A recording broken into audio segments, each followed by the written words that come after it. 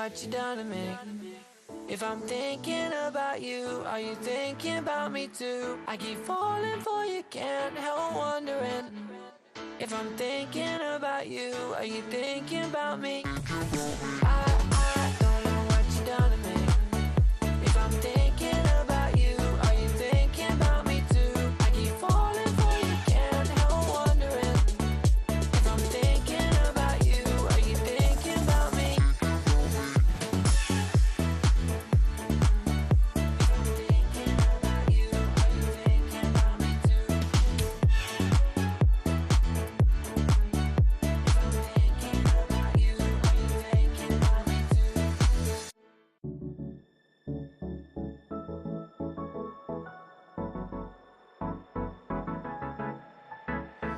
Let's do something crazy, get a bit wild today, cause we don't do this every day and we deserve it. Life is so amazing, nothing is in our way. Baby, let's fly away. Do you feel it? Is your heart rushing the way my heart's rushing when you take it all in? Baby, this is when we come alive. Do you feel it? Take the world by storm, just you and I. Can't believe it took so long to realize what makes us come alive. Oh, what makes us come alive? Let's break some rules. No, we don't always have to be good. Don't always have to do things that we should. We'll feed the fire. Let's see it through and let go of what's holding us back. Just light it up and we'll burn through the past and take it higher. Is your heart rushing the way my heart's rushing when you take it all in? Baby, this is where we come alive. Do you feel it? Take the world by storm, just you and I. You and I. Can't believe it took so long to realize. This is where we come alive. Do you feel it? Take the world by storm, just you and I. Can't believe it took so long to realize what makes us. This is where we come alive. Do you feel it? Take the world by storm, just you and I. Can't believe it took so long to realize what makes us come alive.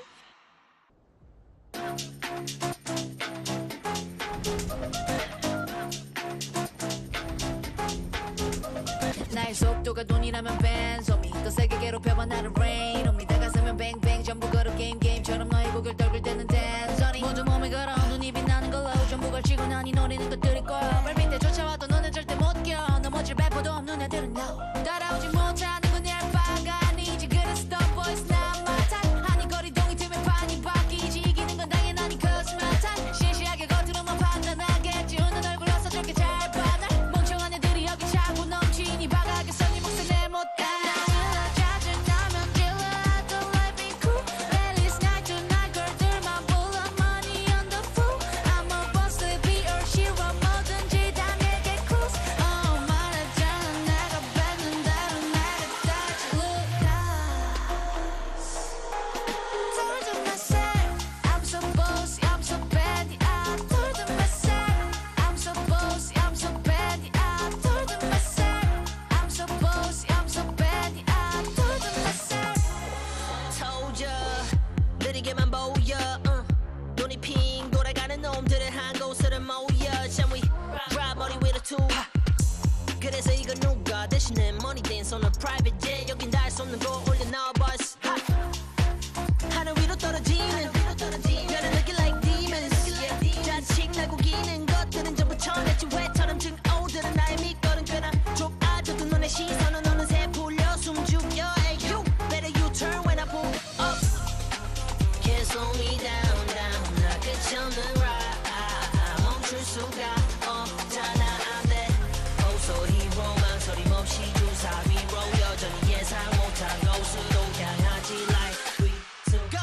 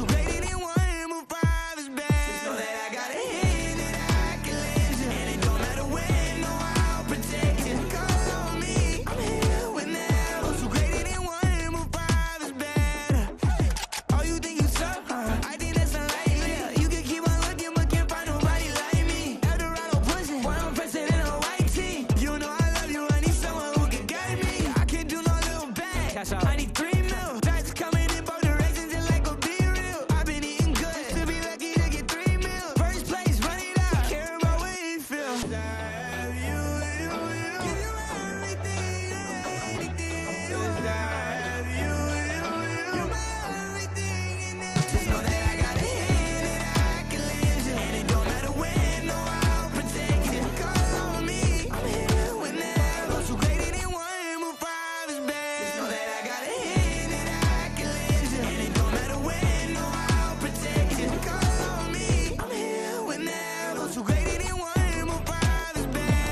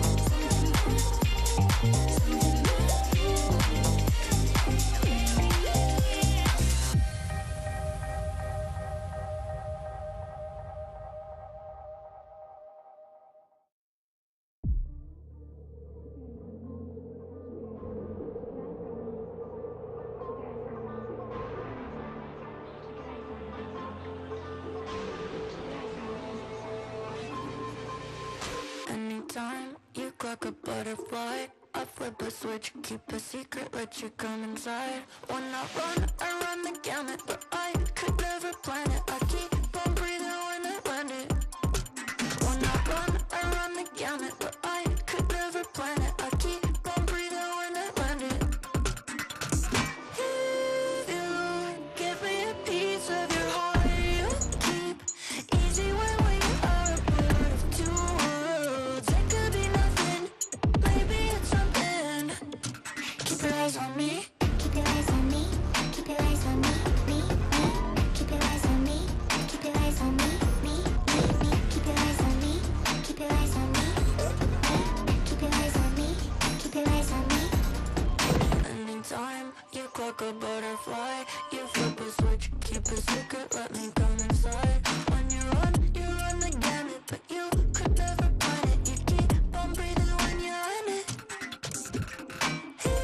If you give me a piece of your heart, you keep easy when we are a part of 2 worlds. It could be nothing, maybe it's something. Keep your eyes on me.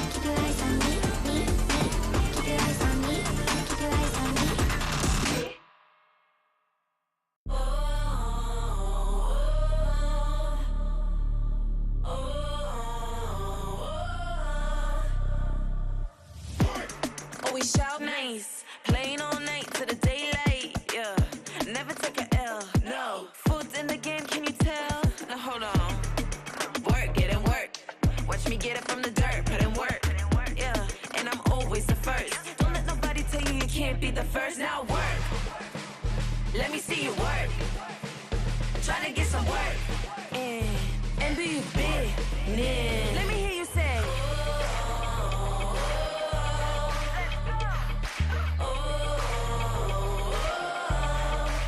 Let me hear you say.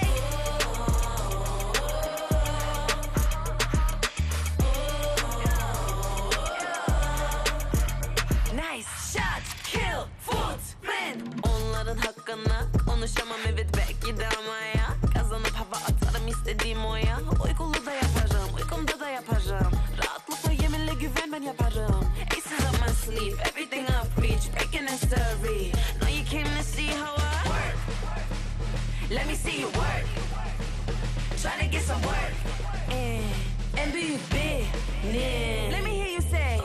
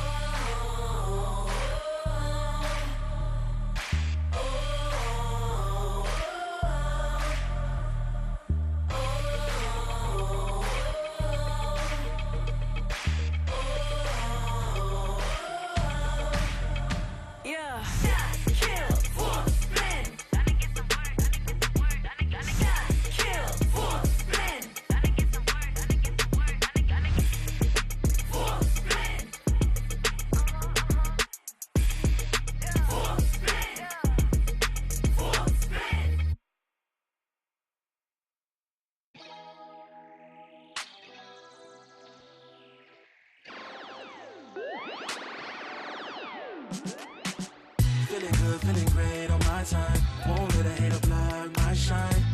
I'm just living my life. Too busy chasing good vibes. Chasing good vibes. Chasing good vibes. Chasing good vibes. Too busy chasing good vibes. I'm feeling good, feeling great now. A hater can't play with my day now. Get that negativity out of my face now. In my city, I'm the man of my state now. Yeah, I'm living life to the fullest. Baby girl, you talking to the realest. Energy and joy, you can't steal it. Good vibes all around. Baby, tell me, can you feel it? I woke up, so I'm blessed. Just another chapter in the test. I know I'm doing better than the rest. Got a smile on my face, showing teeth for the crest. It's no sweat, I'm a vibe in my own right. Go time in the sun, yes, I'm gon' shine. So fine, got a baddie on my phone line. Feeling good, feeling great, chasing these good vibes. Feeling good, feeling great on my time. Won't let a hater block my shine. I'm just living my life. Too busy chasing good vibes.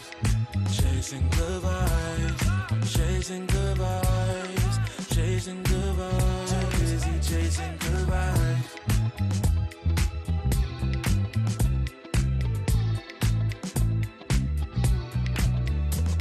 Put my soul on that beat, I'm ready to feast. Margaritas with some divas, I'm pouring the drinks. I'm living life to the fullest, the blessings in me. Don't really care what you say, whatever you think. Nah, unequivocal miracles with the lyrical. With the homies tryna pop like the cereal. Lucky Charms, got a model on my arm. Gold watch on my wrist, garlic parm. No alarm, fireworks, I can feel it in the sky. I got love in my eyes, but there's money on my mind. I see passion and pride that despise all the lies. I've been around the world, so I'm down for the ride. Good drinks, good people, and good times. Fast cars, pretty women on FaceTime. More money, more fun in my life. I'm just chasing my shots with good vibes. Feeling good, feeling great on my time. Won't let a hater block my shine. I'm just living my life. Too busy chasing good vibes. Chasing good vibes.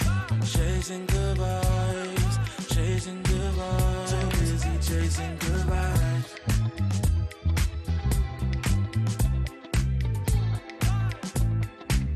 Too busy chasing good vibes.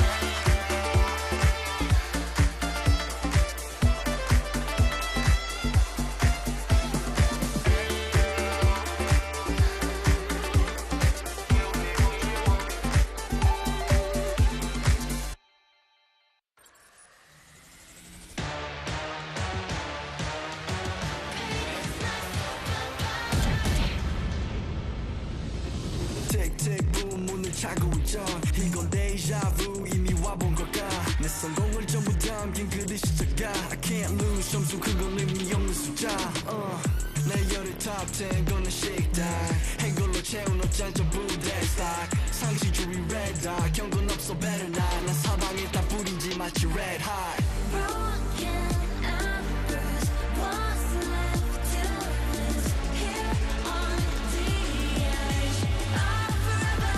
If I never leave, I'll never fight. Bleed or sacrifice, fight until the final hour. Pain is my superpower. Keep my head up high, run through rain or shine. Cannot sleep without the sour. Pain is my superpower.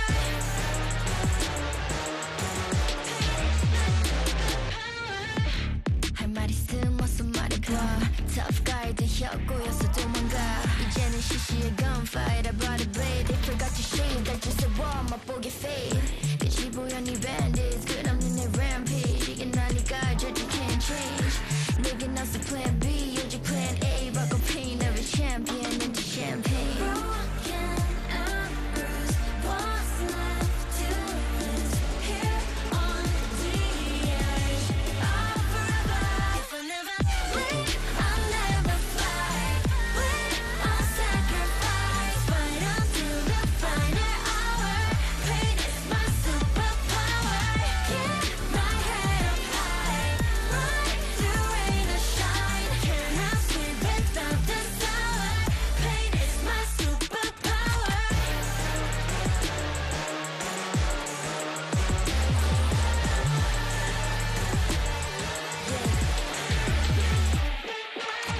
This world never saw me coming. I kick down every door they lock. No rules, no rules. Only gods can judge me. Only gods can judge me. Only gods can judge me. Only gods can judge me. If I never leave, I'll never fight. Bleed or sacrifice, fight until the final hour. Pain is my superpower. Keep my head up high, run through rain or shine. Cannot sleep without the sour. Pain is my superpower.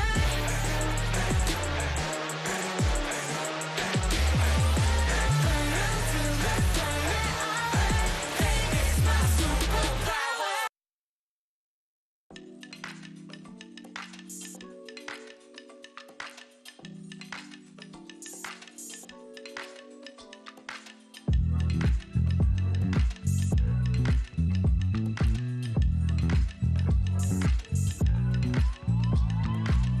I know you're stressing, right? You need some meditation. Don't let them ruin your vibe. No time for rumination. Let's leave it all behind. Take a flight, aviation. Want you, girl, by my side. Let me show my appreciation. I want you here with me. I miss your body, baby. No, I cannot believe that you're still single, lady. Wishing I could retreat. I want you here with me. Be my lover, be my, be my, be my, be my trophy, be my, be my, be my, be my woman, be my lover, be my trophy, be my, be my, be my, the only one I want. Be my preliminary. Let me caress the way I think it's necessary. Monday, Tuesday, Wednesday, babe. 7 days, are you ready? I don't need to say you know it, girl, you're extraordinary. I want you here with me. I miss your body, baby. No, I cannot believe that you're still single, lady. Wishing I could retreat. I want you here with me. Be my lover, be my, be my, be my, be my trophy, be my, be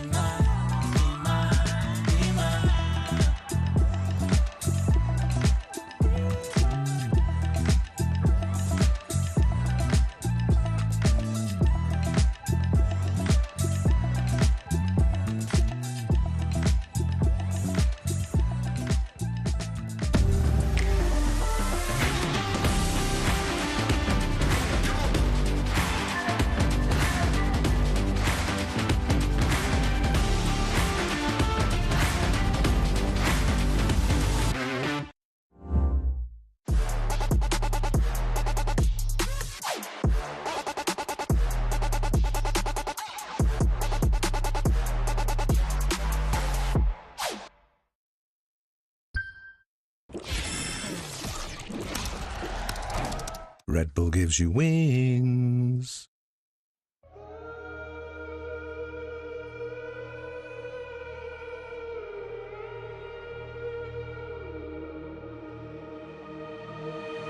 I'm out here in the cold night, running till I barely feel my feet. Wanna see it through my own eyes.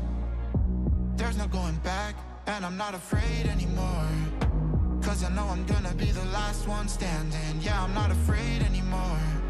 Yeah, I don't wanna wait anymore. I'm ready to fall, I'm ready to rise up. I will do what it takes, I'll run blind straight into the flames. Watch me burn, alone in the shadows. I'll carry you home on my back. If it's you or me, then I'll take the shot.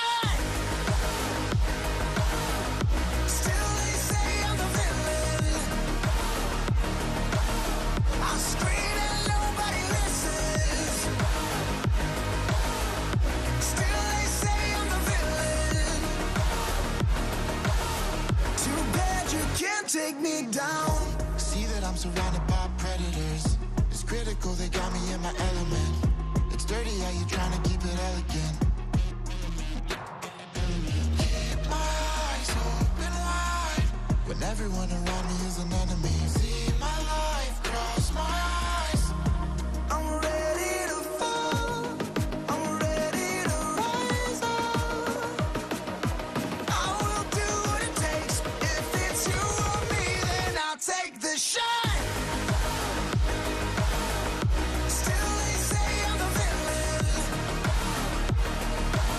I scream and nobody listens. Still they say I'm the villain. Too bad you can't take me down.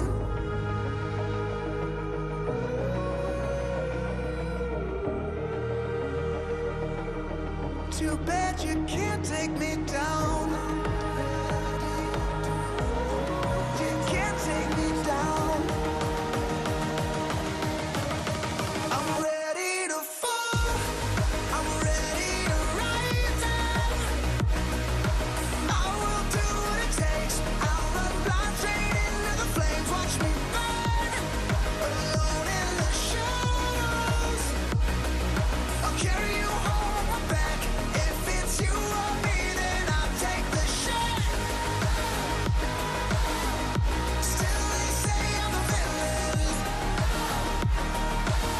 I scream and nobody listens. Still they say I'm the villain. Too bad you can't take me down.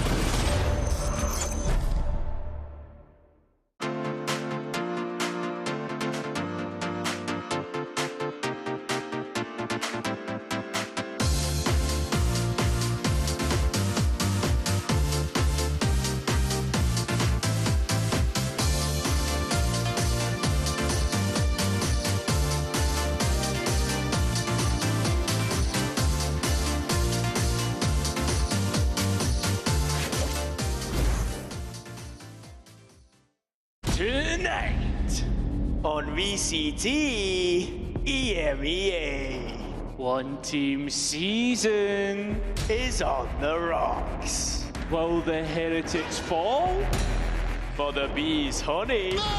Or do they have a date with destiny? And an old flame reignites. Which teams Benji, good job, baby. will go to the city of love? Well, I can't wait for the latest bombshell to enter here in the, I guess the villa we could call it. But more importantly, I want to tell you guys at home to cancel your plans today because VCT EMEA is calling and so is playoffs. Hello everybody and happy August. We are coming to you live from the Riot Games Arena here in Berlin, Germany. I am your host, Yingsu, and I love August. In fact, I think August and December are my two favorite months. Aww. Since I've got Meg and Billy sitting next to me, I wanted to ask you guys, what's your favorite month? What's your favorite time of year? The hard one. Oh, I don't know. That's actually the hardest question I think you've asked me so far. I'm going to say October. Okay. Because that's my birthday month. And Halloween. And Halloween. Nice. And that's what's going on. Funny because, wait, we have the same birthday, no? October 22nd. Yeah, we literally have the same birthday. There we go. Mine is October too, yeah. Okay, we're going to have to do something around that. That's crazy. Is that your favorite month as well, Billy? Yeah, I would say so. I love autumn. So yeah, October makes sense for me. Yeah, I like it too. Yeah. But it is August here. You know, we are celebrating and we will be celebrating hopefully a little bit more as the day go on because some of our teams can lock in playoffs and one of our teams could even lock in champs depending on the results of today. I'll start with the easy ones. Heretics win playoffs. Fnatic win playoffs. But if Fnatic win and Heretics loses, then I believe Fnatic will lock in champs. Or they could do that next week as well by a win again against Team Liquid. And I know, Meg, we've been building up to the possibilities of that this week. Yeah, there's so much happening and I think it's definitely quite difficult. So obviously we're trying our best to keep you updated with everything at home. Of course, we all know the team that I'm rooting for, but I think it will be a very interesting matchup with Vitality and Team Heretics today because Vitality, they put up a good showing last week. Yeah, I have to agree. I think it's like you say, we're getting to that sort of nitty-gritty time where we're like, the numbers are getting confusing for everyone. But yeah, I'm looking forward to it. And there's obviously a lot at stake today. Yeah, and you heard it from Paddy yesterday as well. He's at least expecting the level of Valorant to skyrocket. And we've got some, Billy, you know, generational rivalries going on as well. Yeah, I have to agree. I think like Fnatic and Navi, you know, this is a match that everyone look forward to every time it comes around, and it does just keep coming around and delivering. But looking at the champs points, like you say, so there is a high chance that Fnatic are going to be the ones that will be locking in on champs points, which if they do make the finals as well at the end of playoffs, it kind of opens up a spot for someone else to make it through on champs points. Yeah, there's a few teams that are definitely pulling away with it, and Vitality could definitely use as many points as they can possibly get today as well. And speaking of Vitality, Durke, everyone knows how much I love him, but also just the Yoru players I think we're going to see on the server today is going to be very, very interesting. And I know that, Meg, you're very passionate about some of these gameplay.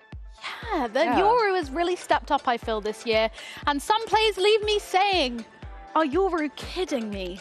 Hey!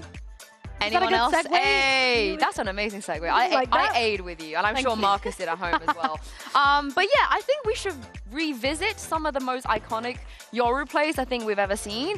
And just by chance, some of them came from the players that are going to be taking the stage today. This one, I think, had the entire world at a standstill. And Billy, I don't think anybody has led a Yoru clone onto site without shooting it since this. This is iconic. Like, when this happened, I think everyone was in disbelief, screaming, what is going on?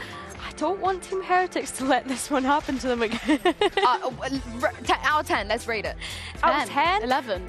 Yeah. Yeah, I was going to say it has to be the best, right? Yeah, yeah. Let's go 10. Straight off the bat. That's got to be a 10. I think there's another one we can maybe throw in contention, and I think this is obviously Kayak on Fnatic as well, paired with some very cool Astra stuff we saw on Split. So I think we should rate this one. I mean, okay, let's put Durka like 100 out of 10, because I think that one is in a league of its own. Yeah. But if we take a look at the next one, I want you guys at home to let us know as well. What would you rate this out of 10? I know this one. This had me up in my seat. I squealed, screamed. Yeah. Did other things as well that I don't want to say. You must have been watch partying this, oh, right? Yeah. Yeah. This whole era had me in a chokehold. Out of 10? 9. 9? I'm going to say 9.5. Yeah, I'm going to say 10 because they did this 2 times I can remember successfully and one a little bit off synergy. But the fact that they keep doing this, like, this is not the first time they did this exact same thing. Wait, are we giving Durka 100? Yeah. Okay, Durka well, I'd give 100. this a 10 then. Yeah, that's what I'm saying. Okay. Like, the bar's already been set. Here's the issue, okay? Heretics, Miniboo, amazing.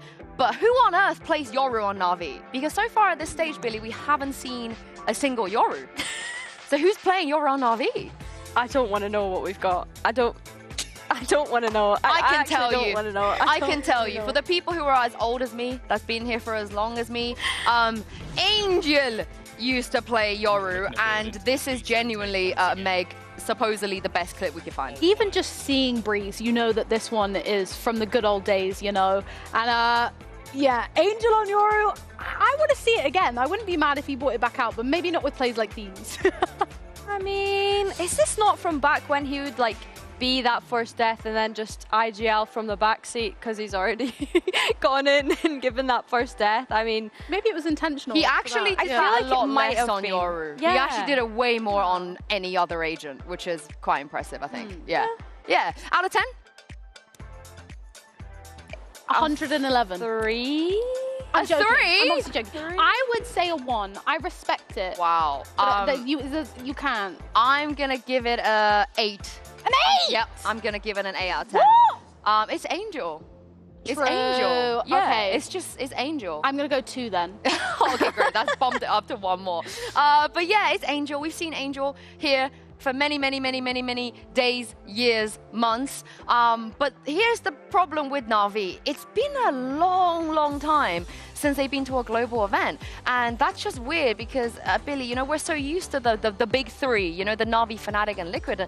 Do you feel like maybe they've gotten left behind a little bit? I don't want to think that, but it almost does feel that way, right? And then when we look at Na'Vi as an org, like you say, they've got such a good history in this game, but I think this year the goal was definitely to make those global events. It's the kind of first major roster rebuild that we'd seen from Na'Vi ever since they signed that initial core of FPX. So obviously Angel and Xiao sticking together, it's not been a great year for them so far. They'll be looking to make champs, of course. 720 days is crazy. It's insane. That's crazy. I do really feel for Na'Vi fans. I think it must be difficult to kind of keep hanging on when maybe the results aren't coming through, but you can see that they are trying. They're bringing in new players, tweaking the roster, making some plays and changes. So stick in there a little bit longer, I say, Na'Vi fans, because you never know. Yeah, and it's got to be now or never, right? Because they miss everything this year, last year as well. They want to make it back to champs, and they want to do it convincingly. And they could probably do that today, Meg, if they're able to beat Fnatic. It would be very convincing if they beat Fnatic. It would be, today. yeah, but I wouldn't obviously then expect the results to go on from that. We've seen them beat Fnatic before, you know. There was a 2-1 sort of in, was it in stage 1 that they 2-1'd us, or was it last year? You're saying us, who's us? Sorry, I mean Fnatic. Billy and I are like, no, we weren't on who's stage. us? Sorry, that's so in my lingoing We brain. do have that graphic for you right here since you brought it up. Yeah, the 2-1 last year, stage 1. Yes. God, it feels like yesterday. Because that was such an important game. It My was. goodness. So we know they can do it, you know, and that was still with, I guess, a star-studded Fnatic roster. And yes, it was with a different Na'Vi roster, but you still got the Angel, you still got the Xiao. So hopefully they can bring a bit of that out today. I love the stylistic clash that we have here between Boaster and Angel, though, because when you look at Boaster's gameplay, you know, it's a more kind of calm, coordinated approach, using the rest of his team to kind of make calls and find out information. Whereas when we watch Angel, sometimes he will just go in all guns blazing and have those kind of silly moments.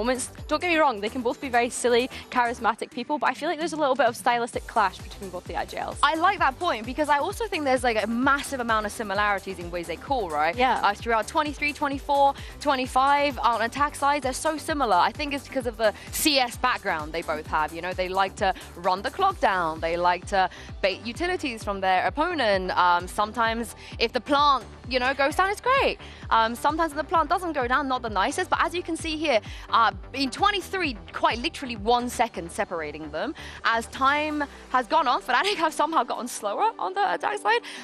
Na'Vi have gotten a little bit faster, but whenever they play each other, though, you know, you see the similarities. Yeah, definitely. And I think as a Fnatic fan as well, I know how painful that experience can sometimes be, watching that clock run down and the plant come really close. However, there is definitely two brilliant minds behind it and a lot of reasons why they're doing that. So I trust the process, even though it may not always go well. Yeah, but I do want to say, Na'Vi look good right now. They do, They do, right? I think that graphic as well is just giving the whole old school Valorant type of way in which they're playing the game. But yeah, I think Na'Vi have looked good. I think we've not really had the chance to touch on Ruxic and Hero, but they have been having some great individual moments that could help Na'Vi potentially have an upset today. Yeah, sometimes you just need confidence Yeah. on the day, and also your rookie players to pop off. And speaking of, Billy actually had the pleasure to catch up with Alexic and Kayak a little bit earlier. Hello everyone, I am joined today with Alexic and Kayak. Welcome guys, nice to speak to you both. First of all, I want to jump right into it. I want to ask you both, how does it feel to play alongside veterans of the game who have been here from the very beginning? I'll start with you first, Kayak. I mean, as you can see, we are in the middle of the beach, so but of course it's really good. I gained a lot of experience, and like I can trust everyone in the team because they have also a lot of experience. I think it's really important. What about you, Alexic? Obviously, you've joined Navi recently, but how does it feel to play with, you know, people like Angel and Shao? Yeah, like it's people I looked up to, so it's definitely nice. But I'm here like short time, so yeah. Still much to learn. Yeah, just chilling. No worries, that's good. I wanted to also ask you, Alexic, the kind of expectations that's been set on you, maybe from the fans, from the rest of your team. How do you deal with that pressure, and have you felt any pressure so far since joining? Yeah, for sure. Like when I was first on stage, I was pressured, but I don't know, what do they expect? Like I'll just deliver what I can. I'll do my shit and we'll see. And do you feel like there's added pressure being on the duelist role for both of you? How does that feel being on the duelist role? I mean, for me it was maybe at the beginning of the year, but like since the year is going, I feel like more comfy and like more experience and everything. So I think right now I'm in a good spot and I don't feel like pressure or anything. So. Okay, nice. And you both had short stints on Zero Tenacity once upon a time before you obviously came up here. Do you have any sort of advice for the next upcoming generation of talent? Just keep playing the game, keep grinding, and hopefully you can make it, you know? Okay, keep playing is your advice. Do you have any, Alexic? You've obviously come here very quickly, so... Yeah, I mean, there is nothing much else to add. Like, just play the game, play as much as you can, and that's it. Okay, nice. I wanted to also have a quick reflection. You know, last time you guys faced was, of course, day one of Ascension EMEA back in 2024 last year. How would you say you have kind of evolved as players since then? I'm sure we have some clip to roll as well whilst you guys answer this and you can watch it back. Oh, I know this kid. This kid is... How do you think you've changed as a player since then, Kayak? I mean, I think like I grew up a lot, like mentally, I think. And I'm like more mature, I would say. I mean, depends, you know. On the stage, maybe I'm more mature, but outside of the stage, I'm still a kid, I think. So for the team, you know, for the good vibes and stuff. So, but for the player, like besides that, I think I learned a lot for like playing duelists and stuff. So I think I grew up a lot since then. And yourself, Alexic, how do you feel you've evolved as a player since then? To be honest, I have no idea. I'm just playing the game, I'm enjoying it, and that's all I need to do. I love the confidence, I love the confidence. Well, thank you very much for joining me. It's been lovely chatting to you both. Let's send it down to the stage where we'll bring out the rest of Team Fnatic and the rest of Navi.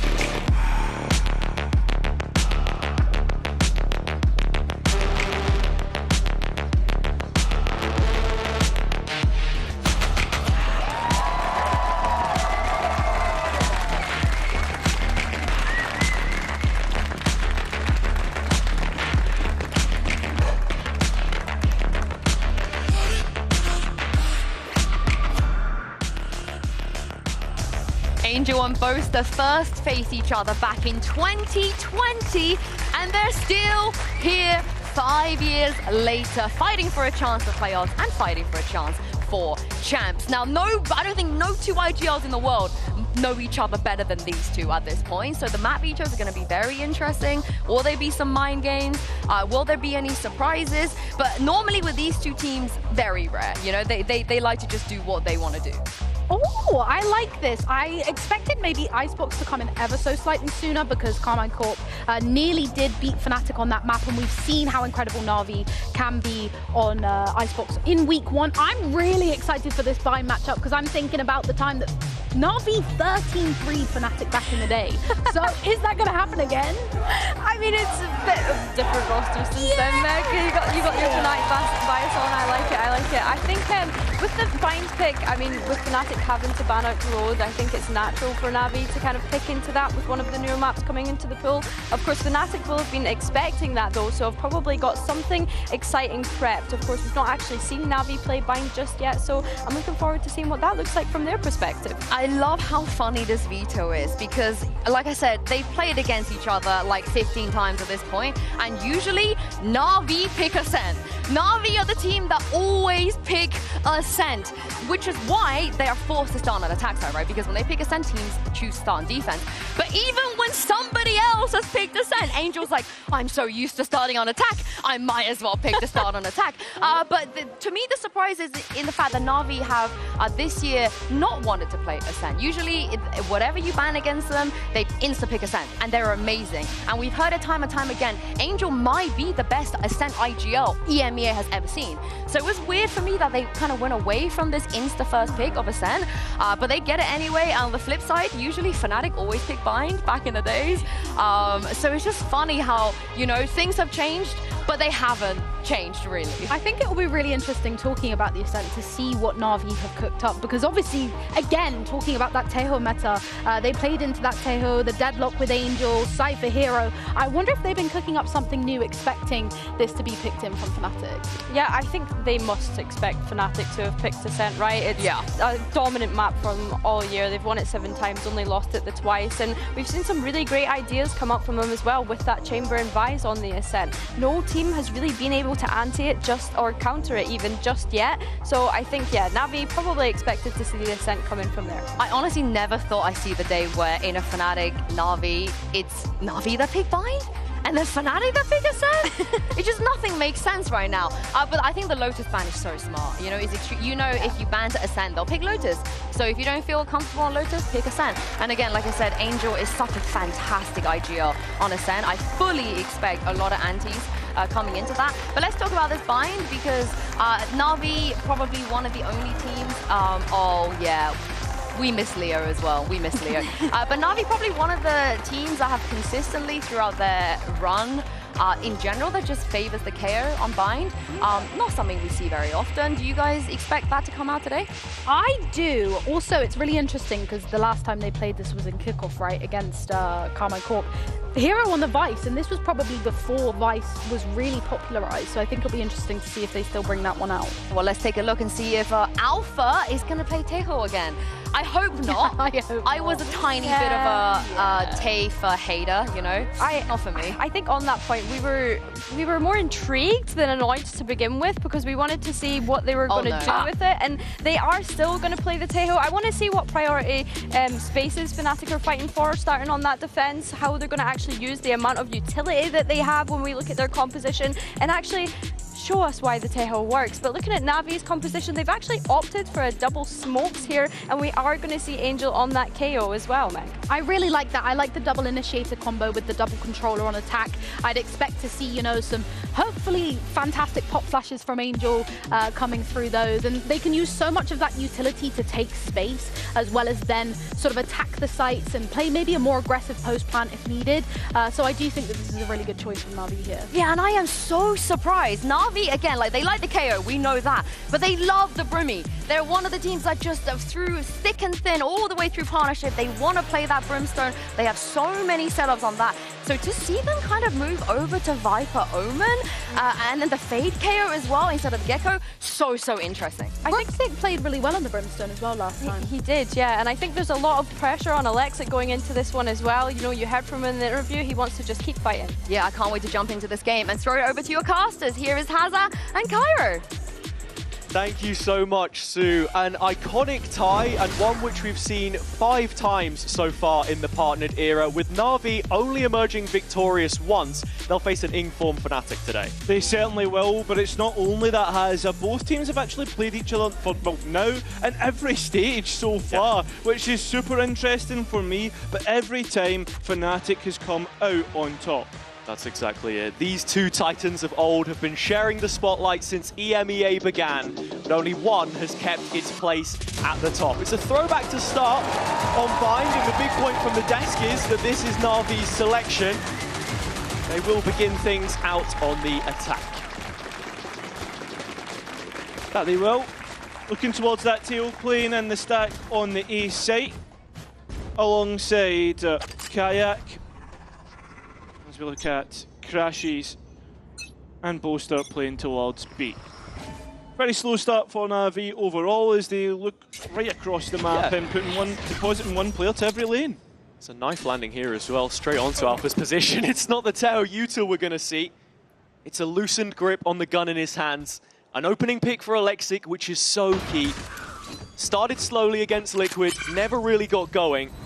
But a big confidence booster as Na'Vi are now accelerating towards B. Yeah, reaction made, Crashes now noted, but Boaster holding on to Hookah, only momentarily.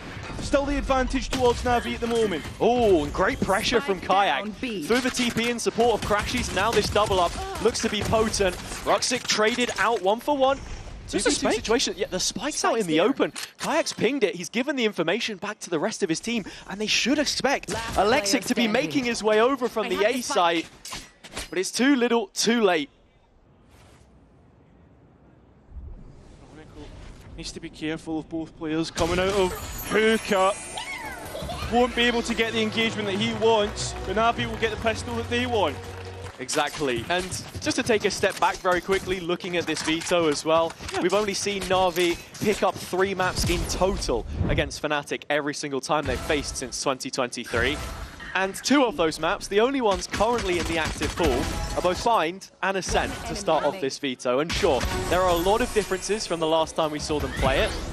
But in terms of what stayed the same, we're getting a lot of Angel on the KO at the moment. Yeah, we certainly are. More recently, in terms of Bind, though, we look towards Na'Vi, and they actually played this map all the way back in kickoff as their opening fixture against Carmine Core. They lost it 13-2, so we're open for a big improvement since then. But interestingly enough, Fnatic actually played it recently against Carmine Core as well. They were a lot more successful than Na'Vi, though.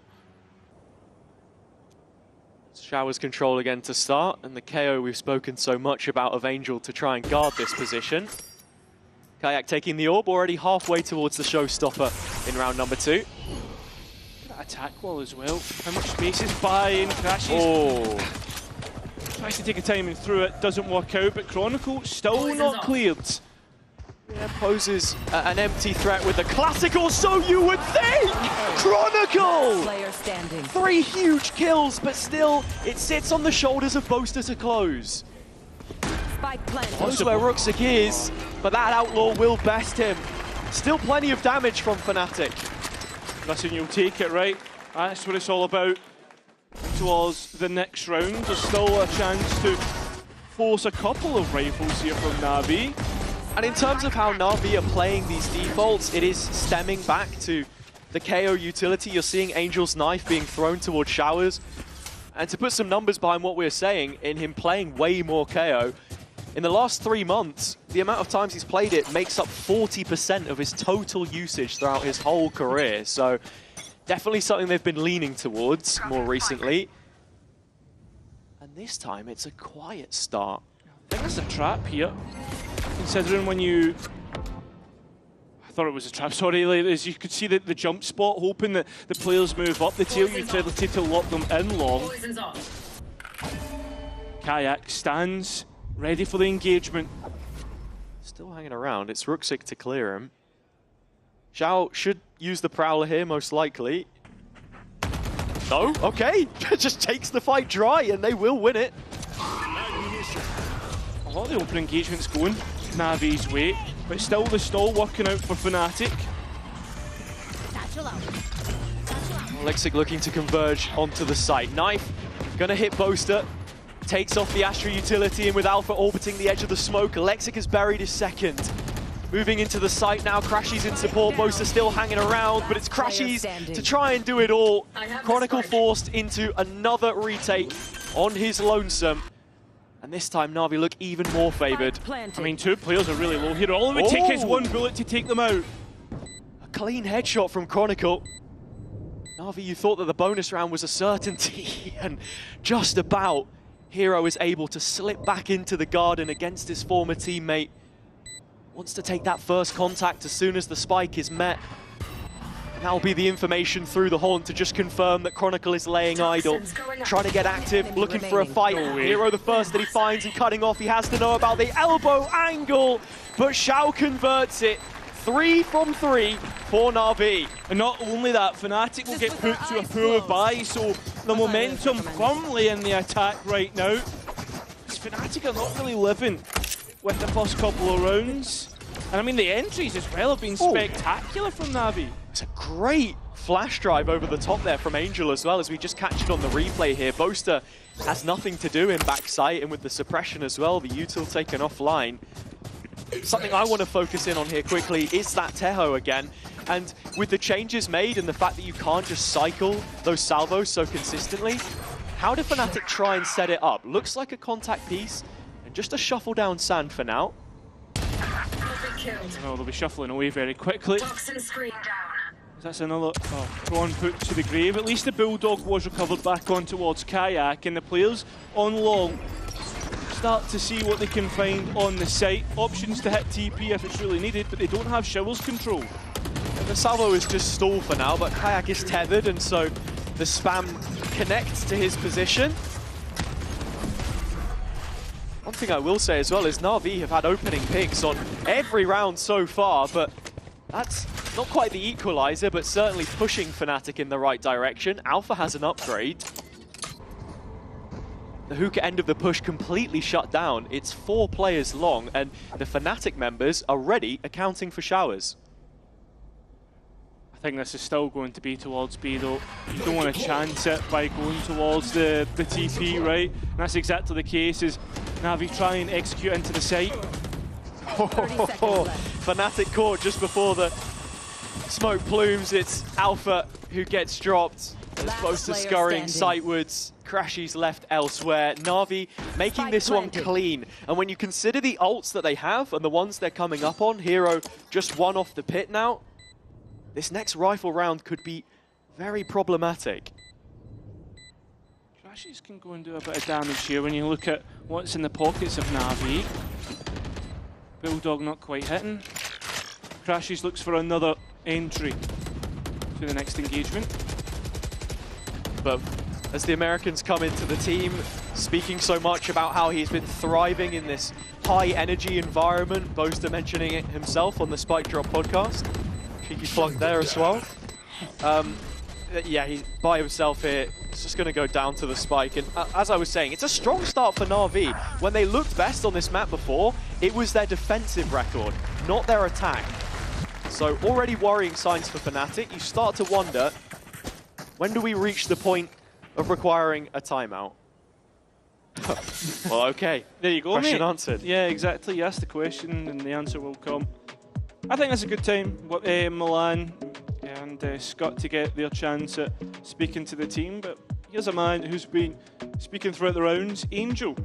Yeah, 5 Grand Finals appearances, 5 out of 14 globals attended, and 1 global trophy. Yeah, I think it's important that we make the slight correction on the global events as well. Qualified for 6, was only able to attend 5. Yeah.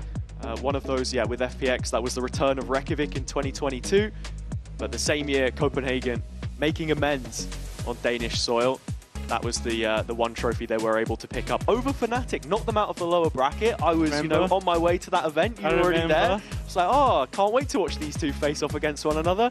Knocked out before I even had a chance. Unlucky, mate. Unlucky. Well, do you know what they say? You better to get a jet to holiday or something like that. Make sure you get there quickly. I don't know. I just thought I'd throw it in there. Yeah, that needs workshopping, mate. And Na'Vi's bind has certainly been in the workshop. Just the 2 rounds before, they've already doubled that. Changes made, of course, as well. terms of the comp, but Fnatic resting on what had worked for them before. Into the second rifle round of this game, I should say. The op is out for Kayak. Will that really be the difference for Fnatic? As Na'Vi have been making a lot of use out this B side of the map. Line up for Hero. Once again, they put pressure towards here. Spike slowly making its way. You're expecting the showstopper as well. Ah, but it's been taken offline, and Alpha as well gets a kill. It's still even though, in terms of the player count, that Spike can go down. Xiao sending the Nightfall towards spawn. It's only going to connect on 2 Fnatic players, but all 3 are here and present. Having to retake with an op is not ideal. The good thing is those crashes almost has a full build, but clearing Xiao in the corner is a problem. Still, with this Viper's put up, you think that Na'Vi have the advantage. But just seen a Roxic, and now it has to be the young man who's been good for a clutch before. It'll be Kayak instead to get Fnatic's first round. A player in form himself, Kayak, of course. And Fnatic getting on the board against all odds and ultimates in that round. Xiao and Alexic both investing. This was such a nice use of the drone there. The suppression from Alpha. Ruxic getting caught on the edge of the pit is horrendous. It's not even that though, it's the fact that the cloak comes out and that's how he's identified. Yeah, exactly. It's egregious. A frustrating way to lose. But can they respond immediately, or do Fnatic have the answer? The op is back out and on the A site yet again. The pit in play this time, though, from Chronicle, looking to hold this down solo. Yeah, with a judge in hand, close quarters is not something you want to try and get close to. Kayak looking towards Showers. Oh, the flash denies him a chance at the engagement. Kayak's classic instead works out. He's got to be careful of the next swing, and it goes Na'Vi's way. Chronicle still orbiting in the pit, though, about to get pushed from both sides, or so you'd think. The spike's still waiting to go in. Xiao has no utility to clear the pit either, so this is a real problem. As Fnatic try to make their entry back towards site. And look at Alpha, so close to heaven. Ruxic needs to be careful. This could go back towards Fnatic. Still playing around with smoke, and that should dissipate at any moment in time. Just replenished it, but yeah, now has to force the TP out. Alpha clipping at the heels, can't find it. Still Chronicle alive in this pit. Still not had his chance, but now knows that the fade should be close. Alpha has got Hero as well. It's a stalemate between the two, and an ultimate's still being invested by Fnatic. Oh, he held the steps though. Kron now has a chance. Yeah, getting close. In the pocket is Xiao, and it's Kron to win it out. Still not on the spike, still not getting defused, but finally they'll have their chance now. As Angel tries to make his way through, he won't even get it though, as that spike's already defused. Fnatic doubling up. Na'Vi still have money beneath them. But it's 2 successful retakes in a row against the team with the highest post-plant win percentage in the league. Now, sure, the sample size isn't the greatest. Na'Vi have struggled to get into these positions, but it's just how static they are. Once they realise that the pit is in play, it doesn't look like anyone is ready to take charge of the situation. Yeah, it was a real obstacle that they couldn't mount whatsoever. Although Na'Vi look to go back to more of a default round. Ruxic the one holding on towards long, and he has an op as well. Catches out Kayak, and the response from Fnatic is to just sit and wait with bated breath. Alpha's ult being in play does make you wonder, is there some kind of a set piece they've got cooked up? But it's all looking a little reactive here. Na'Vi making the first move towards A. But Kron still gets away with a kill onto his opposite number. And that one's done magic work. It's played at Kron, and it's a brilliant play. He's down to 1 HP though, so he's put on notice. And Fnatic trying to get in to support. Now Electric stuck at backside. Himself taken out. Fnatic within 1. And Chronicle surviving on 1 HP, another 3k in defense of the A site. Kayak, well supported in the audience today. And in the server.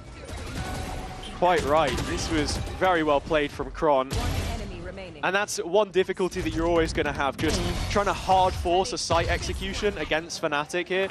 With Alpha and the Teho as well, and just the stockpile of utility they have available to them, if you're not seeing those salvos used earlier in the round. Happy on the mic for Na'Vi, speaking about these last 3 rounds that Fnatic have been able to get in a row. It was jokingly mentioned by Angel during post-plant in the first week that Happy was actually the one doing the vetoes at the moment, but as you can see, it's actually Zuza who's leading the conversation right now, the performance coach, and I think that's also very telling about this new crop of players, this rebuild. It's a young one, with Hero coming in from his time spent on Fnatic in his rookie year, last year going to Champs, and Alexic, who everyone's been saying they want to see him look a little bit more confident, cocky, even in the way that he is playing. And I think as well, me and you well acquainted with Alexic from that Tier 2 system. And always when I watched him, he felt like a confidence player, right? Exactly. He was very hot or cold, and if he didn't, you just knew if it wasn't his day. Interesting as Na'Vi are on the half buy here. See the 4-1 group up. Heavy pressure on Boaster. But it's only that. Look at Long. Look at the proactivity from the defense. Ajax moved up onto the line and the flick finds Hero. Armageddon in. Alexic just flying past it into the backside now, but Boaster's quick on it. Faster to the fight. And Na'Vi now shut out, making their only approach from Hookah, are forced to reconsider. I mean, on top of that, look at this drone. This is going to find Angel. Doesn't quite catch the second player as well. And Kayak straight away on the line. Just waiting to receive here, and Kayak getting yet another suppressed mid-flight. Bit of entertainment, but still good to go. With Alpha by his side, Fnatic looking indomitable on round number 8. The score is tied, it's 4 in a row. End zone flawless as well to boot, all equal. Back to a rifle versus rifle buy. We even see the Armageddon invested there as well from Alpha, and with Bind having such tight lanes, it's a great ultimate to slow down the pace. Coming back to the Alexic conversation, you can see he is still committed to making that play and opening up the space. It started this game fairly well, all things considered. Just need to see the rest of Na'Vi involved. Na'Vi need to make good of that early advantage that they were able to create for themselves, and slowly but surely Fnatic have built themselves back into this game. It's Boaster on the op in this round. We know that he liked to play it a lot before. We were talking 2020 back in the beta. He used to be a jet player, you know, we saw it. And there's the iconic Astra round as well when he was on the operator on attack. Yeah, that was the other side of the map. But it's a Fnatic grouped up on B right now with the support of Kron's wall. Needing a little bit of information mid-round. That's where the stealth drone is going to help supplement. And they've actually sent Kayak down long here as well, just to reconfirm. Yeah, I really like this. And the players getting into position as well, and Kron once again getting the entry pick on the A site. But Ruxic up close, waiting for the utility to fade so he can get his chance at the engagement, and he'll win out and continues forward, charges forward. Doesn't get the next one, but Kayak's still on the hunt. Huge positioning for him here. Angel is considering it. He's caught him out. Unlucky for the young duelist, but not unlucky for Na'Vi. Well thought out, well planned out, and well, Na'Vi will regain that lead. Very strong individual round from Ruxic, a player who has always shown confidence, even against the best teams in the league. You have to consider his journey here as well, also coming from the Turkish league, but only facing Alpha once before this year. All the way back in January 2022, when he was on Surreal Esports. Alpha, of course. 3 years now with Fnatic. But yeah, the bigger point, that result against Vitality in the previous stage was led by Ruxic. That was a real turning point for them. You're hoping it's going to be the same sort of thing here if they're to have any chance. And he does bring out the op in round number 10. Yeah, picked it up from Kayak in the last one. Oh, nothing in terms of straight heads-up engagements. Look at Ruxic right now, all the way up short. And the same drone from Alpha taken on this timing to clear the B space. And as Na'Vi remain resolute in their positioning towards A, you can sort of see the cogs turning. They're thinking about maybe going back and clearing B, but Ruxic certainly showing some intent here.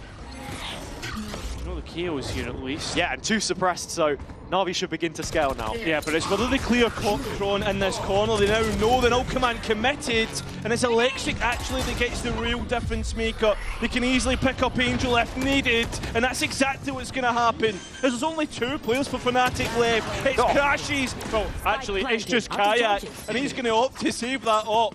Yeah, this Kayak's up a certain creek without a paddle. He's not going to be giving it a go. The op will remain saved. But a brilliant execution from Na'Vi. You saw the combo utility drop into lamps as well. Caught out Boaster with a Seize nade. Now they're on the hunt because money has not been an issue for the side so far. And Ruxic finishes it with a flourish, an in-zone flawless.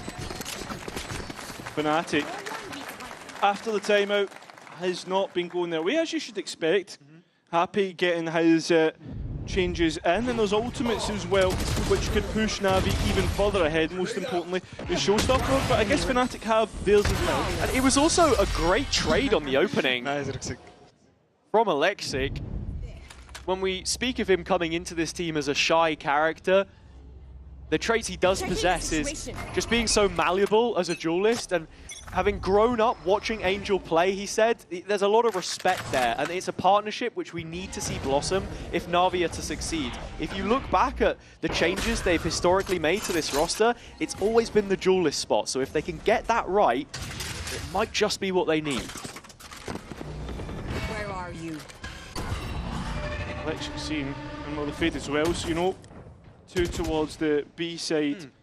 And that's Electric now spotted in hookah with the showstopper as well, so he can continue to threaten the idea of a fast pop. Spike's committed towards this side as well, and with Alpha's drone gone, he's not got much information off the back of it. A potential red herring. You can see already what Fnatic are trying to do here.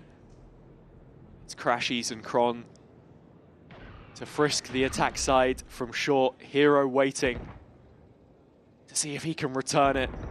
This would be big if Hero could win out the engagement. Does on the first, but does he know about the second? He must have heard the steps. Doesn't quite capitalise though. And while Kayak at the same time tries to respond with his showstopper, and both miss from either side. And neither of the duelists from East able to connect. Kron in the corner, we've seen this before. Yes, we have, and he's still not clear. Does the players come out? Fnatic demolish them. And a Spike lost in no man's land. Time so low. Na'Vi need to get a move on very quickly. Yeah. It's going to have to just come down to engagements. They're not going to be able to get that Spike down. And even from the 2-on-2, Na'Vi have their hero. In the half. Advantage on the half is confirmed. It's been a very streaky start to the rematch in Stage 2 between the teams. Well guarded from Hero here. Kron forced to back up, even playing from the corner, getting all that he needed and then some. Well, Fnatic just can't hang on.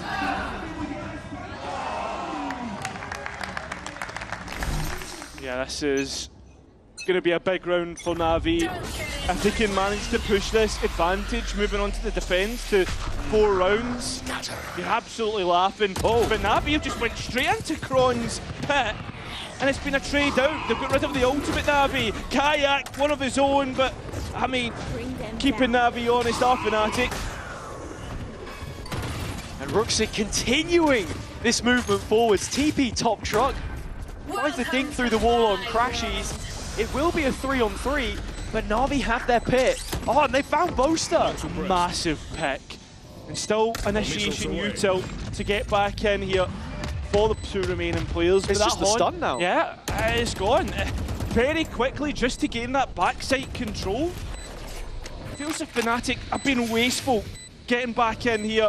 And with time ticking away, you can't help but feel that this will be a Na'Vi round, and they will get their 8-4 half right here, right now. With Alpha shut down by his fellow countrymen, it will end with 8 for Na'Vi in the opening half.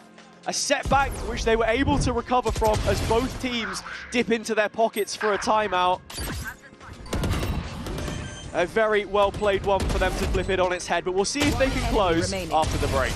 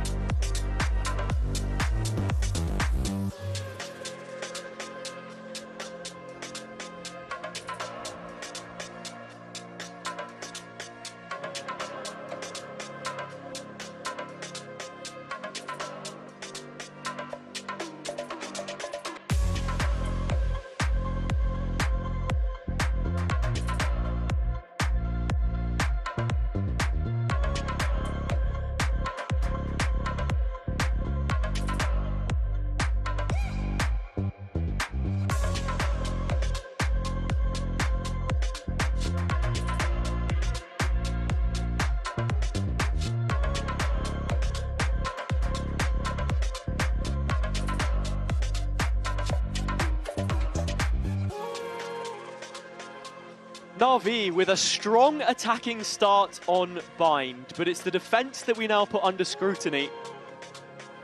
Fnatic moving to the attack on Bind, which Boaster called, you know, an old baby. A huge map for them a long time ago. They pioneered the original default comp that we saw played throughout the early years, but this is 2025. We've moved on since then, and Na'Vi certainly look to be putting previous results behind them as they are in the lead for now. Yeah, I mean, this next pistol round is going to be really important, especially for the attack of Fnatic to cut away in that gap of 4 rounds at the moment. And, well, as well, we think towards the last time that Fnatic were able to play this against Carmine Core and how their attack looked. In terms of the win conditions for both teams, we saw how good Na'Vi's post plants were coming into the week. 83% success rate, top of the league. Fnatic also having credibility of their own in that sense. Didn't lose a single one against KC the other week on Bind. As it looks like it will just be a moment before we head into the game. But Cairo, I think it's also good as well to sort of consider not just the history, but looking to the future for both of these teams. Yeah, I mean, there's a lot to look towards. Okay, we've just got a player restarting the client to keep you all in the loop. But yes, looking forward, other than what's going on the stage, yeah, Fnatic have a chance to potentially lock in their champion spot today. That relies on other results going their way. The only other result, of course, the Heretics Vitality game later and the grand finalist that they faced dropping to the Bees. And I have to say, Cairo, on the Na'Vi behalf, it's a roster which they've put a lot of resources into. They made the player change and... By the way, getting a lot of noise for that one. By the way, we are the first to have a tech pause this year. Ah, that's not true. That's split. No, that's not true. Yes. We had one. When? Other week. I went to ask. Can't believe this guy. I actually... Oh man, I'm so sorry. No, it's fine, it's fine. It looks like Angel's hitting the DM, man. He's I don't think I've seen him this locked in. It's impressive. Yeah. Crazy to think about, eh? But yeah, no, we've got a fantastic crowd with us here today, and as bad as the technical pauses, they all seem to be in high spirits. So I'll tell you what, guys, how about we get back into game? All right, fair enough. Fair enough. Unlucky, buddy. Unlucky. Well, we are going to, so, you know, maybe you can all... Yeah, that's better. Thank you. Let's dive back into this one, Cairo. 8-4 Na'Vi, and just a reminder there, yes, Fnatic strong in the post plant, but they've got to get there first. Let's see how this pistol round goes. Heavier on that B side for Fnatic, and it's going to be Angel who's going straight into this one. Quick jump spot, a couple bullets sent his way, so information caught.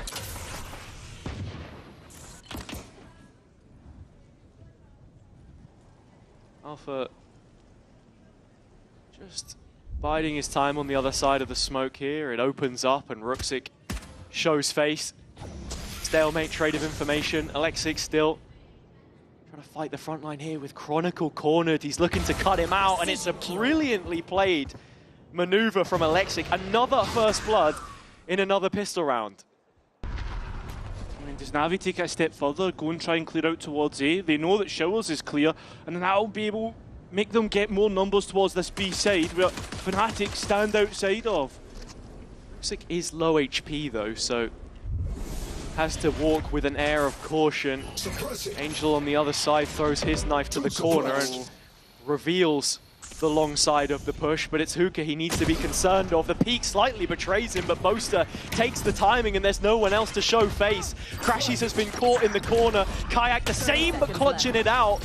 Shao getting one back, and that's the spike drop towards Sand. Yeah, how do you even get round with the time pressure as well? Ruxic didn't have to do too much there, but wanted to stop the players pushing back up. It's between Hero and Shao now to stop Fnatic recovering things. Time is so low, it's going to come down to the fights again. And it's Shao to save them once more. Yeah, and that gap's just going to grow for the defense. That's going to be so much better. As Fnatic got a big mountain to try and surmount. It's a brilliant start from Alexic. Na'Vi now have taken both pistols and both have begun with the check collecting confidence. Nice! Shao wrapping it up, and the point to mention with him is that back when this team was challenging for titles, the partnership of him and Angel, Fade was his most played agent, but seen a lot of Sova as of late. Of course, the player's just walking into this judge. Down B. It's as easy as that. Wait, could this be the second shotgun ace that we've seen this year? Could be. We had Mr. Fallen with the Bucky. I don't know if they're going to let Ruxic get it. I mean, it's pretty difficult. But Alpha in market is away from things for now. I mean, he's going for it. Seems to be the case. Alpha's going to walk straight into him. And here it is! Second shotgun ace that we've seen in VCT this year. Brilliant from Ruxic. And it's zone flawless to boot. And with the round kept so clean, I mean, he still had 150 HP after killing 4 players. In fact, nobody took any damage. That's the perfect anti-eco. And it sets them up so nicely for this bonus. Fnatic fans not impressed. And map number 1, which is Na'Vi's pick, of course, so there's still time to come back into this. Fnatic cautious about any pushes coming through from Na'Vi, which there has been, but Na'Vi haven't got anything from it. In fact, actually, they've received damage and forced back. He's having a look in here. Kron does catch a bit of damage. Regen shield is going to help him out though. You've already moved over 3 players towards the B side of the map, and that's where Shao is imperative to try and reconfirm some info, but the Prowler doesn't tether onto a target. There's still a bit of a void, a fog of war that shrouds Na'Vi right now. Yeah, Fnatic not really taking much space either, and Na'Vi being proactive, taking any space that Fnatic did have away from them. Question is, did they hear those steps trailing away in market? Chronicle has reconfirmed that Na'Vi are on the aggressive, so Fnatic need to react towards A, but the snake bite, the paint shells It's all coming out the woodworks. There's nowhere for them to go. And look at the time. It's so low at the minute. And Fnatic's still slow rolling this. Hitting the 20-second mark, and only then do Fnatic break the neck of the site. With Angel hanging around in the smoke with it, it's a hell of a shot from Boaster. Everyone on Fnatic needs to find the mark, but it's just him right now. 3-on-3 situation, all of a sudden Na'Vi no longer favoured. Not at all, and Hero's the next one to get the kill. But looking at the player positions, they are stuck on the site. Crashy's playing from the pocket. The smoke's still in play. Alpha left to his own devices between the two of them. Can they take down 3? The clear on Crashy should be expected. The spam already starting to come through, but Alpha rears his head to help, horn in hand, but Crashy just wants the duel! And he's gonna win it, no trouble. Hero deleted, and Fnatic back to 5. And I hate to be the party pooper here. They've won the round, but at what cost? 4 rifles lost. And you're looking at the next round, this is a massive swing round. Fnatic need to be careful. And there's some missing pieces of utility, including light shields as well. There's no clearing utility in the form of the oh, I was about to say no drone, but they went for it, and also the boom bot as well.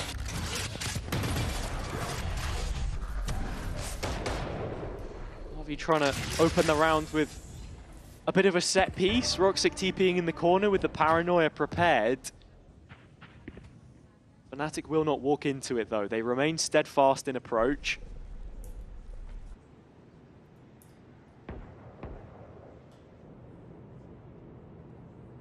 This is a really nice line for Alexic to set up on right now. But he's got his crosshair in the middle. He's playing for the flick, at least he was.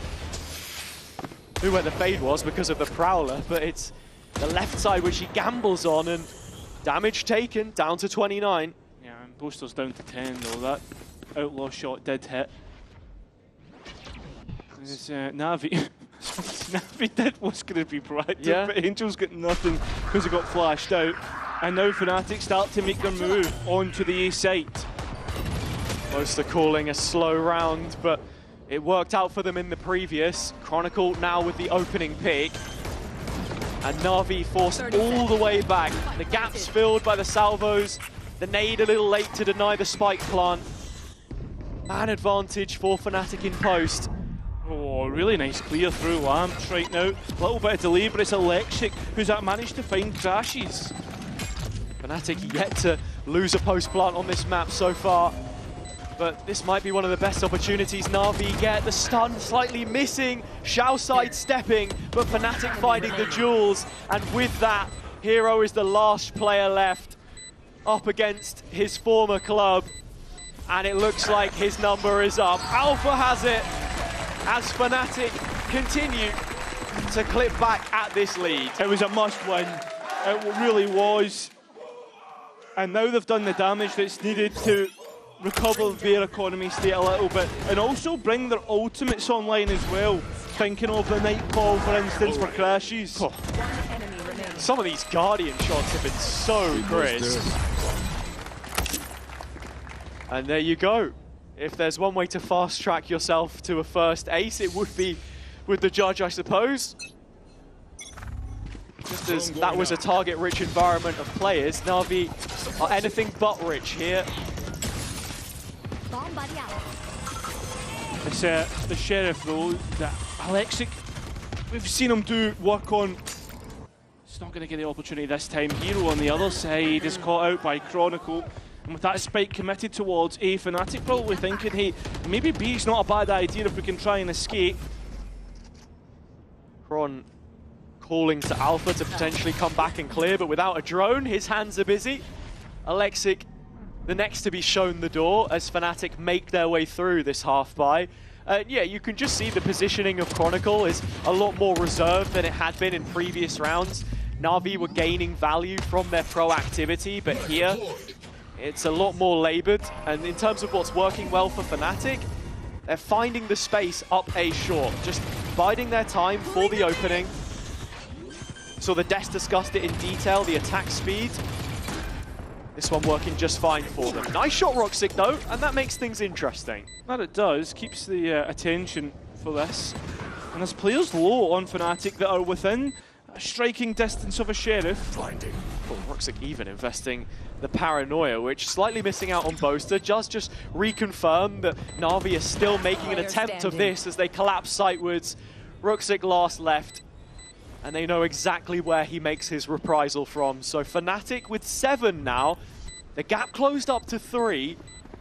Starting to think we're arriving in timeout territory for Na'Vi once more. We saw how important it was for both sides to get themselves back on track in that first half. Roxic getting both is certainly going to help out. Yeah, keeping Fnatic's cash humble, which is going to be really nice as we start to move in towards the next couple of rounds. And yeah, I agree, as you said, in terms of a timeout, especially when we consider the ultimates and the plans that Fnatic might have, those contingencies needed for the defense of Na'Vi. Sometimes actions speak louder than words, and looking at the HUD, you can see Fnatic one off a royal flush. It's just Chronicle's Viper's Pit which is missing on this round. And in terms of showing any kind of strat book, it's just a 3-player face on Showers to start. That's a tough battle to come into. A tough way to go if you're Alexic. We know how good his first bloods have been in winning Na'Vi rounds.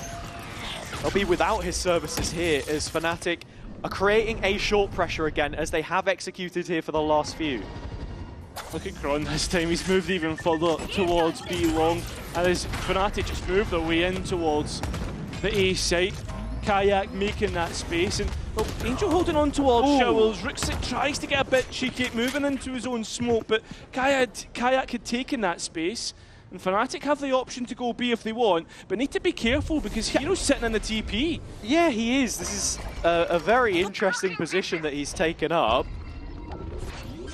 Looks like they are just going to double down and commit to the site itself, though, which means that the rotation time is that little bit longer for Hero, and it shouldn't even be considered at this point. Chronicle catches him. It's a flawlessly played round by Fnatic. Not overcomplicating things.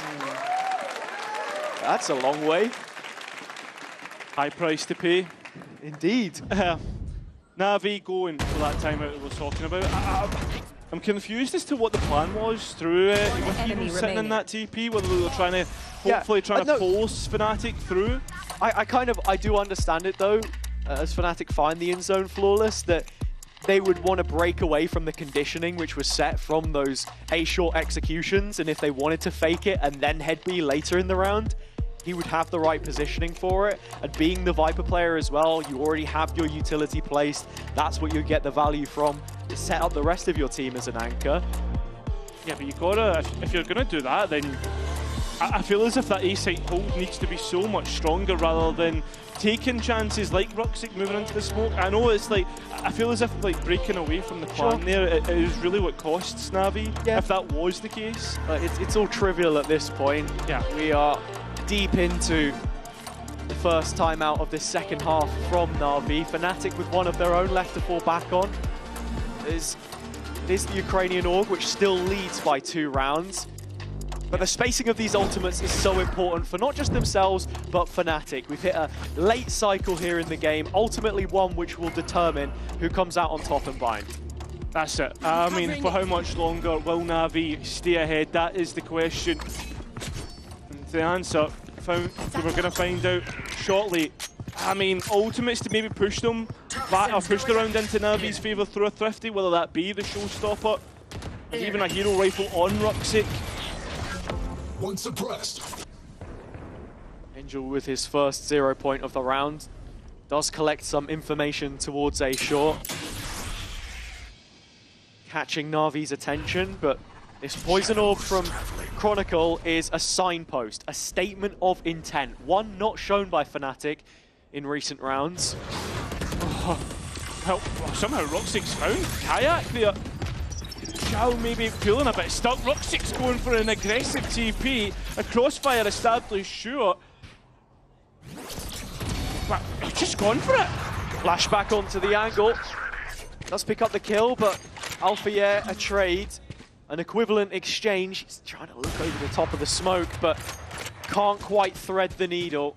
And that's upgrades that Na'Vi will go and collect. So this round now put into the realms of possibility for the defense.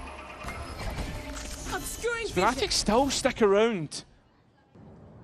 30 seconds Want to left. re-hit this part of the map as Ruxik is going to use the From the Shadows into a heaven and has been revealed in the process. Cosmic Divide dropped on site, Crashies picking up the first. Yeah, but Angel in Garden, he has a chance to catch Alpha here and does. But the plant is going to be safely now behind the wall from Boaster. Showstopper in from Electric Nose, denied it. And with that, Na'Vi wiped the slate clean. A pay safe card Thrifty, which has extended their lead. Yeah, that feels like a hit and a miss for Fnatic. That should have been everything that was needed. It's the fact that they go for this long play and Na'Vi just catch them off guard twice. Sure, the first one's a spam, but sticking around too much. Well done. Ruxik, very good comms, brother. And really nice set aggression as well. Retaking that space with the TP, doubling down rather than, you know, just bailing and giving up any kind of advantage they had in a round which didn't best suit them. When you think of Ruxik and how he's been with his aggressive play, I think his TPs against Team Liquid felt incredibly punishable, whereas here, it's a little bit more disciplined, calculated, and it's exactly what was required. Fnatic with the timeout to follow this one up. Na'Vi sat on 11. They understand the severity of the situation. Yeah, they do. And listen, it's a nice time to like stop any more momentum rolling in towards Navi's side of the field. Fnatic, I mean, all of the success was coming from that A side. You break away, you go towards B, and Na'Vi had guessed right with placing a lot of their players towards that side. Electric fairly high in terms of first kill per round. I mean, 8th highest. We have a lot of duelists, I suppose. It's more often than not the high first deaths that were costly. Yeah. How much are you getting? What's the exchange rate on that?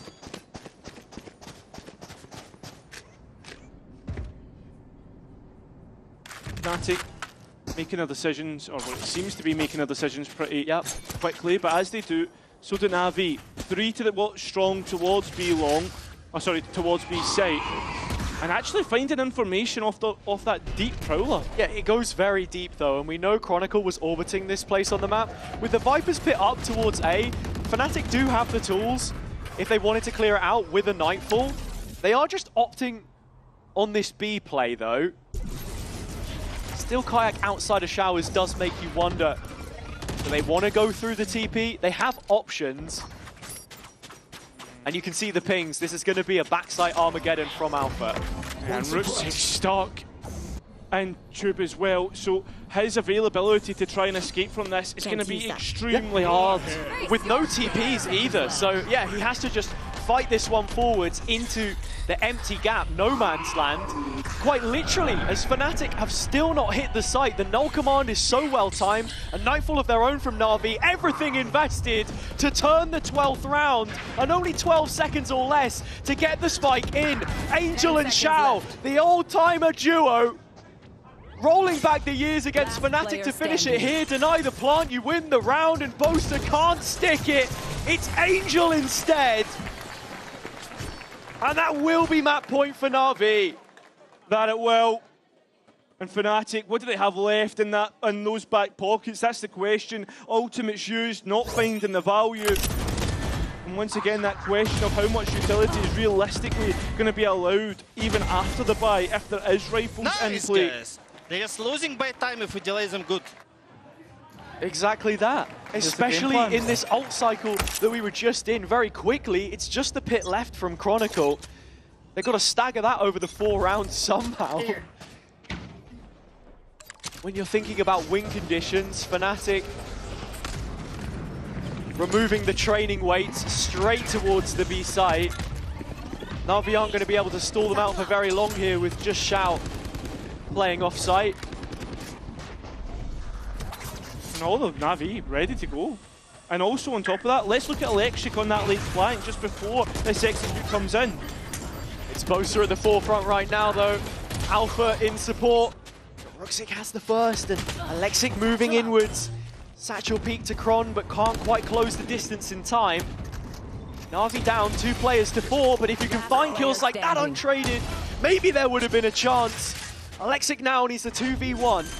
Yeah, and Spike planted towards CT. That it looked good, but it just misses out. Crashy's holding the cross. Bosa down to 7, and Crashy's unconsidered. Fnatic will get 3 more goes at this. Opportunities which Na'Vi have to close.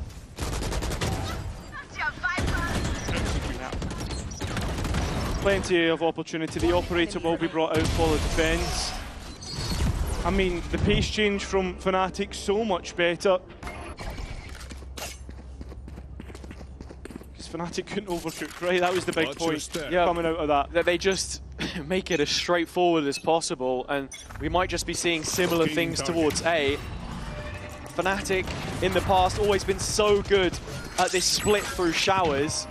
The drone will tag Electric, but not before he's drawn first blood. And Angel, throwing himself into the flames, will fall to Boaster. He will. What was he up to there? He's been very... his decision-making has always been to try and hold on towards Chills himself, but Hero trying to hold on towards Lamp nearly has his light put out. Fnatic closing the distance brilliantly, and here is that Viper's Pit. Encircled all the way to the back of site, and now Na'Vi with numbers. Alpha restoring order. 2 players falling at his hands. Spike planted. And Alexic still trying to recover things with the op is the next to get laid waste by Alpha. Ammunition. 1 more to go, it's Ruxic. At the very least, he might have the element of surprise. It's this judge again. Surely not, right? Think so. And you'd be damn right. Double digits for Fnatic. Yeah, I mean, right now, Na'Vi are falling into their own pitfalls quite a lot here. Like, the conditioning that they've set, Angel making priority always towards trying to take showers, and as he does so here, Boaster holds it down himself. And on top of that, we've got to be thinking of the constant flanks that Na'Vi keep going for. Just retake his 5. Na'Vi now down onto an eco means that there's just 1 more rifle round separating the 2 teams. Fnatic should be cognizant of that fact. Probably looking to build Alpha's Armageddon here as well, if possible, but they've already got a stockpile of ults to work with. Yeah, again, these Fnatic pace changes are looking good as once more they push this A site, and just a win in duels. Kayak drawing first blood, still has the showstopper, of course. Xiao trying to make his way in the back line. But Alpha has already cottoned onto this.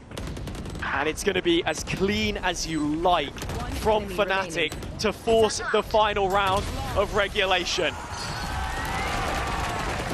And in-zone flawless to do so as well. And not only that, you were speaking about how Fnatic would want to build their ultimates into this last one. And will they have that Armageddon, as well as a showstopper and a cosmic divide? Crashy's one off of his Nightfall. All in, Fnatic, they should have every tool that they need to make this overtime. Ultimate is ready. Not wanting to go to a deciding map. A couple weeks in a row. Fnatic, usually we see them peaking in the middle of the year. It heads into crunch time. Looking to put the pressure on with an op TP through showers, but 1 less player on the B site means that Kayak on the prowl will be looking for his opener, can't collect it, but Kron, through the reveal on site by Crashies, is set up perfectly. I mean, the Armageddon forcing players towards elbow as well, and now Na'Vi have a different approach to the retake. You are divided! Fnatic still just not happy to rely and be resigned to the site. They have to fight elbow and they take it. Chronicle and Crashies leaving just a pair of youngsters to to try and undo what's been set against them. Hero begins it, but Alexic can't finish it. Not in this 3 versus 1 stacked against him. The nade drops into elbow through the vent, but out of the round he goes. Overtime required to settle the score on Bind. Yeah, Fnatic complete the comeback here, but not fully. They need to finish the job in overtime as the Fnatic fans try to shout them on. Does the job. Fnatic start things on the defense. The black and orange always have fans come out in their droves, the most well-supported team in the region, hands down. Na'Vi needing to look inwards to find the same kind of motivation. As we have reached overtime, it's back to the defense for Fnatic, where they were only able to find 4 rounds, 4 in a row to get them here. Is there any more to be seen? Na'Vi putting priority in gaining showers, probably to build up an ultimate of their own, and it seems as if it is going to be Alexics. Very aggressive on both extremities to start. Angel's Knife landing in Garden. That set up Hero for this late lurk. Showers control taken. And even more utility invested towards the A site to just chip away at Kron. See if they can bait the molly out of his hands, but he has not bitten for it. Yeah, remember every single time on this defense he would find a corner in which to hold, and he doesn't quite get the second. Crashes, can't control it whatsoever, and Angel with the double, Na'Vi with the pivot, and on towards the B site they go, where Fnatic stand strong, ready to go! It's Kayak! Knocks them down! Return to sender, still a nade for him to use here, and Angel is low with the spike. And that's the problem, right? Kayak escapes, him and Boaster holding through, CT not wanting to give the next pick to Fnatic, but Angel does, and time becomes a real issue. That spike needs to go down. Hero has to hop up on the ledge to grab it, so he's looking for the fight. Yeah, here we go, through he goes, and Kayak waiting. Advantage Fnatic in overtime. Switching sides. And it's looking like Na'Vi might just have let this one slip. Brilliant defensive work from Chronicle to start. But with Angel hitting haymakers, you thought that might just be enough to send them. Say hi to your mom right now. And there you go. Kayak's mom will be in good spirits. Blow something up. Especially after the performance that both him and Alpha have been putting on here. 44 kills between the two.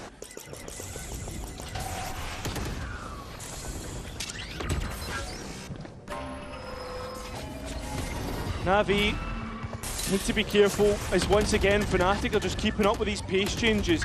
In the corner is Shao. Does he get cleared? Well, Kayak is going to be stunned and spammed by his own teammate Salvo, but it's a helpless task in the end out on site. No trade, Boaster late from Showers, into the 50-50. He can't collect the right corner. With Alexic finding that, it feels as if we are doomed to repeat. Unless Alpha and Crashies can combine against 5, with Angel already starting to close the distance. Yeah, but is he going to give away another pick to Fnatic, or is he going to be keeping up with his fragging capabilities? It's going to be the latter. It absolutely is. Oh, a little overinvestment of the knife perhaps to just confirm that Crashies was there, and they'll know it now. Second check by the Horn, but not enough time or space to go with a gun in his hands. Ruxic, the equalizer, and play continues. Yes, another 2-round shootout between these two. It seems as if it's whoever can try and break the dominance of defense at the moment in overtime. Even though it was the opposite way round in regulation. This would be such a huge one to win if you're Na'Vi as well. You look at the Veto, in many ways it favors Fnatic front to back. Bind is the joint highest win rate they've had in their entire history as an organization with Icebox. And with 4 map points lost, back to the drawing board. back to the attack side and some early hookah control. Concealment. Aye, that's a big entry kill on towards Hero as he jump spots for Shower. The macro from Na'Vi in the previous round as well heavily relied on Hero staying alive on the opposite extremity. Nice knife timing there from Angel. Yeah, and not only that, look at Ruxik's position in hookah, he's still not been identified. That's going to be an issue if someone just walks into his line of sight, but it's long where the majority of the push comes from, and Fnatic deals with it. Long play reinforced, and Na'Vi can't get the jump on Fnatic in this first round of OT yet again. Ruxik has the paranoia. It would be effective if he sent it Garden Woods. Oh, he sent it towards the side. That's an issue. Down B. And now a 1 versus 5, which he needs to clutch up. The highest challenge. And it's going to be an in-zone flawless. Fnatic once again with the advantage in OT. Building through these rounds brilliantly. Strong start from Kayak. And Boaster just doing his job backside with the supportive util. He's one of those guys who, as you said, been around since the beta, was making the tutorial videos on, oh, you want to jump spot backside here, and then he doesn't get caught by Ruxik, helps reinforce Garden. And now we're really struggling with some of their execution since we've been OT. It's defender-sided dominance up until this point, so another timeout used. Yeah, happy, not happy at the moment. Want to maybe make some changes, but Navi's defense didn't look too bad in that last time that they played it, right, in overtime. It's more the attack they've had issues since the regulation has been completed. Boaster, the one leading the conversations for Fnatic in the downtime as well. He's seen eras come and go. Already beat Sadak in week 1. And when you speak of internationally famed in-game leaders who hold on to global events, Angel is one of them and has done more than his fair share of time. 16 assists. In terms of how Na'Vi are finding success, it's kind of stemming from his utility quite a lot in setting up plays to be made. Yeah. And on this defender side, collecting that info with his knife. Glass cannon up for Ruxik. He's positioned on B long, and once again that utility always spotted from Kron, gets it placed and creates a little bit of phantom pressure, which the Na'Vi, the defence's Omen will need to be careful of. As you get to this stage in the round and things begin to develop, you're looking at Fnatic creating a deposit if they still have intentions of heading towards B, but right now the view does still feel like an A execution. With the primary focus Showers, that's been spotted by Shao, and the spike is starting to make its way over. There is Crossfire on the initial part of the choke with Crash. Kron not looking. Shao towards Showers. That's a big kill from Angel, and that's more pressure on the push from Fnatic. Yeah, that has to be the reaction. Fake TP from Ruxik on towards Showers, but Fnatic fighting the site instead. Alexic 10 toes down from the corner. He has to stave them off if Na'Vi are to survive. A couple of kills might just be enough, but the rest must do their job. Yeah, remember, still glass cannon up from heaven. Does Ruxik realise this? And we've got Angel approaching late as well.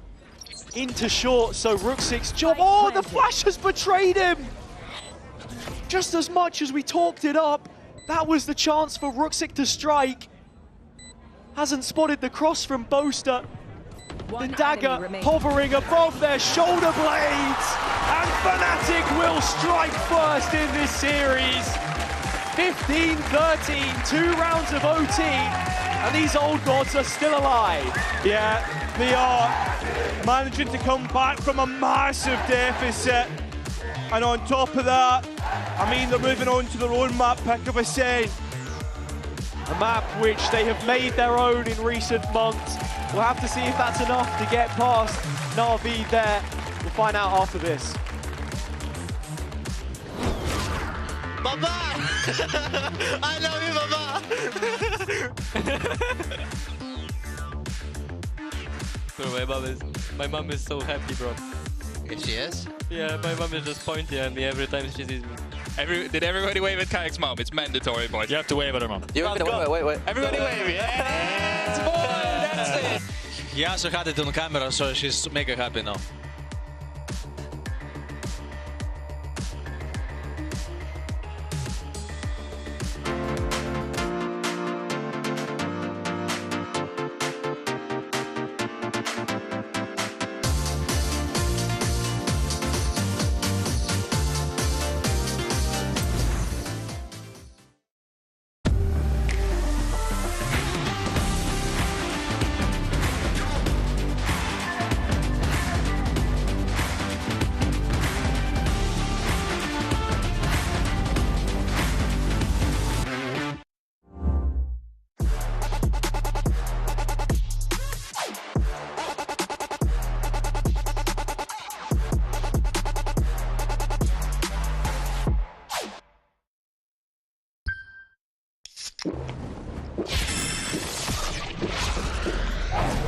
Red Bull gives you wings.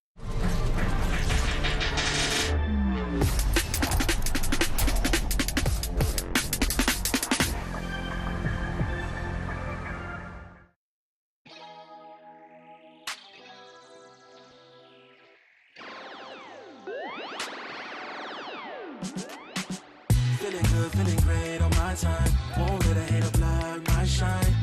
I'm just living my life. Too busy chasing good vibes.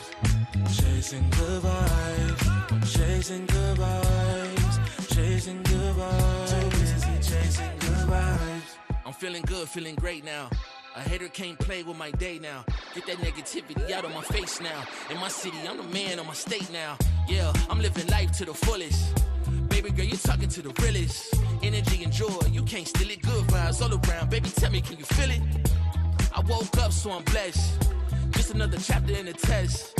I know I'm doing better than the rest. Got a smile on my face, showing teeth for the crest. It's no sweat, I'm a vibe in my own right. Go time in the sun, yes, I'm gon' shine. So fine, got the baddie on my phone line. Feeling good, feeling great, chasing these good vibes. Feeling good, feeling great on my time. Won't let a hater block my shine. I'm just living my life. Too busy chasing good vibes. Chasing good vibes. Chasing good vibes. Chasing good vibes. Too busy chasing good vibes.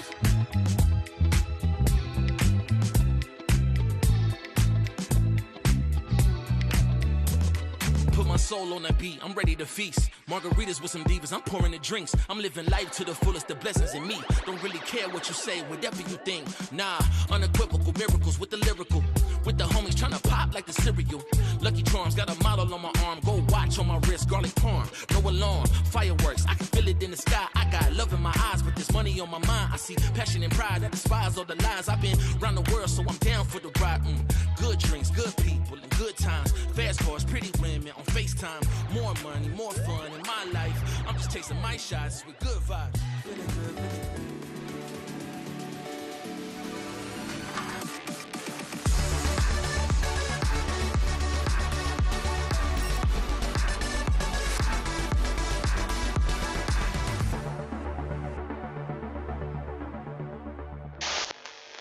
This summer, EMEA is bringing the pressure. Introducing SplashX. Maxed out nozzle with 0 econ damage. They've got control, pool control. Harbor, I'll show you a high tide. Max pressure. Some rounds are just meant to be splashing. No util. Sin cobertura. Solo buenas vibras. They've got lineups. She's got a gun. And, you know, it shoots you. Esports.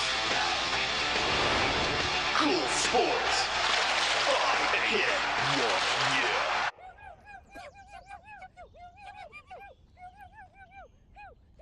What on earth is pool control? Available now.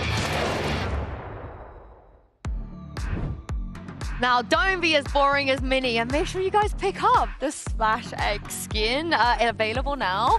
Meg, Billy, did you rock the Blast X skin before? Has that been your favorite? Not my favorite, but I did rock it back in the day in the pink variant. But I'm so excited for this bundle, I'm not gonna lie. It's really cute. I do really love it. I don't have the Blast X, but anytime I see it, I'm picking it up. Wow, I really like the knife or the gloves. Yeah. I like the noise it makes as well. Yeah. I do love a good boxing match as well. I'm sure a lot of people have opportunities in their ranked games to kind of punch it up a little bit. Is that what you want to call it? Yeah. I think Batu has got to equip that. Sure. ASAP Rocky. Yeah, surely. I mean, we have the Vi gauntlets as well. I have them. They're fun. Yeah. So yeah, I really like these. They're really cool. Yeah, this is a better game though. This game is way better, you know. Make sure you guys pick up the skin. Like I said, don't be as boring as Mini. Just VOD review. Who VOD reviews outside? That's got to be like a new, that's a psychotic thing to do. But what is also crazy is the way that Kron is chronically online on the server, chronically Billy consistent. From the outset, it felt like he could do no wrong. Yeah, and it all kicked off with this round, right? Round 2, you see him pick up 3 kills with the classic against the buy round, sorry. Yeah, no, he was really good. I think as well, like the amount of multi-frags he was able to get, the impact that he's able to have across the team, it's just been looking so solid from him so far. And I think as well, a big thing comes from the experience that he has and his decision making as well. I think it was, I can't remember what round it was, when he had the Viper pit on short and he was repositioning himself. Like, yeah, just really, really good decision making from Chronicle all round. Yeah, and also I'm a kind of an alpha Tejo hater, but Meg, maybe if we just ignore the defense, the attack was good. Definitely an Alpha Tejo hater on the defense, but on the attack, I feel like, you know, Alpha, of course, comes alive in any role that he plays on the attack. Even sort of when he's on the Senti, he's playing it more aggressively.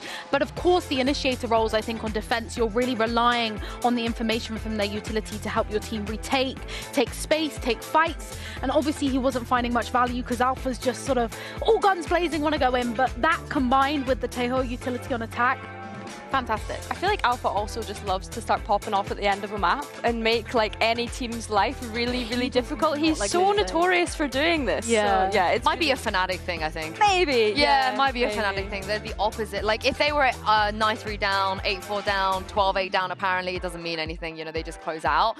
But we're gonna move on to Ascent next, of course, and this is where Alpha gets to play Chamber.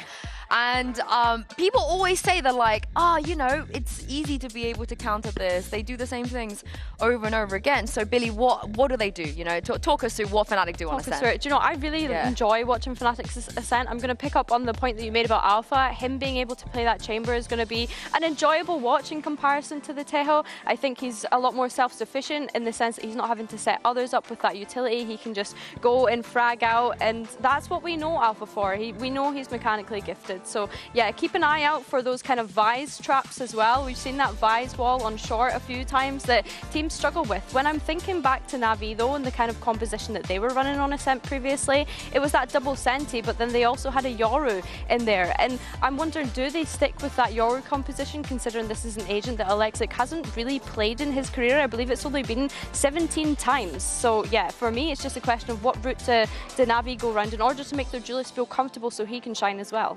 Going back to sort of how Na'Vi could potentially counter this, Chamber is all about aim, right? You could have a really bad day on Chamber and not find any value, so they're just going to be having to save those flashes to sort of peak angles with them, I guess, and avoid walking into Alpha's crosshair. Oh, they've just gone back to the classic. You can't get mad at Shao back on server as well. And speaking of, I think the linchpin to this is Crashies. The way the Crashies play on Ascent is so impossible to deal with, and I think that's probably what other teams have really struggled with. Yeah, I have to agree. I think Crashies was a little quiet for me that previous map, but it wasn't until they started ramping some rounds up at the end that we really got to see the impact from him and Alpha's utility combined in some rounds, which was really nice. So yeah, I think for Crashies, we need to see him step up into this one, which, as we do know, he is good on Ascent. He's great on this Sova, one of his most played agents in his career, so we expect him to shine. Yeah, I definitely think as well, coming into this map off the back of that unfortunate Angel flash and him coming back into that KO, I think he's going to be determined not to make the same mistakes again. So I do think this is a really convincing attack composition for Na'Vi, as long as they're using their utility to sort of support that. Again, I look to that hero as well to find those lurks through on attack. We know how incredible he is as a Sentinel player, and I think him finding value on potentially some of those mid plays and making sure that he's anchoring those sites and doing everything a Sentinel should do and more. You know, we look to Hero a lot in sometimes when Na'Vi are down to kind of pick them back up, I guess, and pop on a star-studded performance as Hero. We know he can do. I'm glad you pointed out Hero, because of course we saw him on that Viper the previous map, and it's true what you're saying. The Cypher, you know, he can shine on this role. I think as well, before this game started, we kind of didn't get to touch on Ruxic and Hero. I did kind of mention them towards the end, that these are the players that can kind of bring Na'Vi up in those moments, and Ruxic was having a great performance on Bind, so hopefully he can continue that onto Ascent. Yeah, the fact that Angels played more Reyna on this map than KO is very unsurprising, but his debut on KO here on Ascent. Hazard and Kara, let's hope for a redemption arc. That's what we're exactly here to see. Everyone will want to see a decider. Perhaps the majority of the crowd would attest to that. However, I have to say, looking at Na'Vi's recent vetoes, they floated Ascent into the final wave of map bans for the last 2 weeks against both Apex and Liquid. It's been left in here. Fnatic have been given the option to choose into it. It's one which they've taken quite happily. Yeah, they have, and obviously we look towards what is...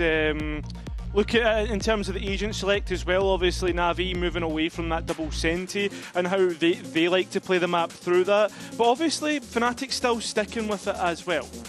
And Alexic on the jet, empowering his own performance, which looked a lot better than last week on Bind.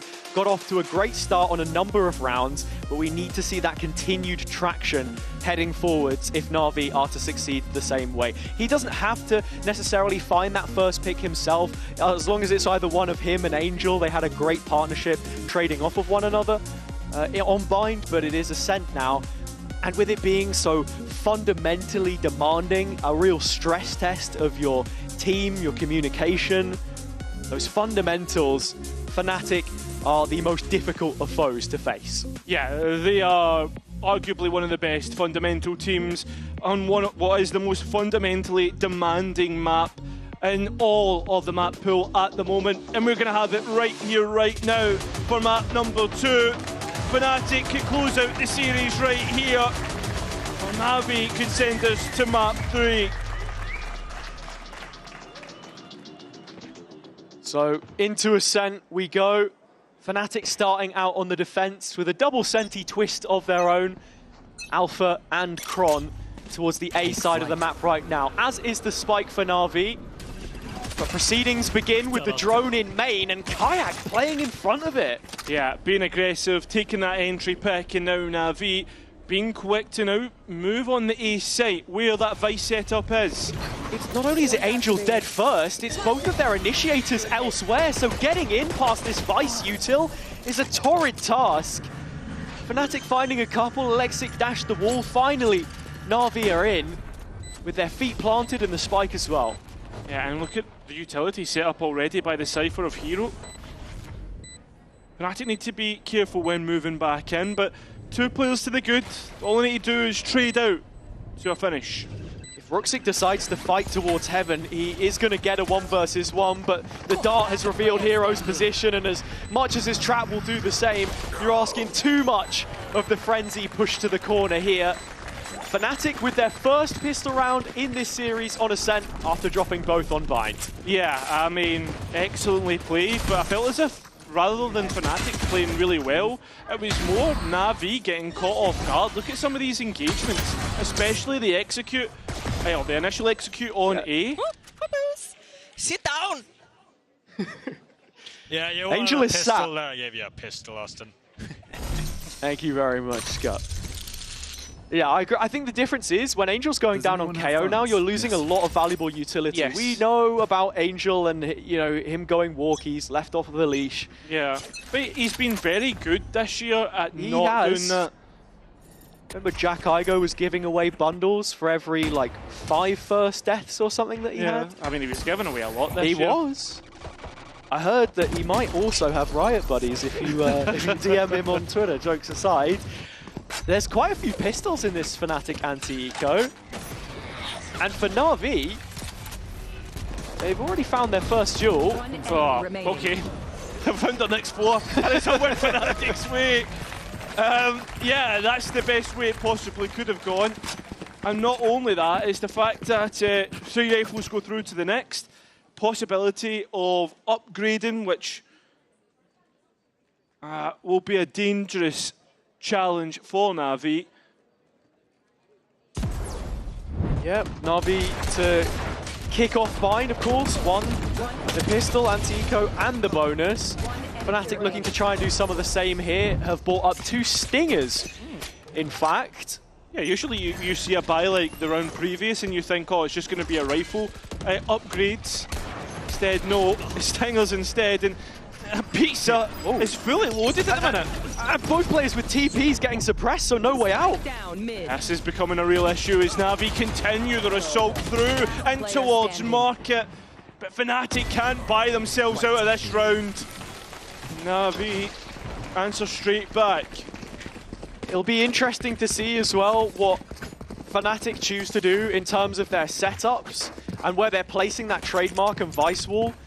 There's a mental game to be had with the ground that Na'Vi will look to take, and in that round it is just a collapse into mid. This is the first rifle that we see between the teams, and in terms of the placement, it is again on either main of the map, and Fnatic actually move away from the mid engagement. Saying that, 2 players short. Yeah, I was going to say, and Kayak's ready to walk right out.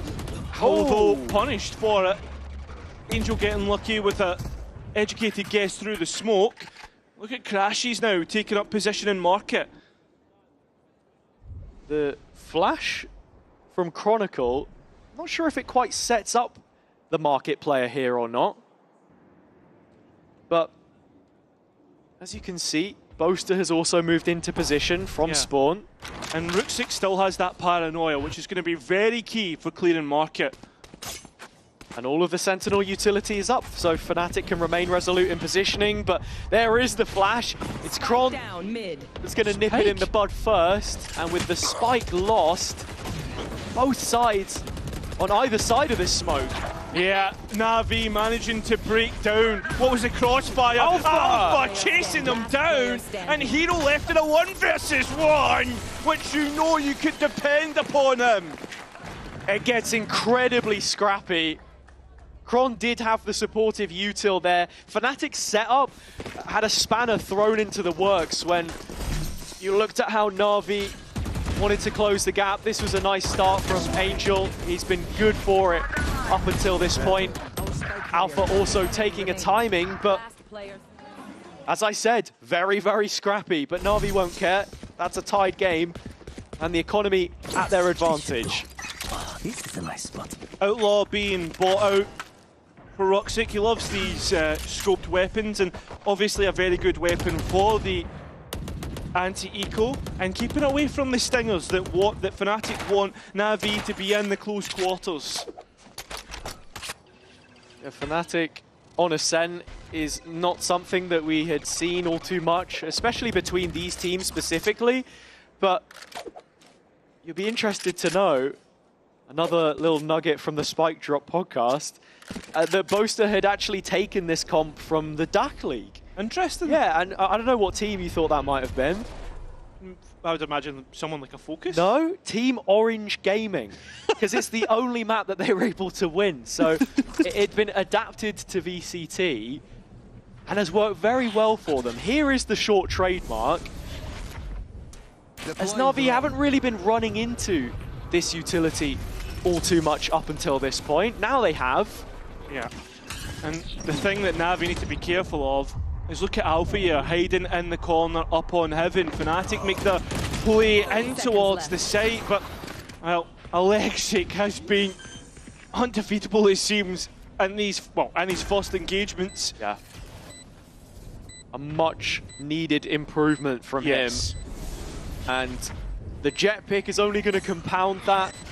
An agent which you see him on a lot With a rifle in his hands, most importantly, Na'Vi opting for an op a lot of the time before.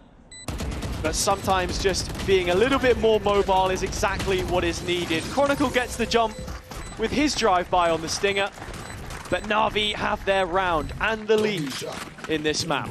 These early rifle rounds are a good look overall for Na'Vi, being able to create big leads, right, or start to gain momentum at the very least. And we know they have the potential to take on any team really in these rifle rounds. We saw how the stat had been skewed in the opening couple of weeks from 80% all the way down to 40.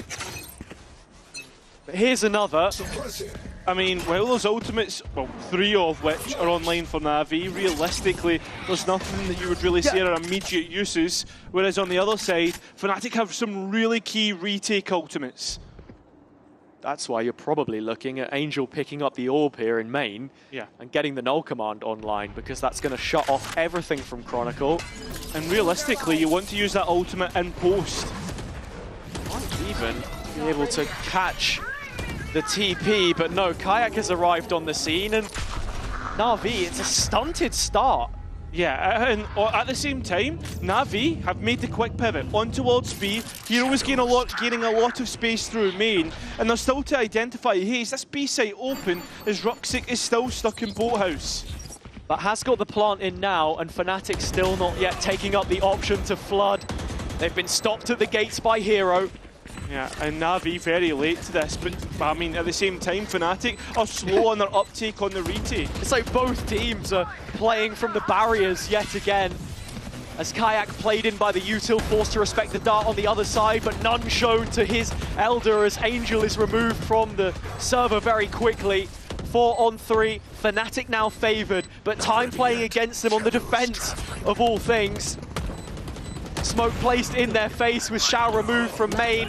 Things start to get a little better, but Ruxic still yet to be claimed. Time is low, there's not much of it. I don't know that Crashies has this one.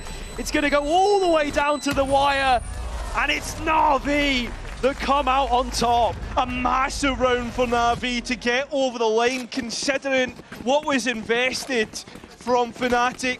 Hunter's Fury, Steel Garden from Chronicle. And Na'Vi come out the better of the two. And even there, the first kill, a full blind Chron, still able to find the entry on Alexic. You thought they'd struggle to make the pivot, and even when they get to the B site, there's no player left to tell the tale. Fnatic now down onto a mixed buy. Yeah, there's a couple of hero rifles in the mix, and this tour de force is going to be the big thing that can push Fnatic over the line. Exactly. Na'Vi have already identified it though. Alpha can TP to support the B play. I mean, there's going to be no tour de force anymore. Great use of the null command to just bustle their way into B, and Alexic moving through Fnatic at pace. Slicing them in half. Alpha gets one from the classic of all guns, and Chron back with 2. All of a sudden, there's a round to be had. Yeah, and both players have rifles. Oh, Ruxic's been spotted on the edge of the smoke. Not like this again. Omen v Omen. He's given up the site, but Bosa can cover the spike and work on the defuse. Oh, he's just going to stick this. Across the halfway point already. Ruxic holding his nerve, jumping in! And Bosa comes off it. Couldn't hold his nerve. Ruxic calls the bluff and will best him yet again. I wonder, when does the coaching staff of Fnatic go for the timeout? And well, very quickly we'll get our answer as soon as we come out of the replays. Yeah, entirely close. I thought for a minute Ruxic was maybe leaving this a little too late, but somehow he comes away with a spray down.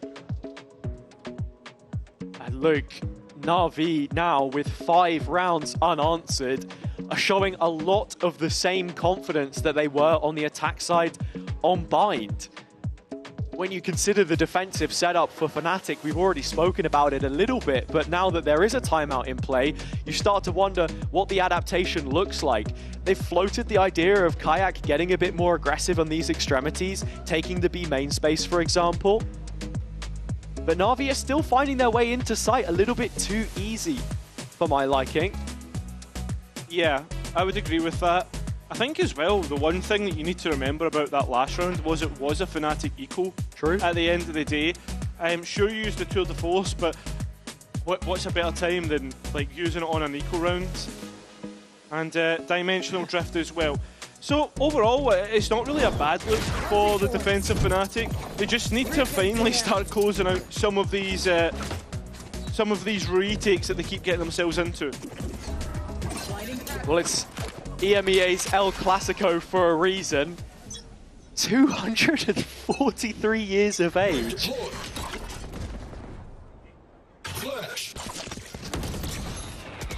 There's Boaster, one of the senior members on the Fnatic squad.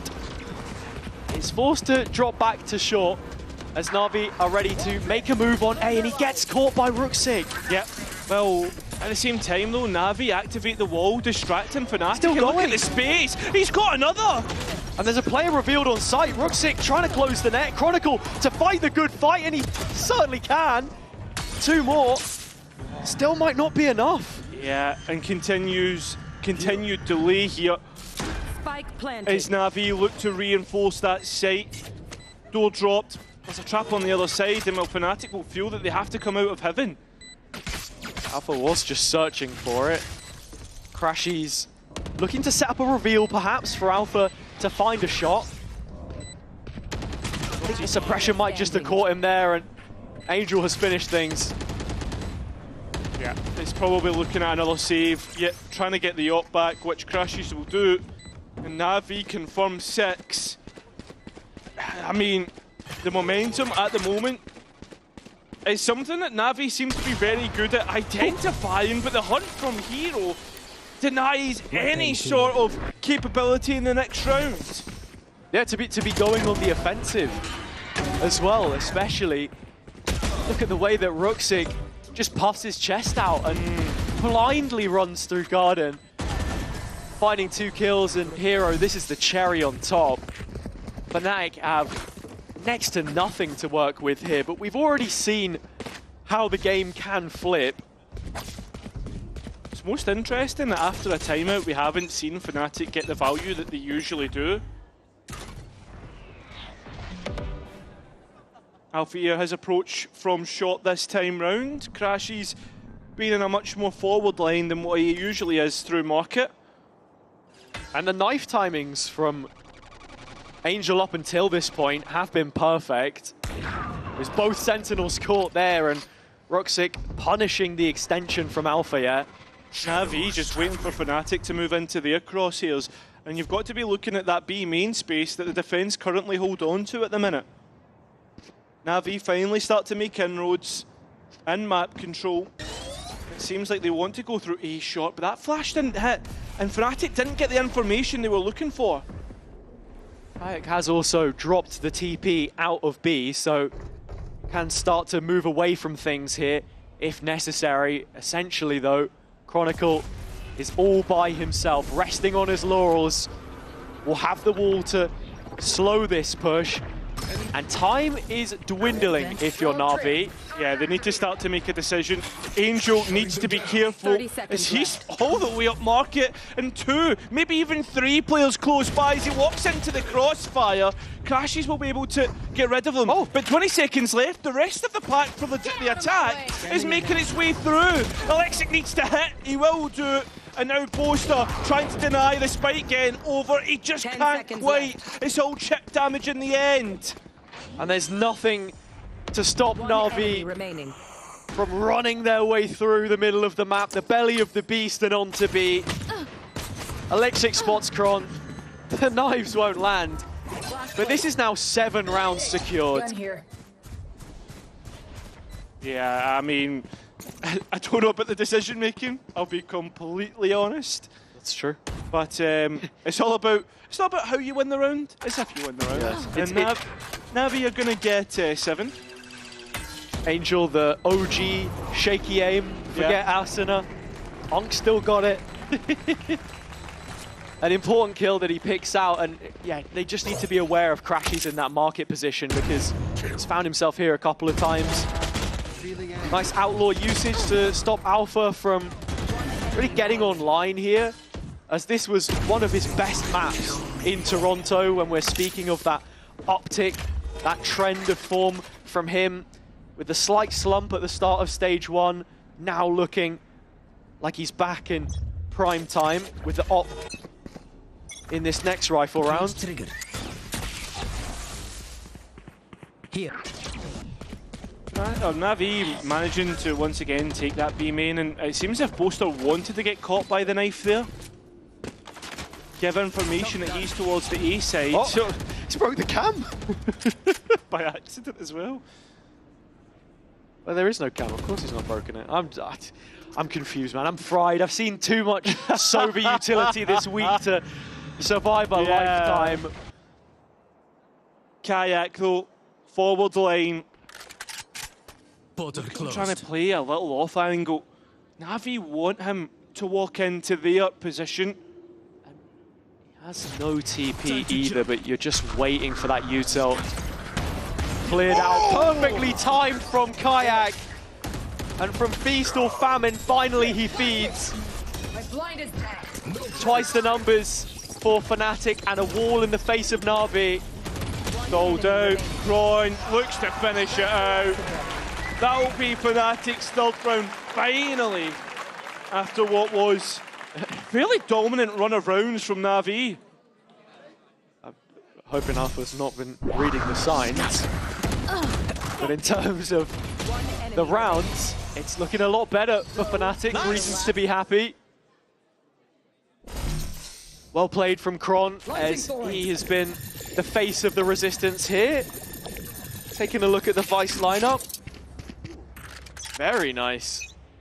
He's going to be able to stall out the A player a little bit more, and that's what you want. You want Kayak playing in front of this Sentinel utility, finding picks, dipping off, and having a second layer to drop back to.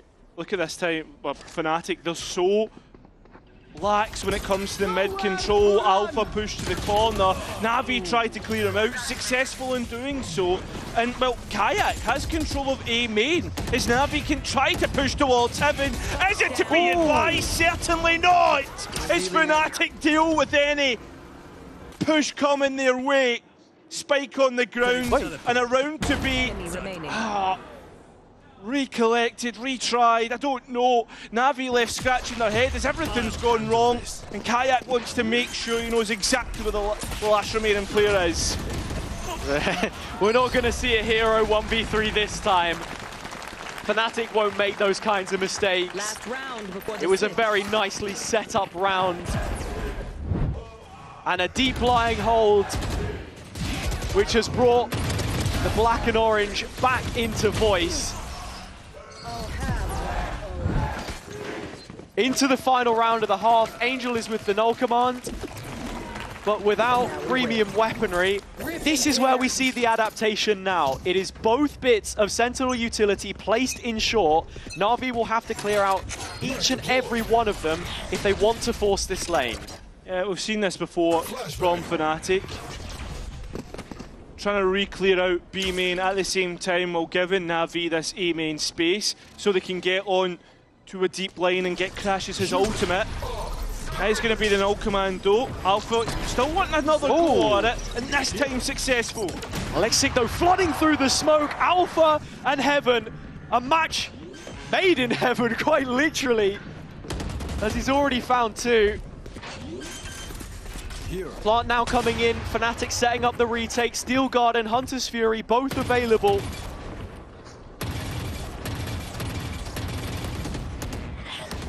Still though, that spike not being committed just yet, and you know that Fnatic are waiting for that notification to hit the go button. Kayak though denies Ruxic his life.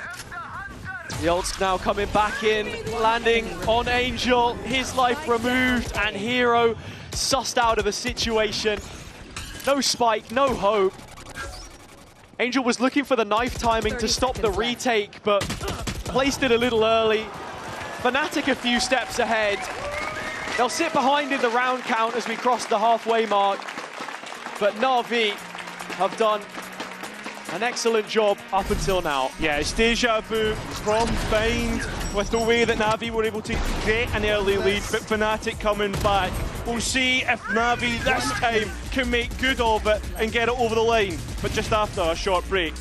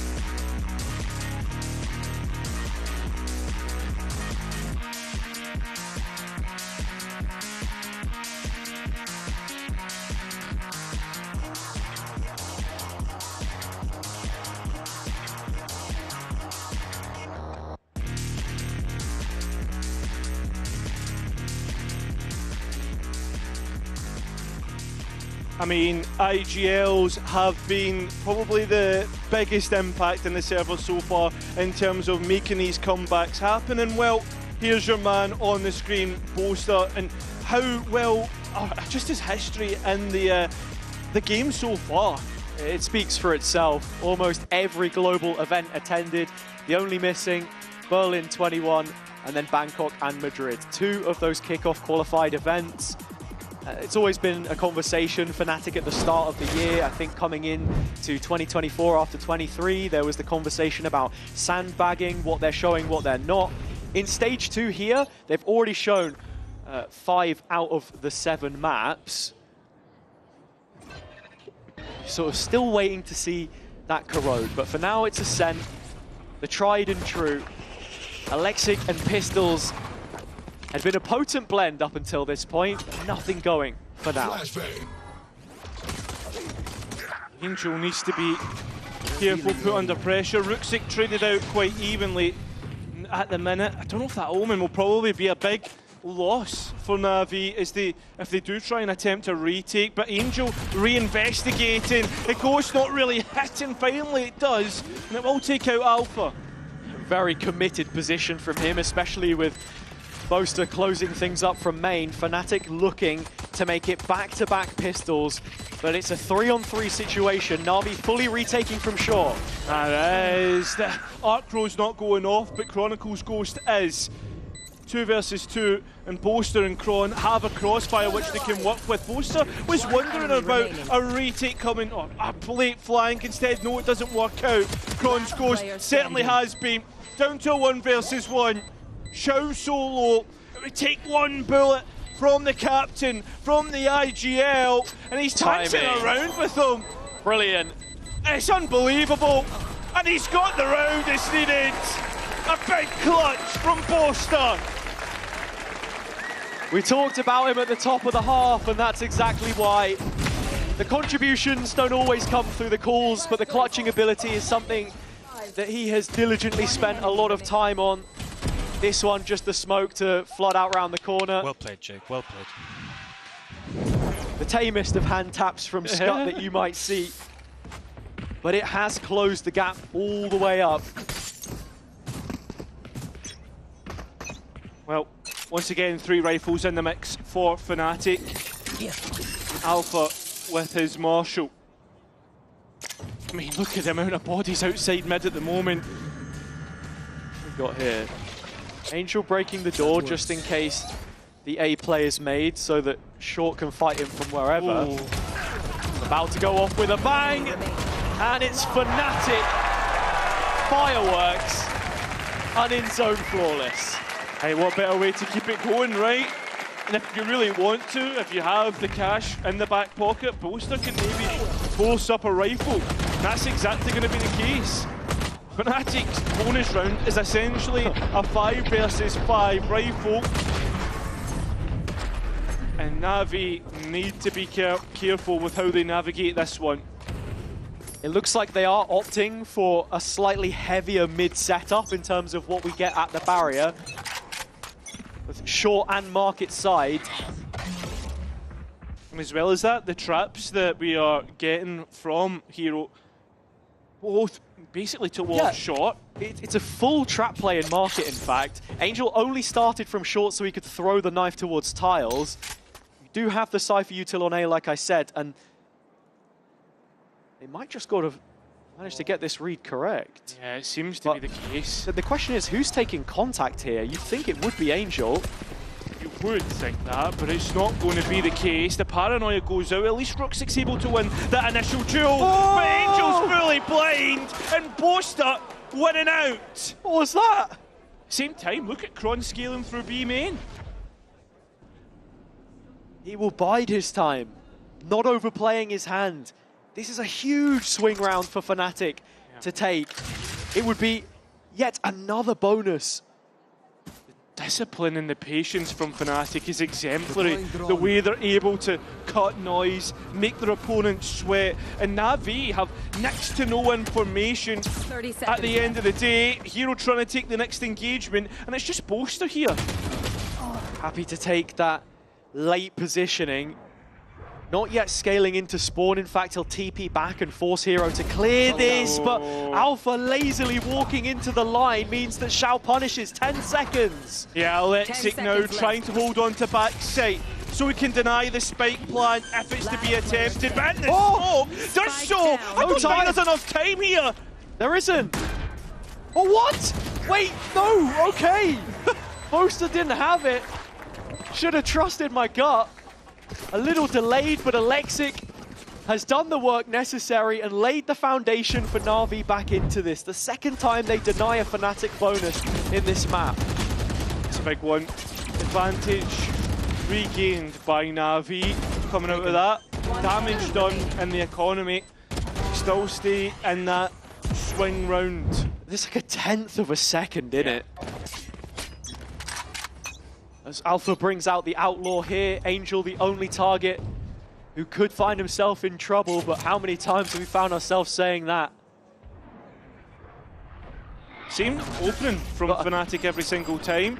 I think the Audible would have been held by the TP. And it's Rook's judge in short. Yeah, they're moving straight into it, and the drone's going through market instead. At least there's a TP out for Alpha. Mid-engagement's been so heavy-handed, but Alexic finds Crashies, and with the spike down in the middle of nowhere. This is getting muddy. Fnatic have so much to do to take this back. Na'Vi need to show some discipline from this position. Alpha has got the spike back, but not collected it just yet. Waiting to see if he can truly do it. Teleport's ready. Heroes also just placed a deep trap in B main. Already has one covering market. Does Alpha think he's got the spike? I don't think so.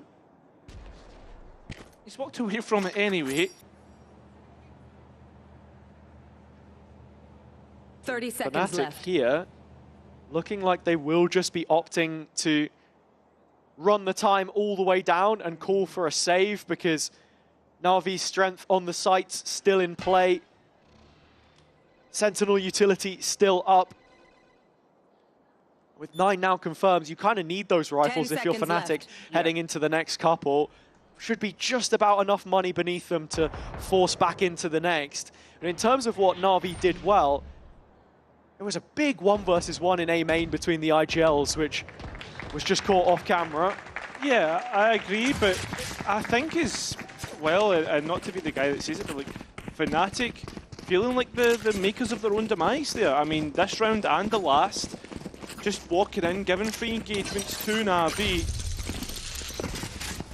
Just not considering what could potentially go wrong. I mean, it's been the same opening every single time. 3 players walking from top mid through down all the way to even market. This time the approach has been changed. It will be B main that the players walk through. The hit squad of Alpha and Kayak. That wasn't Kayak, it's Kron, sorry.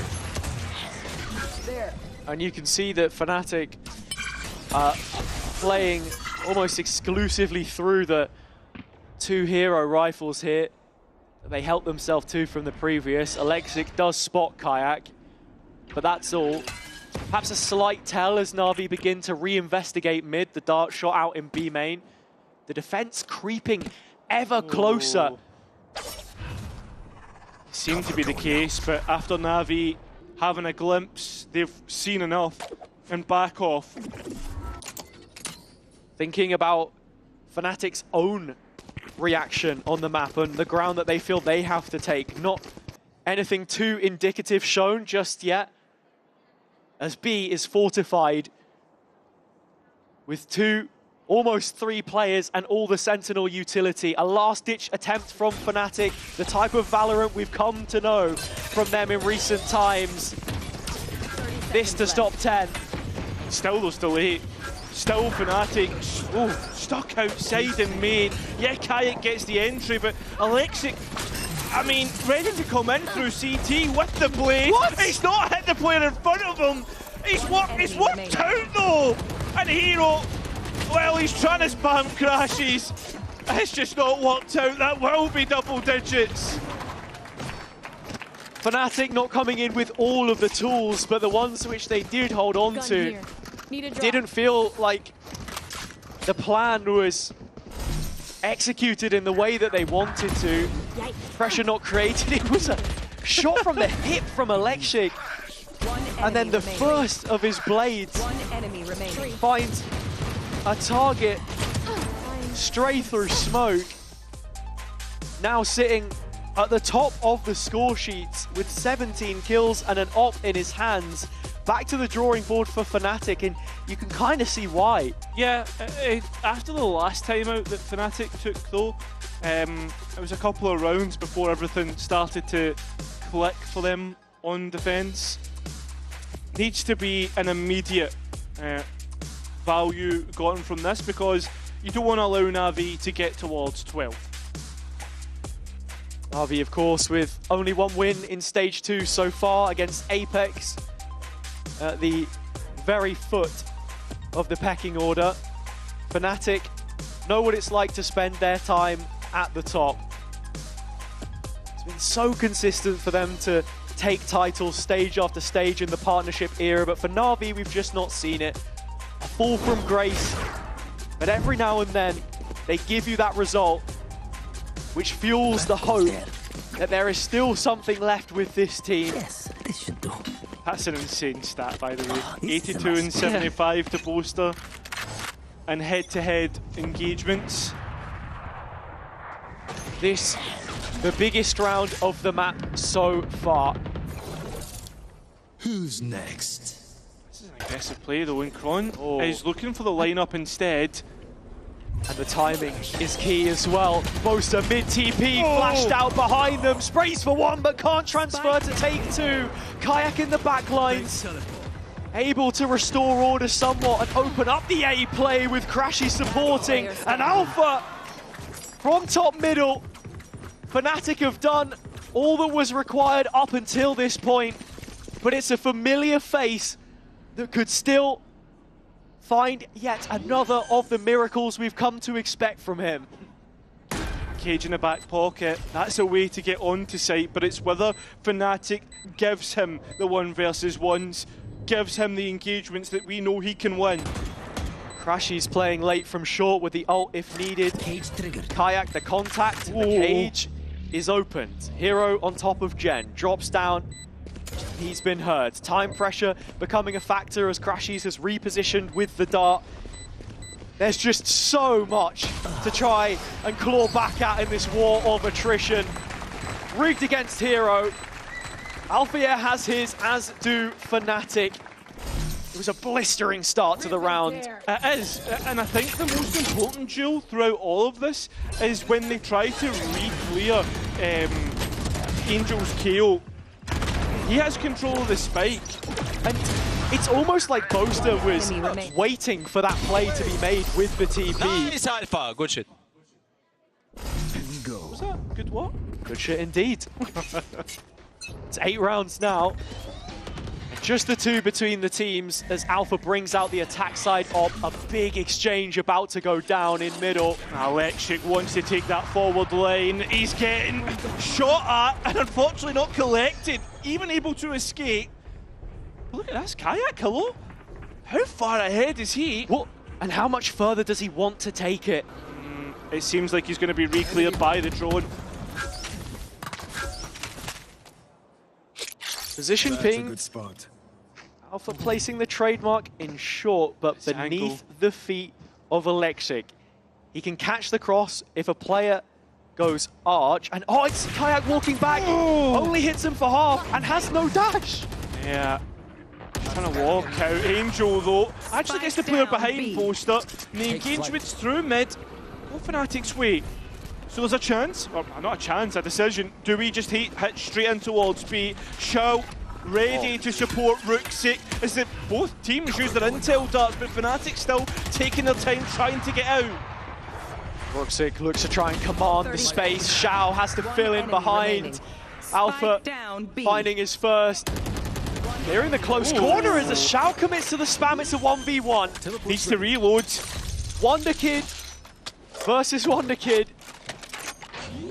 Spike tapped, Alpha in position! And with the second shot, he snaps! A Red Bull clutch to bring us within one of these two teams. Fnatic Starboy versus the young gun who was brought in at the end of last year. That's not keeping his place on the roster. Na'Vi doing so much to secure his signature, but there's only one winner. And in such a big duel, it sets us up and Fnatic quite nicely for the end game. It's not just that. Thinking about the potential of map 3 as well. If we got it, what a banger that would be. I mean, the fact that since Navi's introduced their new comp, they've yet to lose it as well. Fnatic have always historically been good on it. But it's whether they can get there. Navi, I mean, with both teams having 4 ultimates, it's the buy that Navi don't have to back this up. And these kinds of chances which you are made to rue the mistake of not converting from those advantages, allowing the players on Fnatic to make the plays which keep the elite at the top. They'd love to force it to Icebox, and with a 1-1 score in the group, you start to wonder where do the wins come from to find that playoff spot as Fnatic looking for their place in Paris. I mean, at the end of the day, Na'Vi will have faced Team Liquid and Fnatic now. So the games would get easier, but you've got a chance here to make some of the best bleed. Ruxic? Hello? Where is he? Where's he gone off to? It's the B site now. Fnatic starting the round a little slower, looking to try and find that opening fight. Boaster was boosted up with the TP back of A. Between him and Angel, we've seen that old flame reignite multiple times already this series, and it may come to blows yet again, but not before Alpha has his mark on the round. Some shot. Here's the duel between the two of them, but Boaster that much quicker. Again, no Ruxic, he's just swung straight into mid and not checked his corners correctly. Alpha continues his reign through mid as well. It seems Fnatic continue the reign to get this spike down. They've done such a good job so far at containing Na'Vi's game plan. They just dropped the spike on site. They don't even want to plant it. They're like, well, listen, we can get anybody an orb if it's really needed. In fact, actually, sorry. Spike planted. Yeah, it's Kayak to go and get an orb in A main, as well as get the spike plant, maximise the orb potential. And then they can also go hunting for hero if they really want to. And they will. Alfier puts a ribbon on it. In-zone flawless Fnatic. A tied game at 10-all. And he was on the edge of his own smoke trying to hide from the reveal. Nice attempt at the micro play, just very difficult to figure out what the hell was going on when it happened. Yeah, 100%. The point I'm getting to is huge ult cycle here. Yeah. And only 4 rounds left for either team to try and win this. Biggest round of the game. And Electric's operator has looked good. That's the big thing. He's on an early line in B main, and Fnatic haven't interacted with that just yet. Just waiting to see if Boaster was going to drop out the smoke there, but he'll retain the elevated position, and it's a stalemate between him and Ruxic. Electric out from logs. He was going to try and take the next engagement, but waits for it to come to him instead. And that's the entry pick found. A big loss as well. Chronicle Steel Garden looked to be set up for the B site execute. Rashi's still holding on to the Hunter's Fury, of course, but in the meantime, you've got to think about Angel. He can counter all of this, and Ruxic spotted Boaster already, setting up the rest of his team. He's seen the gun barrel. He's waiting for the chance, the opportunity to use this paranoia. He takes it, out he goes, but can't quite get Kayak. Lich keeps it somewhat in Fnatic's favour, but Na'Vi are sending this one back, taking the advantage with Spike down. What can Kayak really give us? Not much at all. Does Na'Vi only really lose one? And that's Ruxic in A main. We've seen 2 different versions of Na'Vi so far on this map. One which is willing to play into Fnatic's hands and give them the fights they want. And the other one, in tune with the offense. Nice play on either extremity with Alexic threaded right through the middle. Huge pick to start on Chronicle.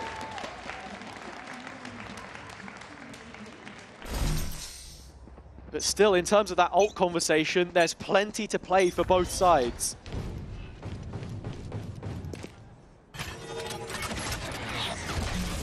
Both teams not opting to use it just yet. It's Fnatic once again. Slow scale up. Both teams use the drone's handshake, but a Na'Vi give mid to Fnatic, and it's realistically just Kayak, the one scaling up here. Angel always happy to make the rotation over, as Na'Vi have 3 players on B, but Fnatic are heading elsewhere. Yeah, only 2 players here. This is nice though. Spy cam contact for the paranoia from Ruxic. They'll be able to stall out that first wave of aggression, not if Kayak TP's past it. And does so.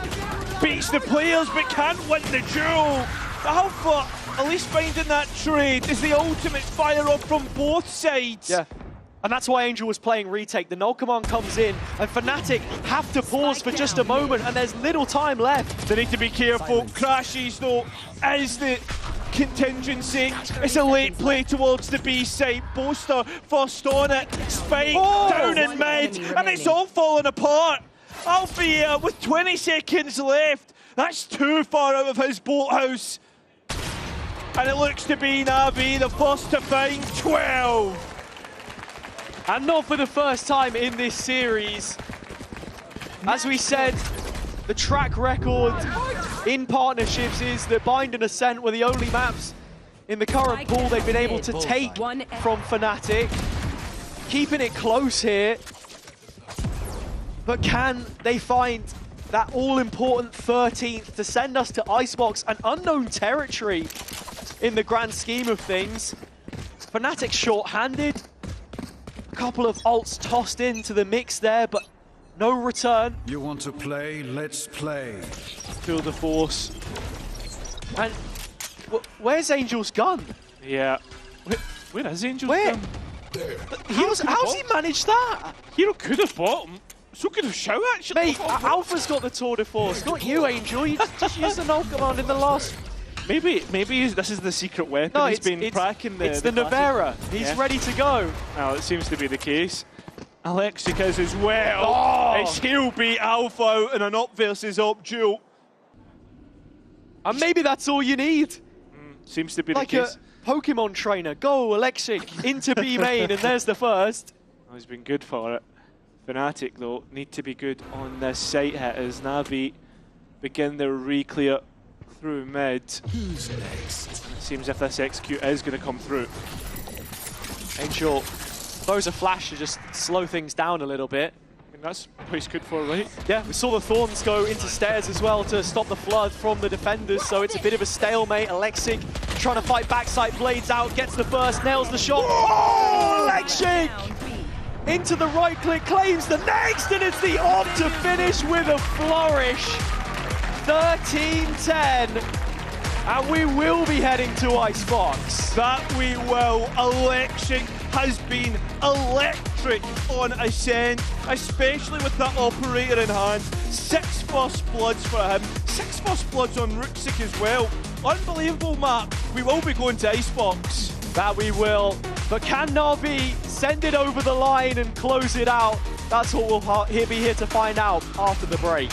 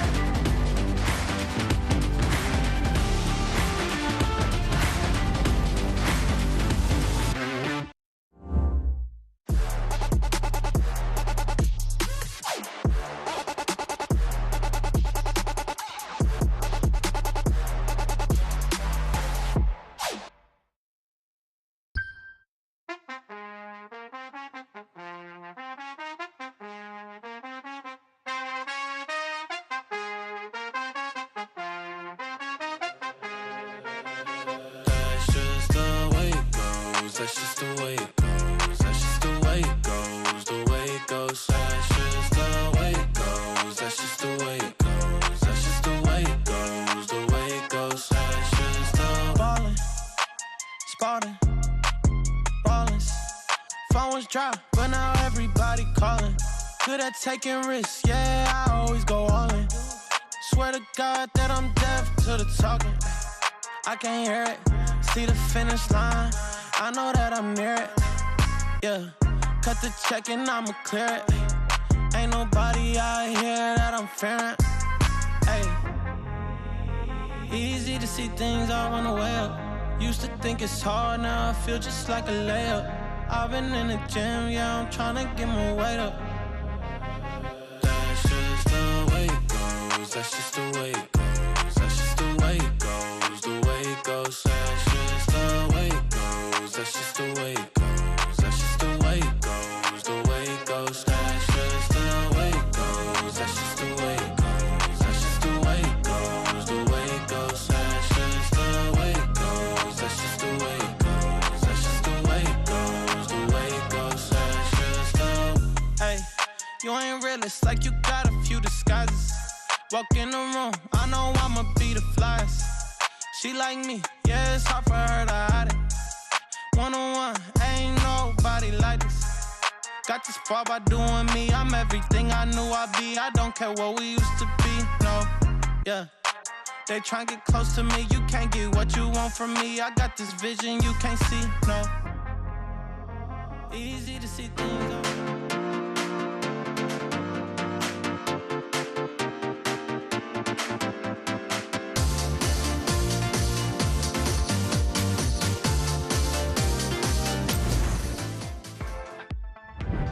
Angel has to be one of the greatest IGLs on Ascent. If it's anybody that can take down Fnatic, of course it had to be Na'Vi. I am your hosting, so I'm back in once again, joined by Meg and Billy. Of course, this is not what Fnatic are doing right now. This was a little bit earlier, and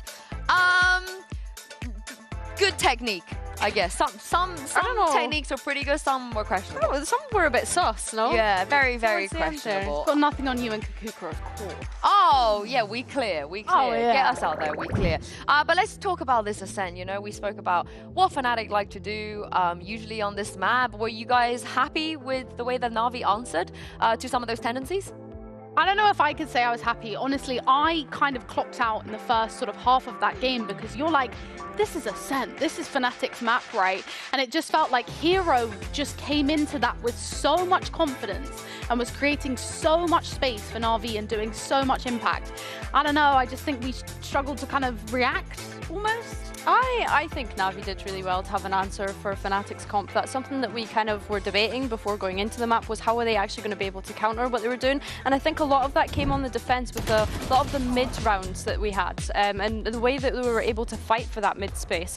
I think Na'Vi being able to have the read on Fnatic's attack, recognizing the tendencies, like you say, Sue, of Fnatic trying to poke and prod short, trying to poke and prod market. They always had bodies set up to be able to fight for those spaces. Yeah, so I really want for you guys to kind of remember what happened on that eco round. Na'Vi, they stacked 5 people A short because every team that Fnatic have played against, they like to just contact short. Alpha gets 1, sometimes 2, and then gets out. But here, they had Ruxa here with a Judge and a Paranoia. Alpha doesn't get anything, and they are forced to go somewhere else. Somewhere they're not comfortable with, which is actually mid. Because it looks like, you know, Fnatic like to go mid, but that's not what they do. They like to go short. They like to have that one option open, and you're seeing a Na'Vi that read into that know that this is what Fnatic do, and then force them to have other, to explore other options where they're just not comfortable with. And there was another round after this, which unfortunately we weren't able to get, where they were just trapped in short. They had nowhere to go. They had an op behind them. They had a utility in front of them and a Paranoia on their left. And I think this is why we don't underestimate Na'Vi and we don't underestimate the work that Angel and Happy put in. But also, of course, you know, Alexa, it helps that he's very good on the op. He was doing so well to find so much value sort of at the beginnings of those rounds. And we talk a little bit about how, I guess, Fnatic were forced to play these slower rounds in mid. And it felt like Alexic had the right timings. He was choosing when to be aggressive and when to fight for those sort of picks, whether it was in mid or B main. It just felt like he had so much awareness of what Fnatic were doing and how to kind of counter that. So I guess kind of going back to that point of Na'Vi definitely doing their prep and putting in the work into the way that Fnatic have been playing. I think as much as Alexic was part of those mid pushes, I think as well Hero has been an amazing site anchor, right? Which was allowing Na'Vi to have all of this space. So when we actually look at how he performed, it was what was allowing them to have so many bodies towards mids to be able to contest that space. It was always very clear and direct that that's what they were looking to do. They knew what utility they were looking to do. It was a very clear game plan, like you're saying. And I mean, Hero playing up against his former team just absolutely smashed it. Yeah, and they didn't play Ascent a lot when he was there, so this is really impressive from him, of course. But the question is, can they keep this up onto Icebox? Again, a map that I think both of them are comfortable with historically. Both of them have a very specific way of playing. So what are you guys expecting from Na'Vi? I'm expecting a really strong Na'Vi to come out here. I think, you know, we heard sort of Angel say on that first map on Bind in those later rounds that they've just got to play a bit of time, and then it felt like they implemented that into Ascent. So I almost feel like they're going to implement all of their learnings and their mistakes from Ascent into Icebox. And I sort of made a note when I was doing a little bit of prep that I would love to see the Icebox come out here, because I feel like it's not one of Fnatic's strongest maps. It's not a weak map for them. But when they came up against, I think it was Carmine Corp on it, it was a very close map and it could have gone either way. So I do think that this is a potential to see Na'Vi sort of doing some VOD reviewing of that match and picking up on the learnings of where they could make their move and kind of come in at the advantage. I think this is a decent map for both of these teams. And of course, we're expecting to see that mirror matchup come through, which I think will be a real test for both of them. I think I'm looking at Alexic in particular going up against Kayak. I think that he really warmed up into that Ascent, and I think if he can continue to have this momentum, this confidence, we talk about new players coming to VCT, getting used to the stage, if he's building up this kind of confidence already, there's a good chance that he does well in Icebox. Yeah, Angel's being a silly guy here as well. You gotta love to see it. And comp-wise, you know, I think there's definitely 2 routes. A lot of teams like to be funky here, and a lot of teams like to just play what they were playing in 2021. So I think it'll be interesting to see which version we are going to get as we head to Adrian Select, and it turns out we're rolling by the years. I'm so excited to sort of see the Alpha Hero Killjoy matchup, because we know how important the Killjoy role is on this map. I'm sure Mini will be absolutely gassed to see a double stage come through as well. But the last time we saw Alpha on Killjoy, I felt like he didn't put up his best performance, and it was almost the opposite with Hero putting up such a good performance on that Killjoy. Yeah, I think Alpha, you know, we know and love him as a Sentinel, so it's always fun to see him kind of go back to this Killjoy, kind of go back to his roots. I think when I'm looking at Navi, Shao Sage is still something that's very interesting to me, but I'm intrigued to see how that works out for them. And yeah, like I said again, the duelist head-to-head, I think for me, is possibly the win condition for both of these teams, because if they can go into this game with all guns firing, then I think that's how it could go. Yeah, who knew Angel had flexibility outside of KO, you know? Thought he was just going to be a KO main from now on, but nice to see him branching out. We've definitely seen a lot of impact from the Vipers as well today, especially on Bind. So I think it'll be really interesting as well, kind of seeing that Rooksick-Boaster matchup, because of course, Boaster kind of has the downside here playing the Viper, being an IGL as well. You know, he's got a lot of things that he's going to be doing alongside playing that Viper role, whereas Rooksick can almost go ham, you know? I love that comparison, because Boaster is so passive on this map. You know, if you look at a heat map of where he is on B, he's as far away from the site as humanly possible, whereas like you said, Rooksick, he likes to get a lot more proactive. So this will be a very, very different stylistic matchup. I think we can say that for Navi in general though, right? We see Angel doing the same. They like to get proactive. They like to go seeking out information on their defense in particular as well. We see Angel die first blood time and time again because of it. But yeah, I think I like that comparison as well, Meg. But also in saying that, Rooksick is on the Viper now. I'm not expecting him to be going and getting aggressive. Perhaps if he was on an Omen, it would be a different story. But yeah, I think for me, the Viper, he has to play more disciplined and he has to know when to rein it in. Yeah, you say that, but all the times he does get really proactive, it works for them, you know? He does get a couple kills here and there. But that is it from us for now. Let's jump back into map 3, Hazard & Co, and see which team is going to be able to close it out. Well, we will need to find out. I mean, we started the series off by telling you these two have played each other 5 times. It was 2 Fnatic wins, then an RV win, then another 2 Fnatic wins. Does that mean we're going to get an RV win? We'll need to find out after map 3 as we are headed in to Esports. Full focus on the Fnatic attack right now as well. Strong post plant for them. And in terms of what they want to go for to kick things off, you're seeing 5 players already at the garage barrier. We know that when they changed up the pace on previous maps, it was a problem for Na'Vi to contain. Rooksick can hear heavy footfall already surging up long. And look at the collection of Na'Vi players here. Plus 4 on the site, ready to fight. But it's only as long as that one-way stays up. Alexic hitting the heights immediately, and Rooksick not too far behind. This reaction from the defense has been fantastic so far, with Crashes trying to fight through, his own dart not scanning a single target. Fnatic completely missed theirs to kick things off, an in-zone flawless Na'Vi pistol. Yeah, hey listen, what a way to do it, and Alexic keeping his form map to map to map. He's been top of the pops, and that shot is ridiculous. It has, and for someone who, in his first ever VCT stage interview post-game, was talking about how, you know, Durka was his idol and how he looks up to these players within our region, forged in Fnatic colors, of course. You were wondering coming into the day, would he show that kind of confidence against a team which he and everyone else are so acutely aware of how good they can be? Or will he show his own stuff? And it seems to be the latter right now. Fnatic, they've once again shown presence B. Long want to head towards A now. With 2 Lux going through mid. And, Na'Vi, the timing's insane. It is, but this turret should still spot the walk through window. And it's just classics from Fnatic. The deal with Icebox for them coming back into the pool for the short stint pre-champs is that Na'Vi picking up another in-zone flawless means firstly they're comfortable heading into the bonus round, and secondly, back to the conversation with Fnatic, is that, you know, this was one of the founding maps that they had. If you're talking about building up a map pool, the theory is there, it's just about applying it and reapplying it again. Yeah. In a meta that has changed a lot. Everyone knows that Na'Vi has been looking good on Icebox, but that's with the no duelist composition. With now them having Electric and maybe the not being flexible enough to play that could be the possibility. Na'Vi respect the push, Electric doesn't. Has to dash away. And just as I was saying, the meta has changed a lot. In many ways, it has stayed almost exactly the same. And it's this regression to the Sage, which we're seeing teams find a lot of value from. Chronicle trying to start it off towards A, but Hero just takes the mid timing, and now Na'Vi can drop back into their setup.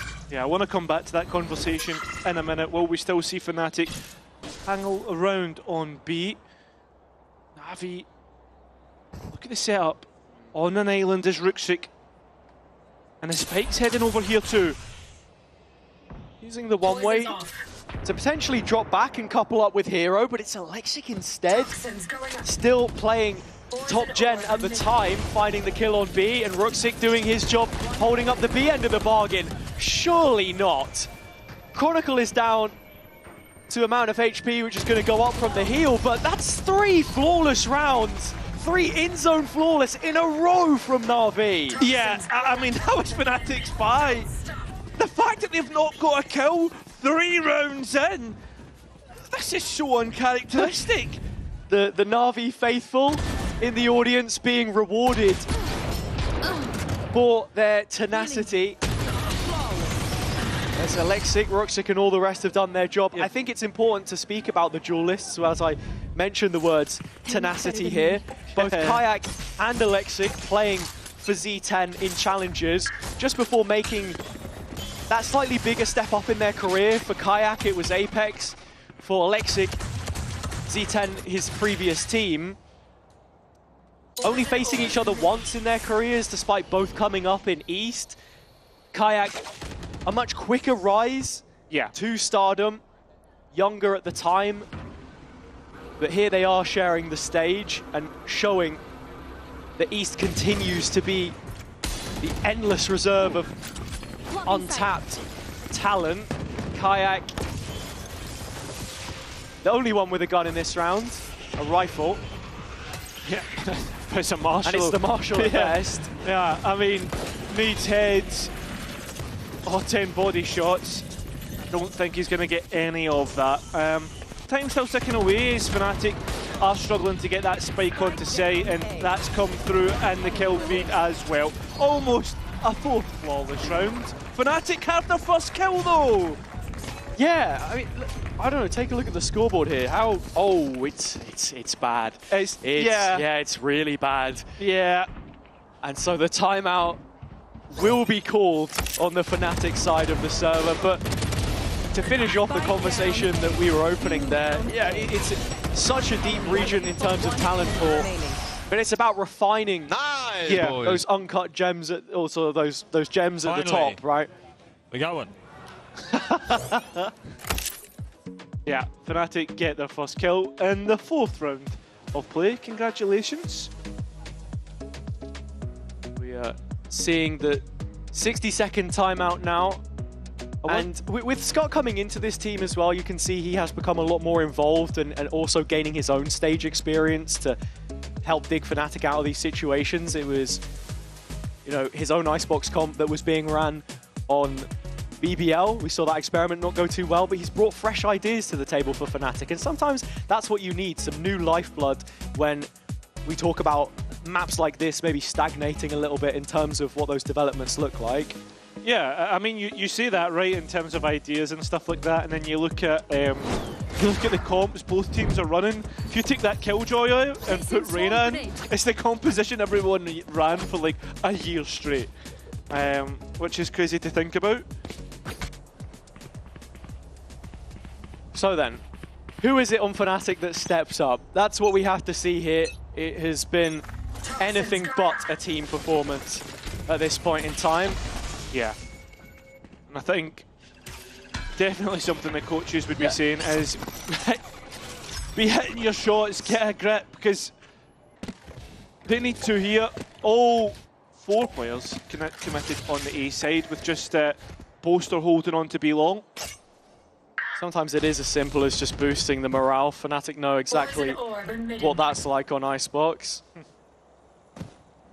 It's not 11-3 yet, mate. No, it's not. You're kind of hoping it doesn't get to that point because Na'Vi have started off these maps pretty strong. That momentum has struggled to conserve velocity as things have dragged on, and Fnatic are playing the late game again. A clear towards B will bleed the toxins of Ruxic, which is imperative if they want to breach the gates of the A site. His Viper wall still stationed there, and only now is the mid setup beginning to get interacted with. Yeah, Boaster, the player to do so all alone as he works as a lurk. I mean, catches the first engagement, but look at Xiao. He's so far forward. And Na'Vi need to be careful. A-site giving up, playing for the retake, as Boaster still tries to wreck that mid setup, but he gives up his life for it. And now heading back into the retake for Na'Vi. In terms of the util, not all too much, but you have to be thinking about Xiao's wall and how exactly that can help the retake. Yeah, I mean, Angel got his info dart up not so long ago, and well, Fnatic are just getting completely dealt with. Crashes is coming in for a late flank, but there's two walls, one of which is his own team's. It's 5 in a row, and Fnatic have got absolutely zero answer. And so in this game of Tetris on Icebox, all the pieces falling into place for Na'Vi. Now 5 in a row, and while there's a couple more kills on Fnatic, it's looking like a Krispy Kreme. I'm seeing 3 donuts at the bottom of the scoreboard. And that's where the step up sort of has to start. When do we see them break the ice? That's the question. On the opposite side, Na'Vi doing everything, and as long as Xiao's saving that wall, it's a very easy defuse. And such a key tool in terms of spike security on both sides. Remember, when it comes to champs points, Fnatic are 2 wins from guaranteed qualification through it. So this would be a big step back. Absolutely. And just in terms of the own high standards which they hold themselves to. But for Na'Vi, it's an absolute blessing. Hero gifting them a lead in this round in terms of player numbers with a couple of rifles in play. Both Kayak and Alpha digging into the pockets to try and show some kind of resistance. You can see that Ruxic has moved up deep in Garage as well, so this big rotation afforded for Na'Vi towards A. Mid setup still not dealt with by Fnatic. A lot of the simple stuff getting overlooked at the moment. Hey, listen, it's just as simple as that. It seems every player on a Na'Vi screen has been completely shot out. And even an investment of the lockdown. They know Na'Vi, if they can get this one over the line, it's going to be as easy as that. Ruxic into position, Crashes has got a time upon him. Yeah. Oh. And it will be a knife to end out. And not a single Fnatic player getting a kill on that round means it will be another in-zone flawless for Na'Vi. 4 out of 6. The only team, not to jump the gun too far, to get a 13-0 so far this year in EMEA, in the partnered era, the first to do it. But this is just next level. Yeah, there's a difference between Na'Vi doing that to Giant X and Na'Vi doing this to Fnatic. And on Icebox, of all maps as well, it's such a change from the norm. And while we have seen Fnatic have individuals maybe slump at times in the long careers you expect for every single one of them to bed in, when it's not going right on every single front, you're just waiting for that first 3K, that first player to really do some damage. Right now they're stewing in it with this pit from Ruxic. And for the first time in a long time, Fnatic don't look confident. Usually disciplined, patient, but they just look all out of answers. To start getting onto the positives, there are ults to spend in this round, and that will get Kayak up and running in round 7. And maybe that's just where it starts. Playing from top side, Angel does respond, returning with one, and Ruxic still roaming around the B space as you expect him to do. Oh, but that's pit dropped. Fnatic should now know he's on the move. Oh, and they managed to catch him in transition as well. Kayak with another. And things starting to come up good for Fnatic finally. Alexic hears the drop into mid from Crashies, but not able to equally respond to it with the blades. But just now, he finally gets his first. Time starting to tick away, and that's where Angel needs to get on the spike. Alexic the distraction, spots the next target, but Kayak is there. And having finally met themselves with some resistance, Na'Vi's streak comes to an end. 6 rounds doesn't feel like life or death, but when Fnatic aren't doing any killing, it might just have been. Yeah, I mean, Fnatic will need the energy of their fans as they get their first chance to celebrate a round, and this third one. Let's go, boys. Let's go! And with that being said, the correct decisions being made in that last round, not to go into the Viper's pit and to go through mid instead. Not only have we seen Kayak get some kills there as well, this is another area where Alphair excels as a teammate, boosting the energy for everyone, just keeping the levels up even when it could be so easy to become complacent. A word which we throw around a lot with the top teams in this region for how volatile things can seem. Yeah. Again, that ultimate's a big conversation point as Kayak tries the same point of entry once again. But Ruxic's just spammed out and caught Kayak dropping down. And well, it is going to end up 4 versus 4. Chronicle's still running through this defense though, up on top of his own wall with a boost in the corner, safe plant, or so you could say. He's stuck in the corner. And managed to be cleared. Still though, we still stay all even, and if we really want to, Alphair can use that lockdown, which he does. Okay, but that's just enough time for Ruxic to stick this. Guys! Kayak needs to get on the angle, it's Crashies instead, and he just about grabs it. Saves them right at the death. Hero should be able to follow this up, but I say should with bated breath because Alphair is waiting.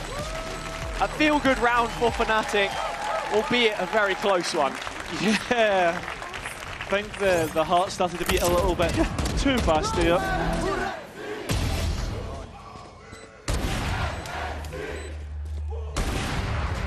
But this is also what you want to see from Fnatic. And when I spoke of innovation and bringing out a slightly different play, how many times have you seen the Sage Wall boost up there for that plant? That was very unique. It's different to the standard mid-take and meant that even while Na'Vi had control of B main, they weren't able to actively fight and contest for that space. And even if it got too far or started to go out of Fnatic's hands, there was also that option to use Chronicle's res if needed. But at the same time, look at mid, look at the players that are starting to move down there, and look at Ruxic having to run Scarpa for his life. If you're Fnatic, you really be expecting this, seeing so much aggression in the main, with player numbers also facing up in mid. The fact that Na'Vi have done this is good for them because there is still the Killjoy utility there. We've not really seen Fnatic go too heavy on these mid lurks, more of a split push incoming right now as Crashies relays information back as the drone makes its way out through the snow pile. Kayak getting that deep lane towards Snowman. Now the spike finally being attempted to go down, but Kron once again playing off his Sage Wall. Yeah, this is really nice. Kron, such a capable flex player, but Sage on this map for him has always had its nuance, trying to gain that extra margin of advantage, but no pick taken, the slow still to bring this one down to a snail's pace. I mean, shots need to be perfect from Na'Vi, because how do you get by Kayak's op? Grinding the defense down to a halt. Yeah. Xiao has his own wall here to recontest. Oh, okay. Somewhat worked out in Navi's favour. That's 2 to them. 2 kills picked up. Alexic over the top. Defuse being worked on by Xiao. And Na'Vi getting it all done. The second layer in mid collapses with just enough time.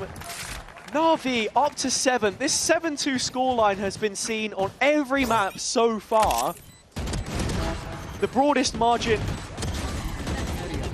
was the 8-4 on map number 1, 7-5 the second, and Fnatic are going to have to settle for something similar here. Yeah. Well, the buy not looking too great, so Na'Vi can once again start to build up their momentum. Full steam ahead. In fact, actually, the only real loss is Kayak's rifle, but he has blades, and he's actually been seen. Electric's up, not hitting. Oh, but it is now. And Na'Vi, at the same time, are being proactive once again through mid. Dart comes in as a bit of a distraction, but Hero hangs around for a little longer than he would like. Kayak back up on his feet. He's just got a classic. He's not got his ulti anymore. But a Guardian collected. Crashy's the one that takes the hit. Maybe playing for his ultimate late into the round. There's also that Viper's pit for Boaster. And he's able to try and clear out B. That snakebite might be enough. Molly blanket coverage and Kayak opening up the site, carving it to Fnatic's advantage. And Na'Vi now will be looking at the save. Alexic's op was what began proceedings, as he's managed to best Kayak throughout this series so far. Has to be a little careful here though. Alpha cuts him out the picture for the next. Trying to do as much damage as possible here, Fnatic. Remember, they can't really lose too much themselves considering the money situation. Because we've seen that head-to-head between Alexic and Kayak a few times already in the server today, of course, it only being the second meeting between the two. Kayak going +4 in the green against his regional rival last time. Here it is Shao losing the gun at the end. Alexic wants to find himself on the right side of history as Na'Vi's 7 rounds are slowly starting to drift away. Yeah, and I think this would be probably the best time to introduce a timeout if I'm the Na'Vi coach. Sorry, no, I was just laughing.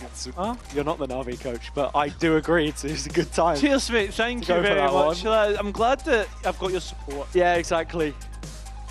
I know you don't speak much French, and Happy won't be here either. I apparently don't speak much English either. Oh, so I've heard. Yeah.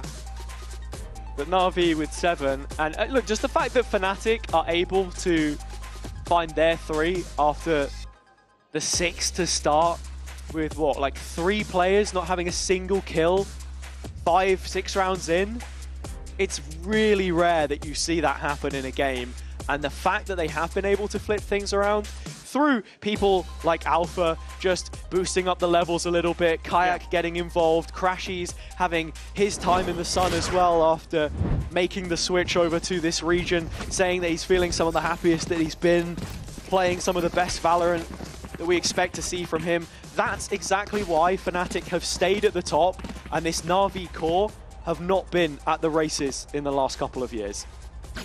Seems as if they have a good lead in which to finish this one out, but just 2 rifles in this round. I feel that gap will close even more so here. Fnatic, if things do start to get worrisome, Viper's Pit, Hunter's Fury, those were kept from the last round.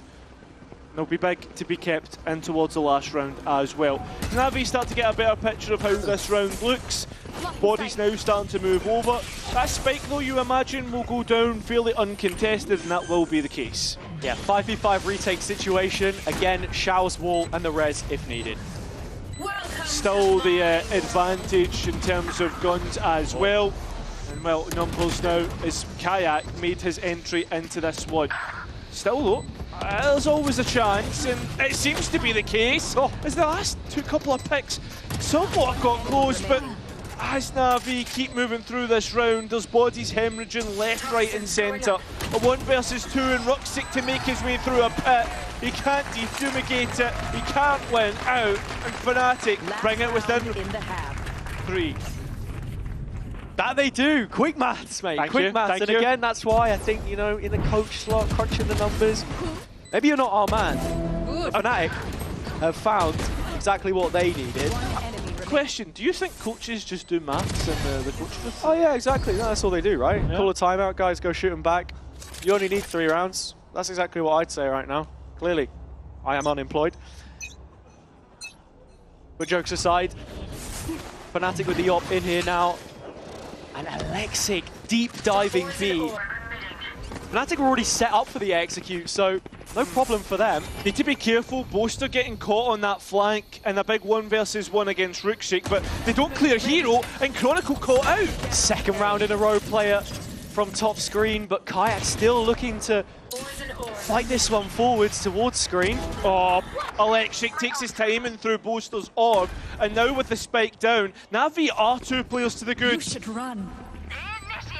Both lockdowns coming in incredibly deep that we see invested from Hero, as he was hoping that that would stop Crashies from getting the ult in and denying some of that deep positioning. Oh, the timing from Kayak. Oh, what? It seemed good, but still the trade out even better. It's all about delay now, and Fnatic winning out the post plan. Alpha has the first, and here's the ult to fall back on. Well, Hunter's Fury ripping off here. Alpha here still playing within the site. All 3 bolts gone, but that pit down. Alpha just needs to take him off the spike and done so. The pit down and crashes! Wins out the round for Fnatic and brings it within 2. 5-4 Fnatic. Na'Vi with clouds covering their heads. They can see the darkness arriving. Fnatic have brought it back from the brink and heading out of the halftime. We do have an interview to try and pluck the thoughts and feelings of what has been a very emotional first 12 rounds. It's Kayak's family, which we'll be heading to in just a moment, to see what it is that they have to think about his performance so far today. I've got some very special guests with me here. We have Kayak's family, Kayak's mother, Kayak's brother Simon as well. First of all, welcome to the Riot Games Arena. Have you been here before? Yes, I've been here before. It's my 4th time, I guess. And every time it's exciting, nervous, and I keep my fingers crossed for them. What were the other times that you were here for? What's your win rate like? Are you a lucky charm? Yes, first time it was Apex Ascension final. Then it was Fnatic Giants Heretics, and that one time when it was cancelled because of technical pauses. Yeah. But it still was okay. Yeah, I think you're a lucky charm. You know, you're always watching Kayak win. So what do you made of his performance so far here in Tier 1 as well? Well, I think as a rookie year, it's perfect for him to start like that. And he couldn't choose a better team. I think it's the best. The fans are going to like that answer. Now, I think all of his teammates say that he's a really great person to be around. You know, he's an amazing player on the server. Where does he get his personality from? You know, is it you? Is it his mother? Well, maybe he takes after us. Yeah? Some parts of me, some parts of my mother. It runs in the family, yeah? We can tell, we can tell. And lastly, are you stressed? You know, how are you feeling going to the second half? I'm really stressed, very stressed. But it's getting better and better now, I see. Yeah. Round by round. This is the Fnatic way. They always put you through this, right? They thrive in that environment, I think. Yeah. Thank you so much, Simon, for joining me. Guys, come on, one more time for Kayak's family. And we'll throw this back to Hato and Cairo to see if Fnatic can close it out. It's certainly a memorable day out so far, as Icebox has gone from looking like a worst-case scenario to a best one. Fnatic with 5 rounds out of the possible 6 at the end there.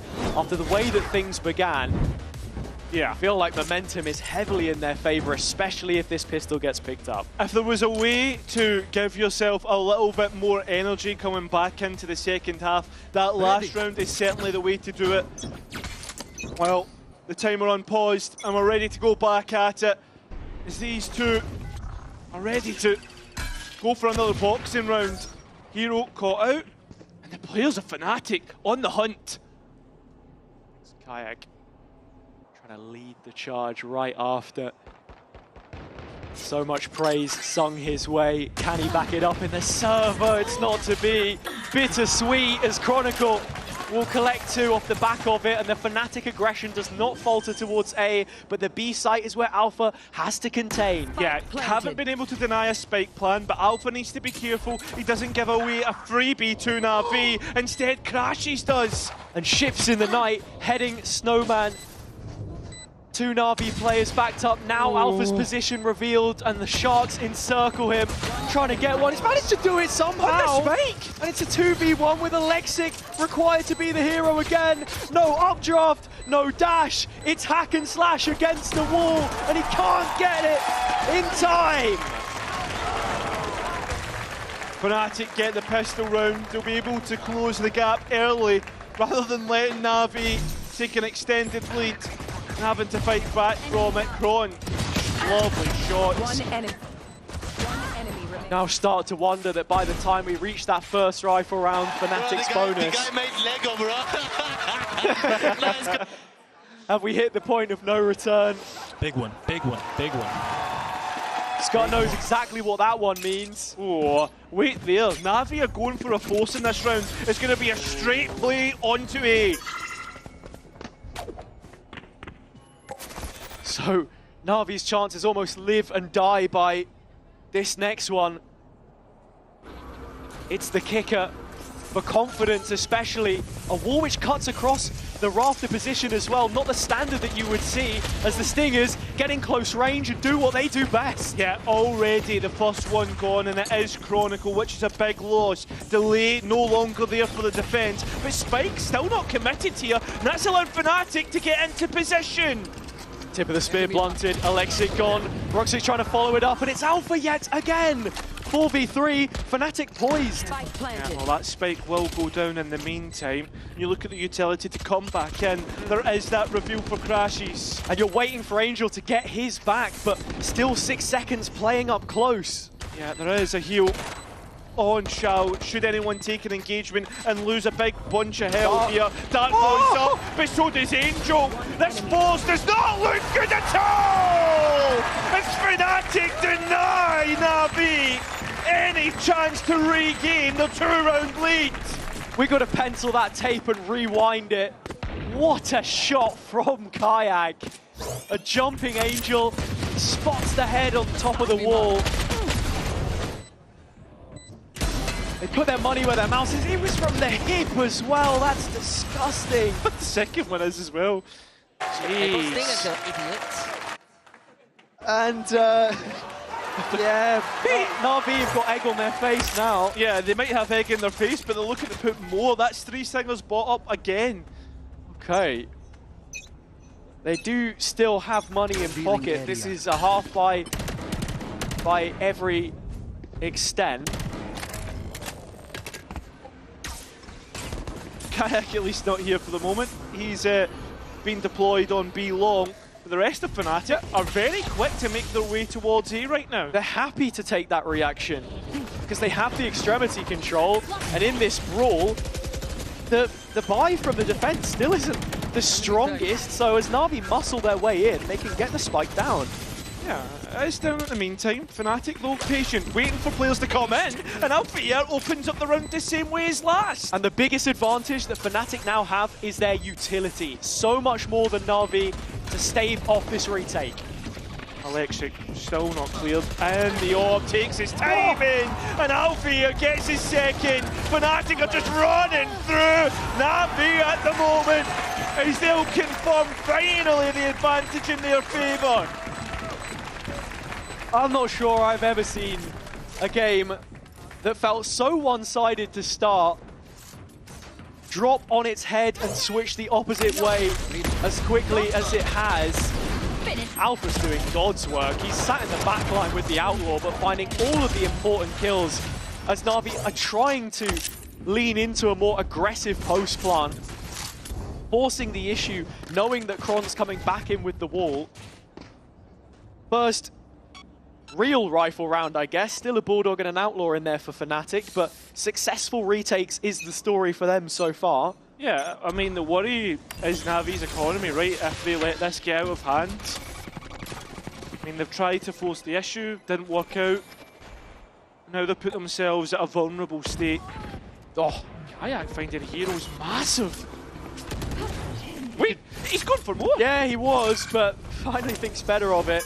You could see him on the player cam looking over into the audience at the family members, trying to see if he can deliver them a gift here. Put on a show. Exactly. And with him having such big shoes to fill with Durka being the king of Icebox as it was when Fnatic first showed this map all the way back in Reykjavik, opening game against Crew, we all remember how it went. And now it's Crashies trying to stake his own claim. Hero lost as the Sentinel player. Makes Na'Vi feel ever frail. Yeah, screamer of a shot. Electric is the only one in mid though, so he needs to be careful. Alpha getting a notification that Na'Vi have made their way on towards side before that spike plant attempted. And Electric still looking for more.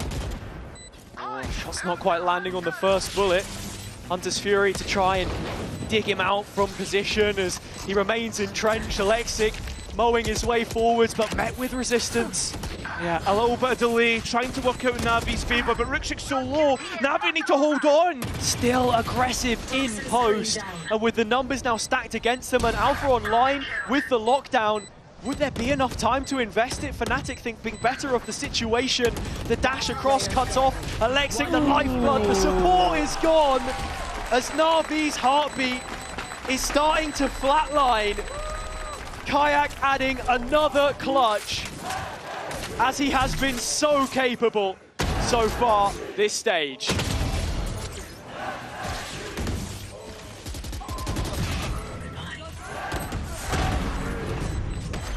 With that, we will be getting another Na'Vi timeout. The last of this map.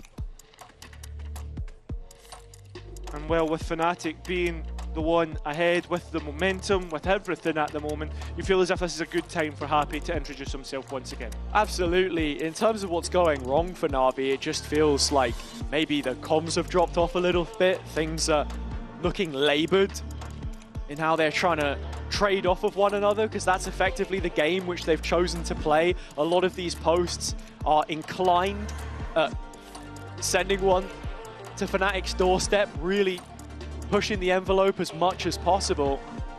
But even then, that's where you see everyone be able to come alive in the late round. Kayak there, coming into today, he had 5 out of 8 clutches won, which is a just ridiculous turnaround for a duelist player as well. Being able to do it on the stage, which he struggled to adapt to in his first best of 5 when Apex reached Berlin in the Ascension Grand Finals last year. You know, constantly adjusting the headset, looking a little bit static. Finally coming into form map 5, and in the decider here, it's a little bit more of the same. I mean, if you want to talk about clutch players, Alpha here, better performances in the second half of maps. We all saw the Sen game. Yeah. It's not brought the op out this time. Yeah, it's been 7 rounds in a row so far for Fnatic. Na'Vi look to try and put a stop to it. The odds are that you would expect Na'Vi don't have the capabilities to do it in this round, but there's always a chance, especially after the entry that they got. It's in this phase of the round as well where Na'Vi struggled with their direction a little bit. Rooksik's been spotted, they are caught. Literally denying information anymore. Angel trying to look for more, and Na'Vi finding it. That spike can go down comfortably. 2 players to the good are Na'Vi. Spike planted.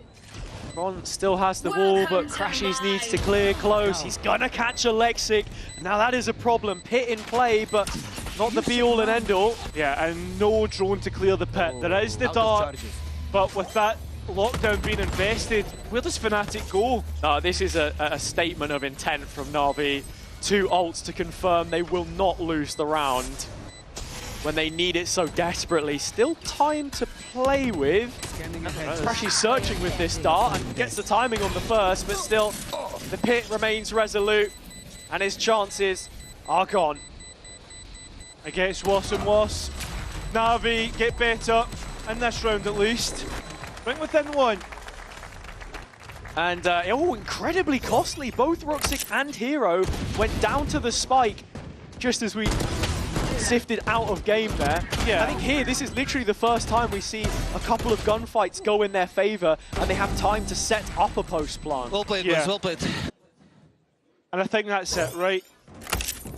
The worrying aspect actually coming out of that last round is obviously that was the chance for Na'Vi to consolidate their economy state, but Fnatic were going into troubled waters themselves, and Kayak maybe a little too eager to take that next fight.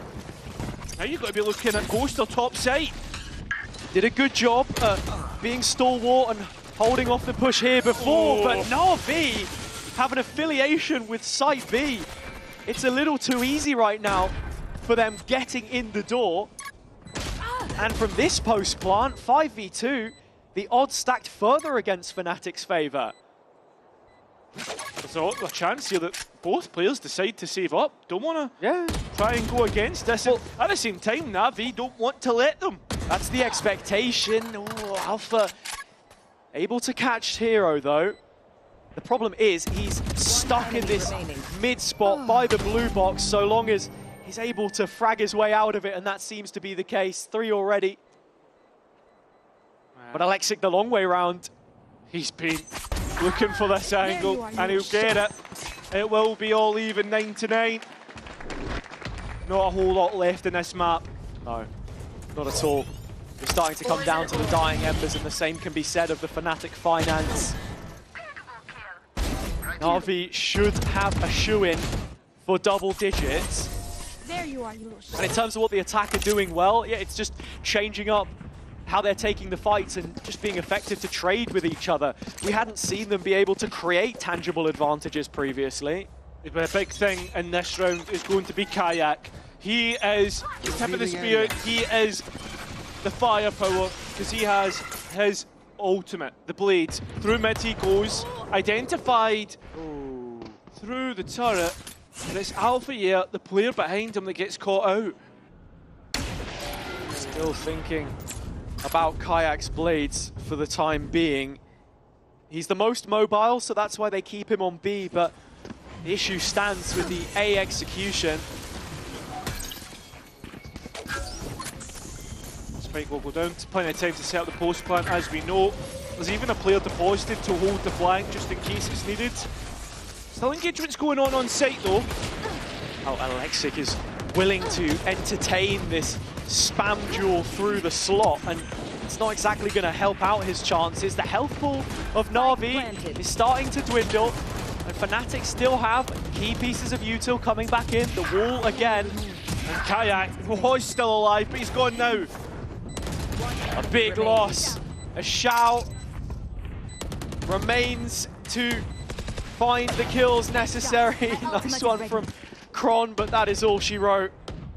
Na'Vi do get to 10, and with little trouble, having only one casualty. We're asking a lot of questions of Fnatic right now. They've given us a few answers towards the end of the first half. The start of the second looked good, but they're now slipping away in the business end of this series, which could set them up for a champion spot. That being said, those questions, the coaches will look to try and answer themselves, right? Set up Fnatic for success. Couple of ultimates, couple of ideas. And as we have already stated, this is probably one of the most important maps that Fnatic will be playing in the next couple of weeks. Yeah, absolutely. The other big game that you're looking at is the Liquid match, of course, to settle the score at the top of the group, or so you would think, but could very quickly see both teams put on a 2-1 scoreline. It's these last couple of rifle rounds which make all the difference. Milan opening the mic back up again as well, of course. First full year that he gets control of this team, from assistant coach to now commander-in-chief. And this is always something that you got to ask of the the coaching staff and the players, can you bring yourself back from these positions? Fnatic, we know that they excel with their backs against the wall. Just doesn't feel like it's going to take too much to finally swing this in favor of Na'Vi. Now 3 rounds in a row. Operator in play for Kayak. Where's he going to pick up his line? It will be towards the A side of the map. Na'Vi not interacting with this. Is this another quick play towards B? Kayak up on pipes early is definitely going to be a remedy for Fnatic's A troubles. It's the B side of the map where Na'Vi have looked at their best though. I'd have to agree, but the only thing is, Alpha here is here, and he also has the lockdown to delay. Oh, head spotted by Kron through the gap, under the stairs, sent to the cupboard. Na'Vi packed up in this round.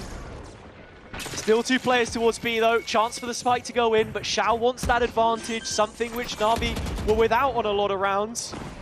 I mean, this next engagement even more important. Alpha wins it. Alpha headshot onto Alexic, but still in play. Res available for Shao to try and find, but there's no one that he can really look to pick up on their feet.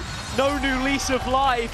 Fnatic are the ones remade as the rounds drag on. 10 of their own as we reach an equal scoreline again. Yeah, both teams feel like 2 boxers dancing around one another in the ring, right? Both taking their own. Good job. Both taking their own chances. And importantly, for Fnatic coming out of that last one, it's Hunter's Fury online for crashes. It's also, in the timeout, the adaptation to be a little bit different on how Alpha is setting up to defend the mid take, as you heard in the comms there from Kron. Big ults up in what is a very important round, just as much for Fnatic as it is Na'Vi. 3 players, less than 500 credits. Ruxic left on a solo mission towards the B side. Na'Vi playing a lot slower. Remember, the fast takes were really working out for them, the change of pace. So it seems as if Na'Vi have found something that they like, and the spike is being committed. Alpha running the same setup 2 rounds in a row. He spoke a lot about how the coaching staff have helped set him up to become such a flexible player and take on different styles. The Killjoy is a vintage of his. And with the turret watching over mid and the drone from Crashies now as well, Fnatic are set up to defend a B push. And only through one avenue as it stands. Hero is late to the party in middle. Yeah, and if he goes that way, 2 players lie in wait. Fnatic happy to concede a plan. Realistically, nobody really trying to deny it. There is utility to delay, but overall, it's all about the numbers game for the defense. Lockdown for Alpha, Hunter's Fury for Crashies. Angel has a counter, but that brings him out of play. You're seeing it invested from Crashies immediately. 2 tags, not 2 kills. Further delay from Fnatic, time running out, but Na'Vi finally get the spike in. Yeah, the molly just missed. Ruxic though gets the equalizer. Peeking out, Ruxic another double kill, and Angel on the off. Kayak one of his own. Res available on both sides, but it's Shao that'll bring Alexic back into the fray. Yeah, they know this round is important. And there's no more ultimates realistically for Fnatic apart from that res. And they're gonna get it. Boaster back on his feet. And in terms of that utility, an orb for them to maybe use to cover the spike plant. Into a lineup, Boaster goes. The molly coming in from the skies. But Na'Vi have Ruxic coming in from the side. A double kill, which gives them 11. They're getting closer and closer. It ends up being Na'Vi who get the value. After the ultimate's used, remember Hunter's Fury as well adds that res for Fnatic. And it might be over-eager, overzealous. 1 enemy remaining. Angel doing so much work, and by the late stage of the round, they weren't accounting for Ruxic's positioning. The worrying thing here for Fnatic is depending on how this next round goes, what Na'Vi have to end this map out. I mean, you're looking at the lockdown, that's not far away. Ruxic close to a Viper's Pit as well. The ultimate cycle will decide Icebox. So heading into round 22, Na'Vi with an opportunity to make it 3 consecutive opening map points. 2 rifle shots were heard trying to destroy that dart from 2 different guns, so that's information that Fnatic will have. But the A execute doesn't feel all too telegraphed. Fnatic have the correct setup, the macro looks good. Little pressure has been placed towards B, where Kayak remains resolute with this op on the line as you expect him to. It's all about how Na'Vi still slow roll through A. Trying to work their way around the pit. Alpha put on notice though, with that alarm bot being triggered. And now that second layer in mid. It's not just 1 lurk, it's 2. And the reason for it, the lockdown. Na'Vi are fighting this. Yeah, they're trying to play on the front foot, but Fnatic have dealt with it. Na'Vi are trying to run for the hills. Kron tries to take a timing as well, and it doesn't go their way. And this throws this round time into trepidation. Yeah, absolute jeopardy. Crashies has done all of the hard work so far. 10 seconds yeah, left. but that spike needs to go down, and that's the most important part. There's 2 players for Fnatic here. Alexic will attempt it, but he's going to be denied. Is it Fnatic once again? Make it 11-11. And right at the death, we have an equalizer. Ruxic just catching Boaster as time expires. The one saved weapon for Fnatic was the operator in the hands of Kayak, which we saw absent from the site hold. The site hold which was fortified through the very information channeled back from the young Cole's scope. And for that reason exactly, with so much chip done, it's still Guardians, it's still messy for Fnatic to try and take 12 themselves. Yeah, I mean, Kayak's decided to go for the glass cannon op. Confidence, that's how you know. Na'Vi still once again start the same round. Outside of it, they get caught by the drone, they do, but only 1 player, and that is Hero, normally the lurk player. With the rest of the pack this time. No pressure from mid, Na'Vi, keeping things straightforward. Another A execution, shot should land on the Nano. That'll stop any further plant denial. As soon as this wall drops, we're about to enter Bedlam. And Alexic tries to take that back space, but he's been revealed, and Alpha getting that kill. But still, Na'Vi hanging on the free, hanging on the edge. Fnatic still holding on to the site, but Boaster's found a little corner in which to work with. Na'Vi will attempt that plan. Boaster getting 1 more. Hyper's Pit being forced out of the Na'Vi, forced out of the defense, but it's still not working out. Fnatic look to be the first team to grab 12. Ruxic looking for another angle, and it will net him 1, but there's 4 more that he needs to find. Time so low, this is looking like Fnatic ready to close out this round and get close to closing out Icebox. So our stage 1 defending champions doing what they do best, bouncing back from a setback. Even with a fairly broken buy, the execution here from Na'Vi felt a little bit fragile, scared perhaps to step over the threshold, out of the trenches and into the firefight. They do hold a monopoly on ultimates into the penultimate round, but they're on the back foot this time. Yeah, the buy isn't there to back up what they have in terms of the ultis. There is only 1 more round left of regulation. It will be overtime or bust for Na'Vi. Once again, most of the forces started A. Kayak lies in wait. For the last few rounds or so, Kayak has been placed to stop any kind of B-long push. Ruxic sprints out, the star man for Na'Vi in the headlights. As Kayak just can't quite find the fight, and the fumes are the respite for the Viper on the other side of the server. Na'Vi closing in on an A finish, but how many times have we seen them won a post plant on this side of the map? I mean, how many times though have we seen them get that spike down on A? I don't think that will be a massive problem. And then you've got the lockdown to create more delay on site. They just need to be able to stop the flood. Electric, a little too careless there. And only with the Marshal to try and make something happen. Chronicle closing the gap. Oh, onto the site he goes. So the Fnatic, they're going to shut it out here. The lockdown, the only thing stopping the defense is Electric looks to deny! No way! He pushes Fnatic off his site. And there's going to be a detainment on Alpha here as well. It's an effective 1v1, and he can reposition. Both East boys. That's where they started their career. Kayak and Electric. Alpha here, the difference. Hiding in the corner, close to the spike. It has been halved. It's all about the next engagement. Such a bold play. He's gone for it. The spray down!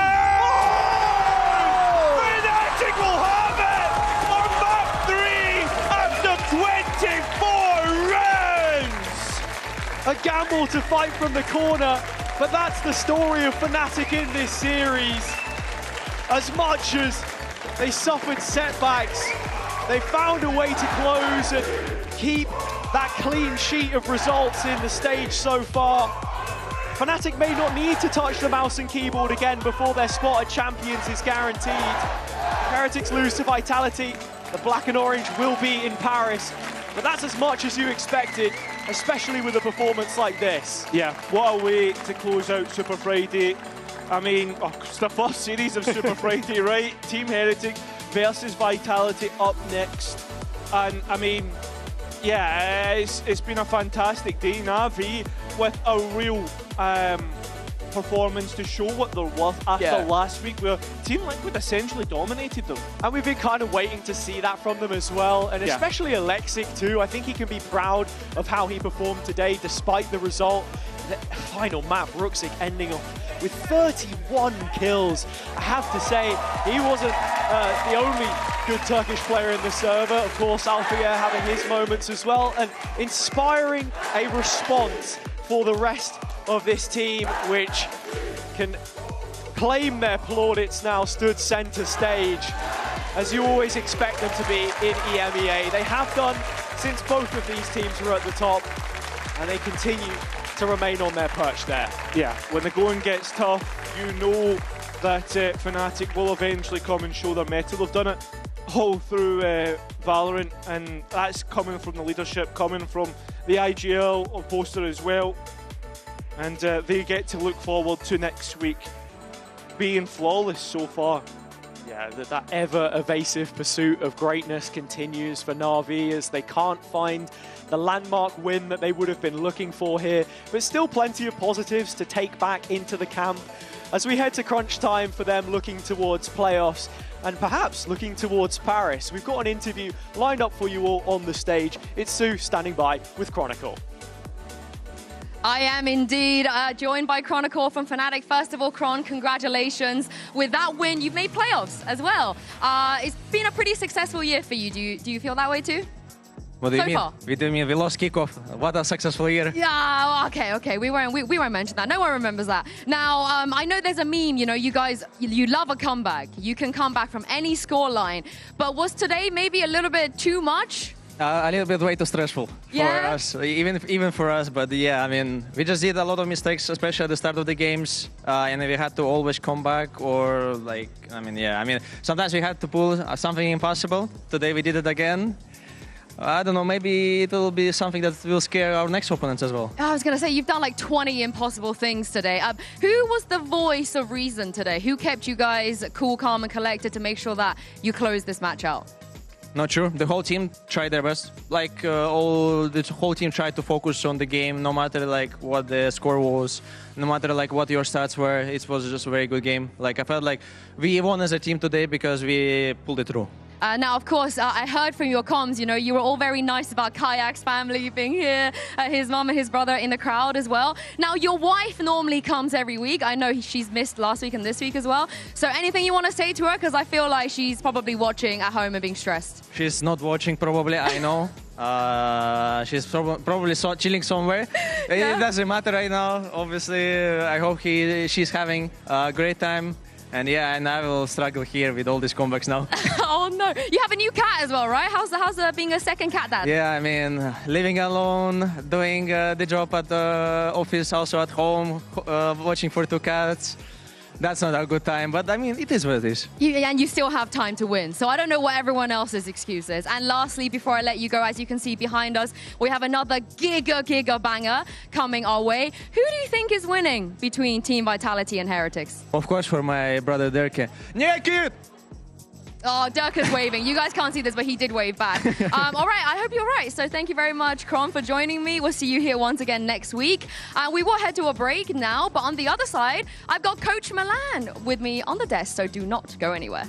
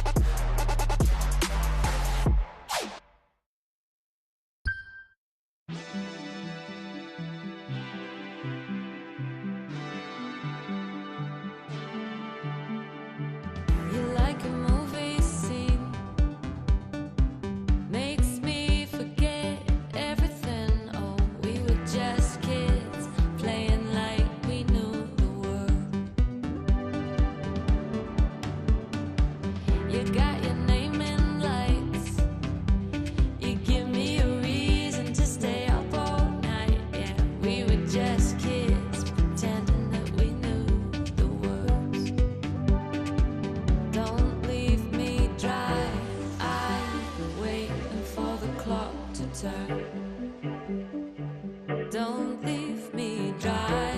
I know we've got a lot to learn. You like moving pictures on the big screen. You got me feeling like I'm 17, watching pictures on the big screen. Whoa. You like moving pictures on the big screen.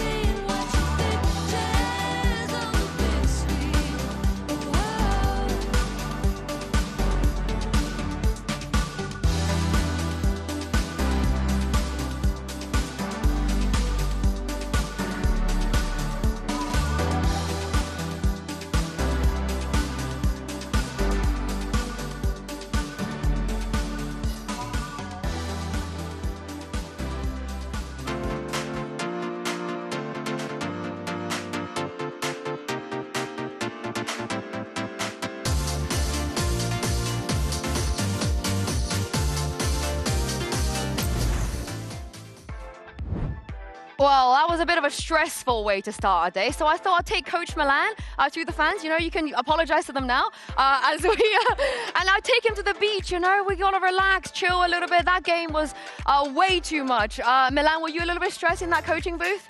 A little bit. I think a little bit is the precise amount of stress that we both experienced during that game. Okay, in which case, would it brighten your day if I do take you to the beach? Is this a good thing? I think that's the most wonderful offer I could receive right now. Yeah? Oh, yes, this is what we do. EMEA production. Hello, Billy, by the way. Welcome to the beach. Billy is admittedly, I think, a little bit less stressed than you, Milan, but we were all, you know, watching in there thinking, why is it always got to be this way? So why is it always got to be these comebacks, man? You not tired of them? No, I think, yeah, I don't know. Obviously, we don't want it to go this way, and I think we have no one really to blame but ourselves for the way that this series went. And it's like you're a couple rounds away from either winning losing the first map, winning the second map, and at the end of the day, I don't know. I'm just happy that we won. We pulled through. I think a win is a win. That matters, right? Exactly. Win's a win. Definitely a lot to take away from this one, though. I was going to ask, like, you've been traveling a lot to play a lot of Valorant recently. How do you as a coach kind of balance that work and rest, as well as the stress levels? I mean, to be honest with you, I think everyone on the team, not just me, not just Ben, not just Phil, like everyone has just been incredibly busy, and it's nice to be able to relax a little bit. So especially after these first like 3 stage games that we've had during the stage 2, we're taking it really easy the day after, and often the day after that as well. So it helps us recharge. And I can definitely feel a big difference, because especially like after EWC, we were so tired. It was the tank was just entirely empty. Is that why you all dropped your savings at a card show? Is that how you relax? I don't want to be out and on the street. It's okay. Like in which case, answer me this then, because that bind comp, we thought it might be a one and done, perhaps. 2 questions. Well, 1 question in 2 parts. 1, what is Alpha's role on bind in general, and how does the Tejo facilitate that? So, obviously, I think it was just a little bit difficult because we really liked this comp and we thought very hard. We had quite I don't want to say heated discussions, but definitely a lot of players also felt involved, right? Like we have 2 very strong initiator players on the team, and then somehow Alpha ends up playing that role. And I think it's just because Kron's been so fantastic on the Viper this entire year that it almost just makes more sense to sacrifice a little bit, quote-unquote, on a Tejo, because ultimately Alpha played fantastic today, right? I only think, not only in frags, but also just in terms of like, I do think his utility usage was very good. And it's just, I think this is the combination of agents that works out the best. But we definitely thought a lot about all the different options. I bet he loved that. Yeah. I bet he was like, yay, Tejo. It's the curse of like involving players in your discussions, because then every time something new comes up, they're like, I have an idea. We're going to play 5 duelists on this map. I'm going to be playing Neon every map from now on. Sounds like a Bosa thing to say. I have a couple of questions to that answer. Was this something that Scott cooked up? Was this something yourself? Was it to do with the players? And then also, how would you describe your relationship with Scott? Because he's obviously someone that came up and into VCT very quickly and has found so much success already. Yeah. So for the first one, I think a lot of stuff is just, I think I have 2 very creative, strategically strong people surrounding me. So this role for me, I want to be involved with strategy, and I am involved, but I'm not afraid to take a step back and let them like do their things. And I think Ben has like very strong and very good opinions often, and Jake is the same way, Boaster is the same way. So that leads to fun discussions sometimes. And obviously bringing Ben in as Scott, I think it was a no-brainer for me. Like it was a little bit, I mean, it's been a while ago, but I knew him already very well. And I think he is one of the smartest people that is in Valorant right now. So I feel very privileged. It was really a no-brainer. I think so far everything has worked out very well. I mean, thank God that you're there to bring the balance, because you know what they're like. They believe their way is the best way, and I think the fact that you're able to manage that is a very strong suit. I think the beauty of it is that Jake likes to talk with his heart and his gut sometimes, and Scott is just much more of a brain person, you know. And obviously these 2 ways of like engaging with each other are polar opposites. Yeah. Which I think works out very often super well, because I think that some of the stuff we've done, like ultimately it's led us to this point, right? But yeah, I'm definitely there sometimes just being not a referee, because I think that sounds like they're arguing.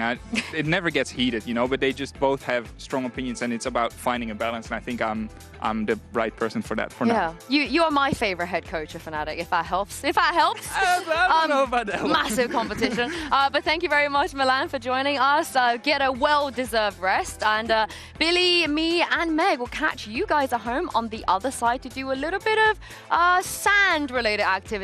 You do not want to miss this.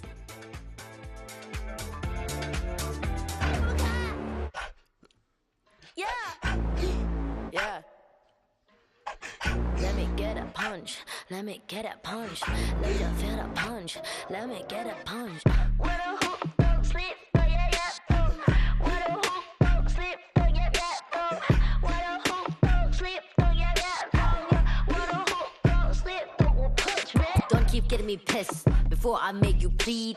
Pray for your rest in peace. It's the only peace that you need, even a punch. This is the purge. Everybody please your perk. Your perma kick these people with my kitty pound. Play with the wrong gal pound. Put with the put get the pop on out. Pop on now. Yeah, I'm a kite ying my pow pow pow pow. Pack it out, back it out. กูสร้างมึงภาพลับ Yo how about now bruh จบบ้านนี้ไม่ต้องรอถึงหูพวกกูจัดมึงจุก Now out out. Need the pepper pick a pack of peppers. People like me pick a pack of bricks for a week per day per minute. Rapper like me ทำพวกมึง panic บอกกูเป็นผู้หญิงมีผลต่อ proof ไม่ควรได้ pride เข้าใจมึง lose อะไรไม่รู้พร้อมพวกขี้แพ้มาพานกูพูดไปก็ไรพอยเขาต่อยสักชุดที่กว่าพวก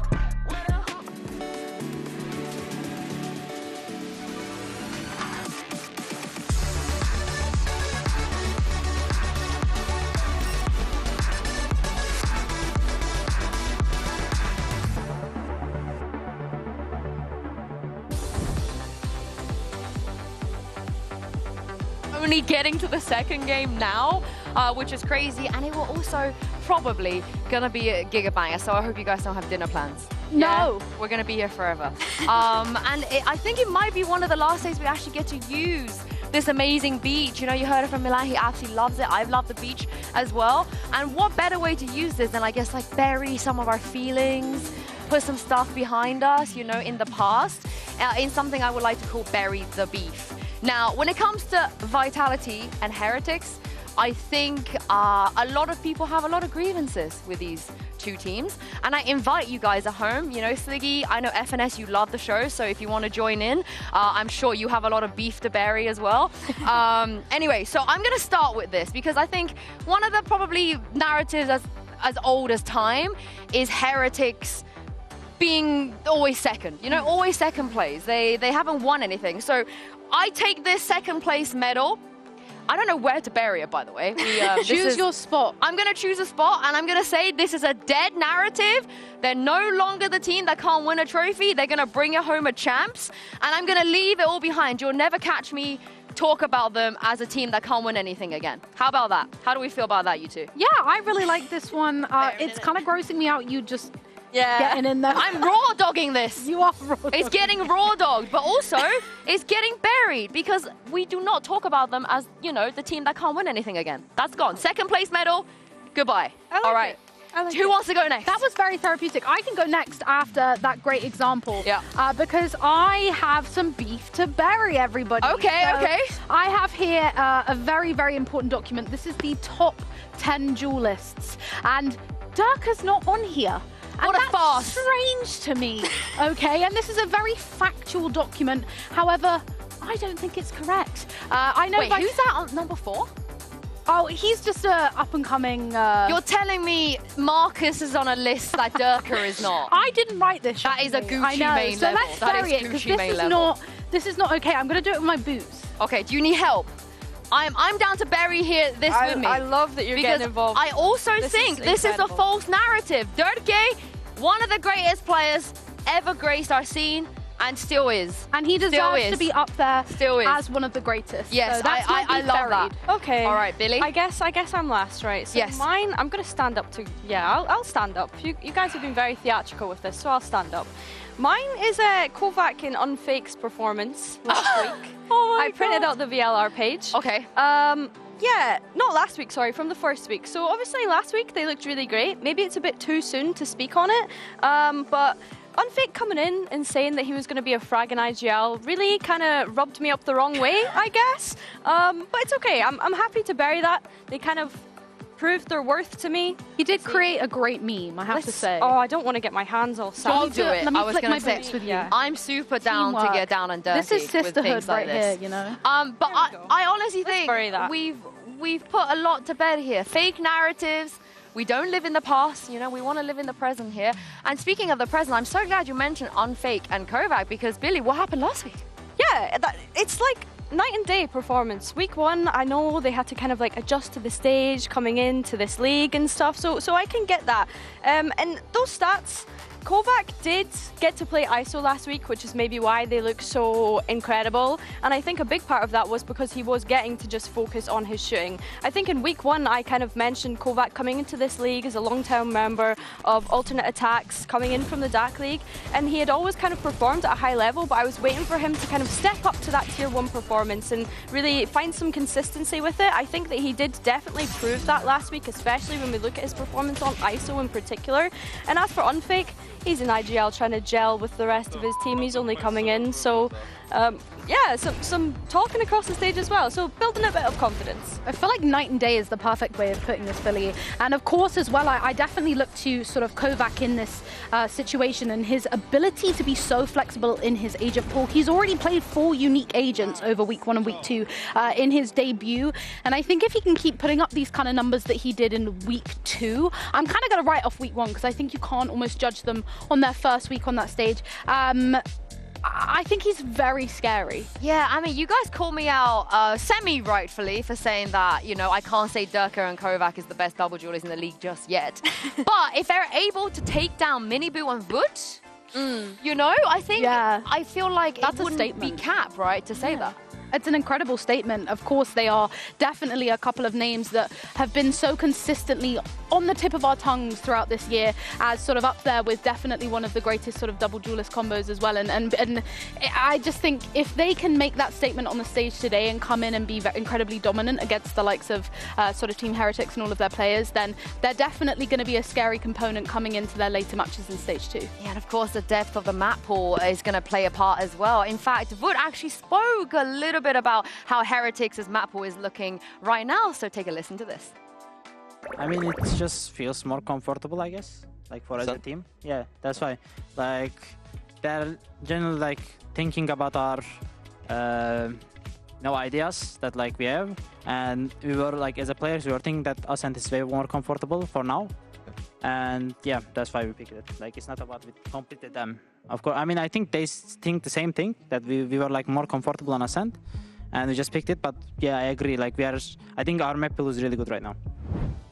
Do you agree with it? Did you like the Ascent choice over the Haven? Is it all bait? What do you think? I think it's bait. I think that they're trying to just put something out there into the atmosphere to get Vitality to maybe pick into sort of Haven, I guess, which we know is a very strong choice for Vitality, but maybe making them think that they're not as good on it and that they're more comfortable on that Ascent.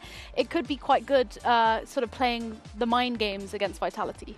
I do think Heretics' map pool is looking decent, but on that note, the Icebox...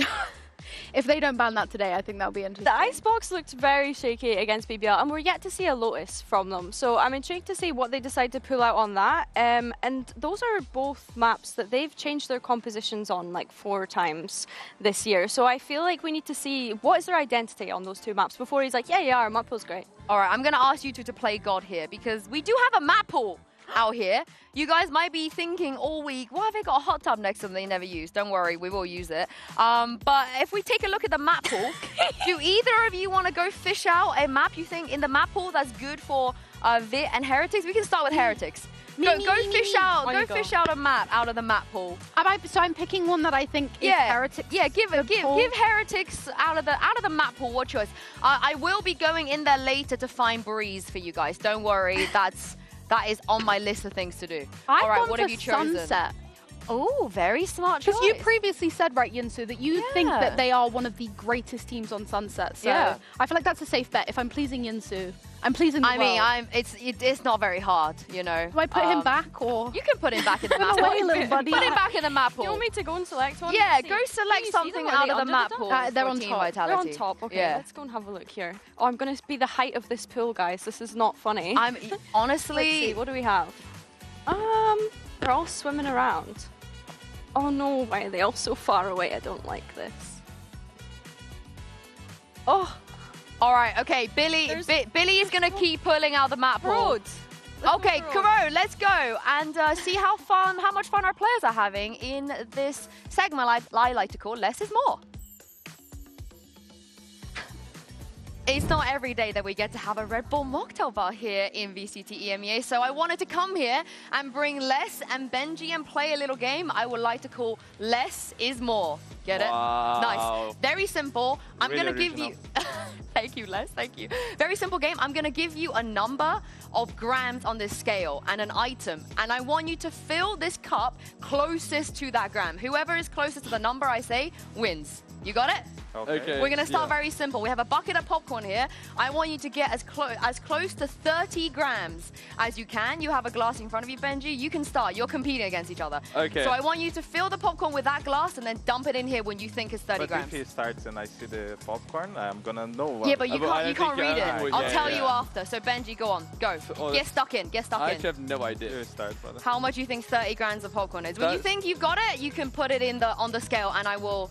The camera will know. We'll hide it from you two, and I'll say the result at the end. Bro, I have no idea. I'm not gonna lie.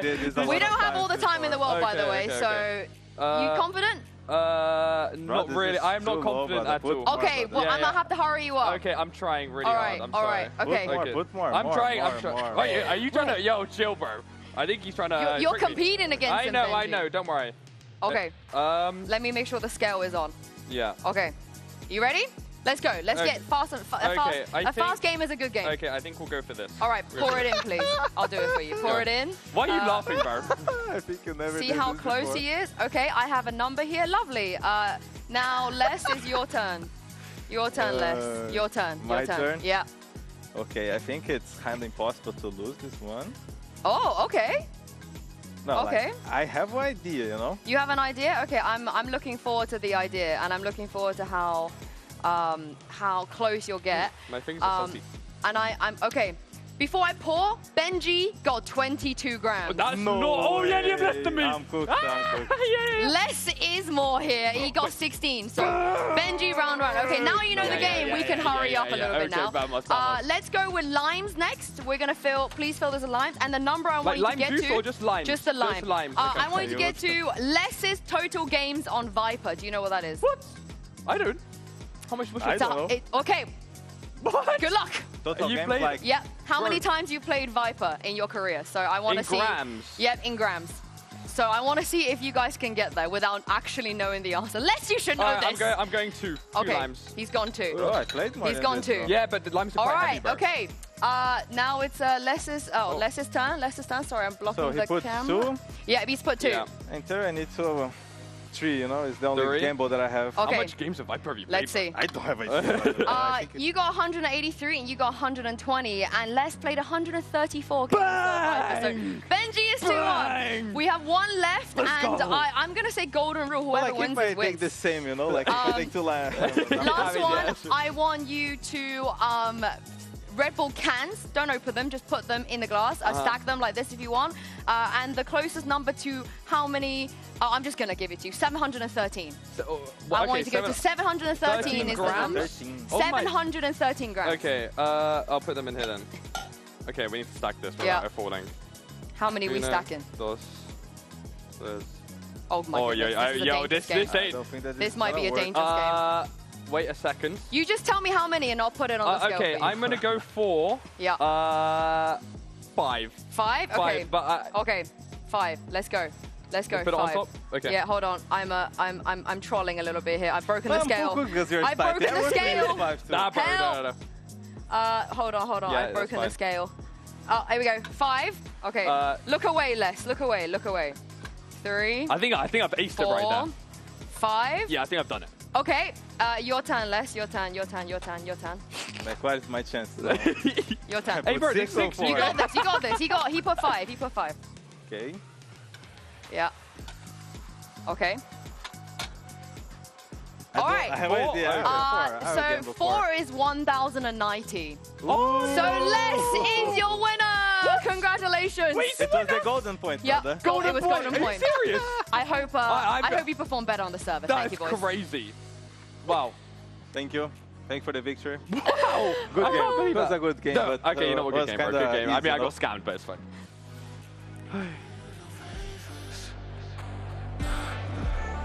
I'll keep you in the dark.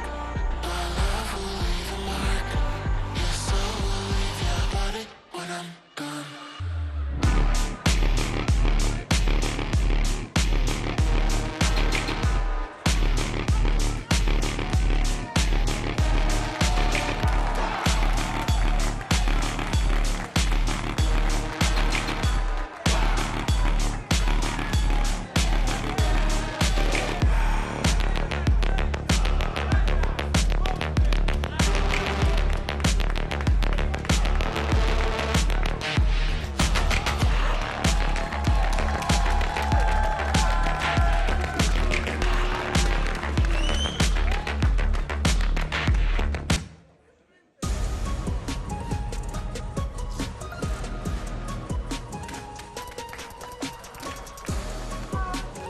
Of course, since Heretics have broken the second place curse, we had to put a picture of Fnatic there, you know, to try and psych them out a little bit and make sure that the second place narrative apparently isn't buried. But a very important game here for both teams. The Heretics, they win, they lock in playoffs. Miniboo, stop yawning. We've been here all day as well. But on the other side of this, for Vitality, you know, we already started saying that the super team could be back. So this is a very important game for them to make a statement on.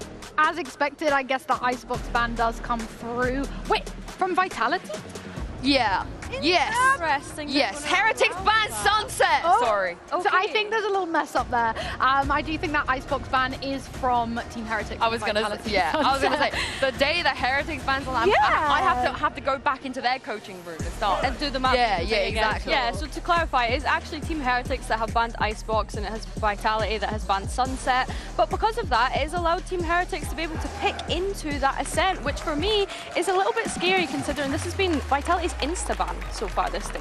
Honestly, for me, that first map, it settles the entire series. I think whoever wins that map 1 probably has the greatest chance of taking the series, even if it goes to map 3.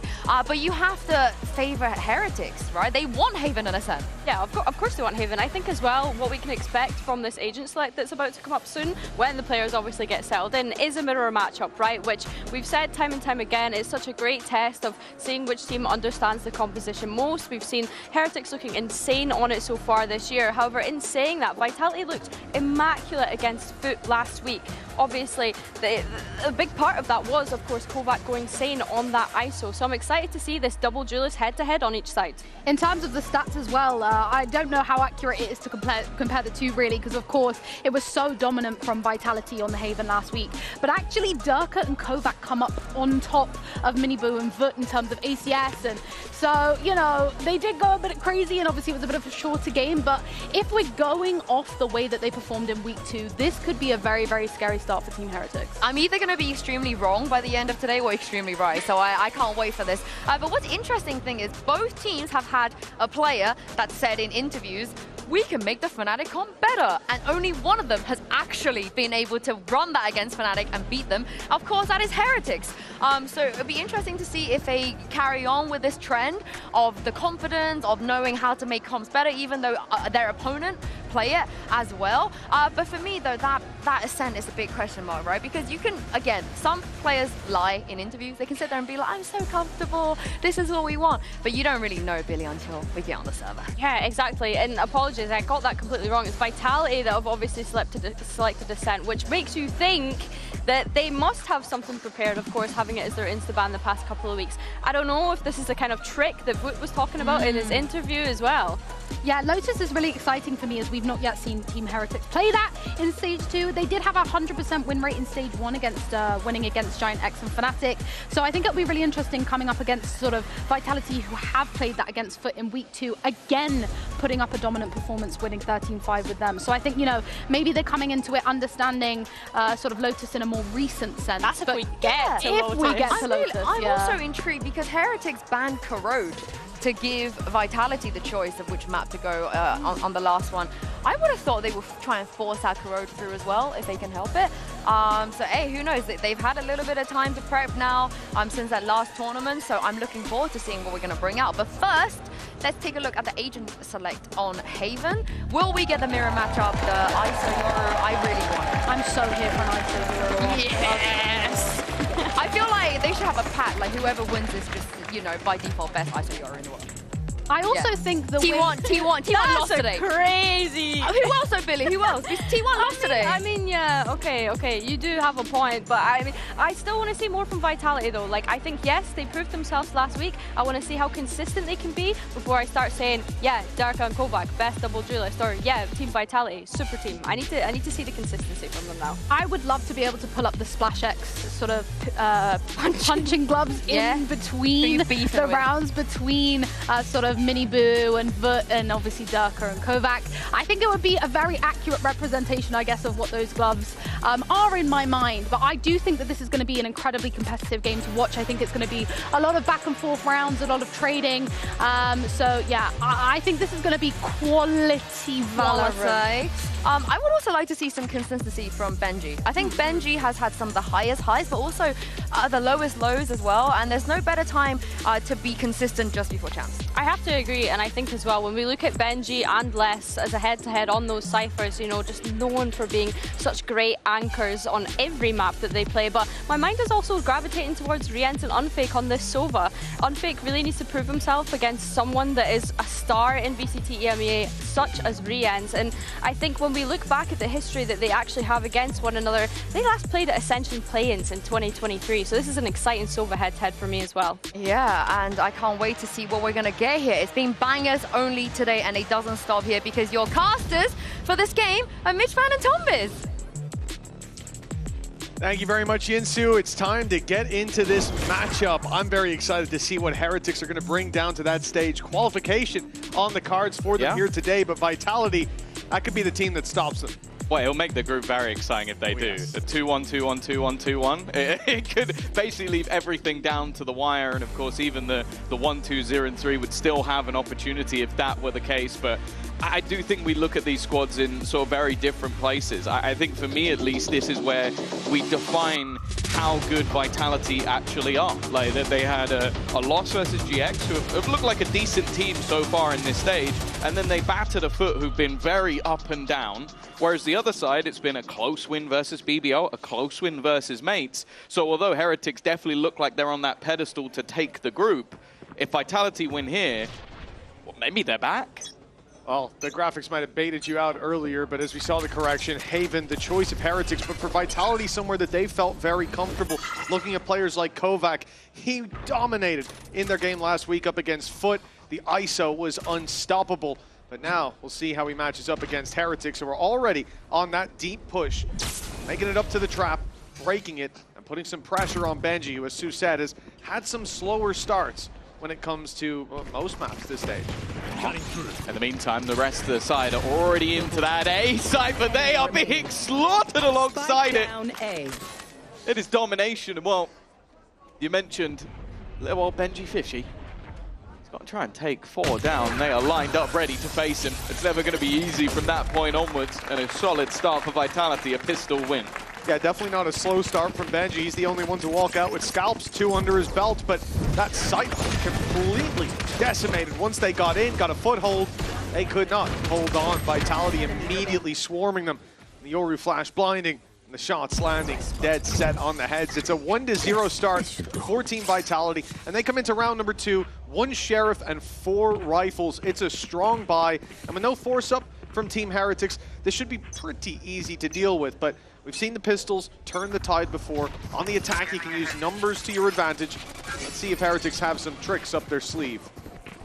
Yeah, you look back over the last few months of this map. 9-1 for Heretics. The only team to beat them were Gen.G.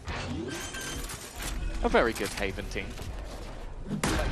So it's definitely going to be an uphill battle for Vitality, but getting that strong start, getting the pistol, getting the second round, which from this stage onwards, unless you're going to lose a 5v3 retake versus Classics, I think should be relatively easy. And well, it's a single kill at least, something extra for Miniboo. Few credits even garnered, but more importantly, this is fantastic for Durka. 1 away from his ultimate. We're going into round 3. Yeah, that could be a great bounty to have for finding those Heretics players. Less recovering the weapon as well, so in terms of economic damage, I think shield reinvestments, even just in the conversation. Still have a sheriff to drop to a teammate. Rifle for himself. So a solid start to the economy of the defensive side for Team Heretics. They get their plant in at least, but this is their opportunity to fight back coming into round number 3. Cutting through. This team has always been very difficult to face off against. Like they're coming up against a composition they're very familiar with. Solid on both sides of the map as well, so there'll be no ease off. But very aggressive start, and actually the use of the vulnerability in combination with that shock dart has got a free opener for Vitality. That couldn't have gone any better. Now, great utility usage from that A hold. Heretics were stacked up to push heavy into A to start us off, and now they've lost that flank protection. And after the pistol round where Vitality pushed mid so quickly, they had, by now, even before now, they'd already gotten all that space. Of course, they have to go back and re-clear. They have to now play this round a bit slower without those traps to cover their back. Losing Benji early. They have to now look for other options. The spike will slowly gravitate towards this B site, but the pressure they make there may just be a ruse, an attempt to bait those Vitality players on A into a bit of an aggressive stance. Try to get them to push into Miniboo or into Boo himself. It's bare minimum. They're hoping for a rotation. Dirk, okay, that's bold. That's very bold. You mentioned it. It seemed like bait, and well, Dirk completely fell for it. They done some decent damage on the other side, and Kovac even popping 30 seconds that left. shield in the hope of finding someone. But now the rotation's gone back towards that A site again. This leaves B completely open, but the smoke is deterring them for the moment. Yeah, flash through and they're right on the site. The Oru out of flashes, but that's just fine for this squad. They've got a plant out of this situation. They've got that deep control with Woot towards the gong, but Blast is going to be weeded out. The reveal has caught Miniboo though. The trade's good for now. An easy pickup for Woot. He flew under the radar. They didn't expect to play her on gong, and now it looks like Vitality have no chance of winning this round. Shock Dart not even doing that much damage, and Woot faces a blinded opponent. That is an easy pickup. In fact, all 3 kills essentially handed to him in this round. That's a stumble from Vitality early on. Yeah, the kill onto Dirk is definitely a mistake, like, especially when he had players near him that could have gone with, could have held that cover. And yeah, I understand wanting to get the ultimate online. That dimensional drift is so strong, especially in B retakes. You can clear all of the site, you can give your teammates information of where to shock dart, where to throw in that extra utility, but it ends up being their undoing. That's safe. And while Wu, one of the reasons they're so successful on this map is his individual brilliance, and already off to a solid start. Good beginnings for Team Heretics. Another direct approach. This time Benji not going to be picked early, but Boo will. That's your smokes down, your paranoia gone. That's worse. Yeah, indeed. The blow will be felt much more severely now by the attacking side. The attempt to send Benji up through B, it's been space that's left relatively open. In a lot of these rounds, it makes sense that Heretics are defaulting back towards seizing that control. But Vitality have no need to offer up duels. This is very much just info gathering, pixel angles being held. You'll see the same towards both sides of the spawn. It's Heretics that have to make a move.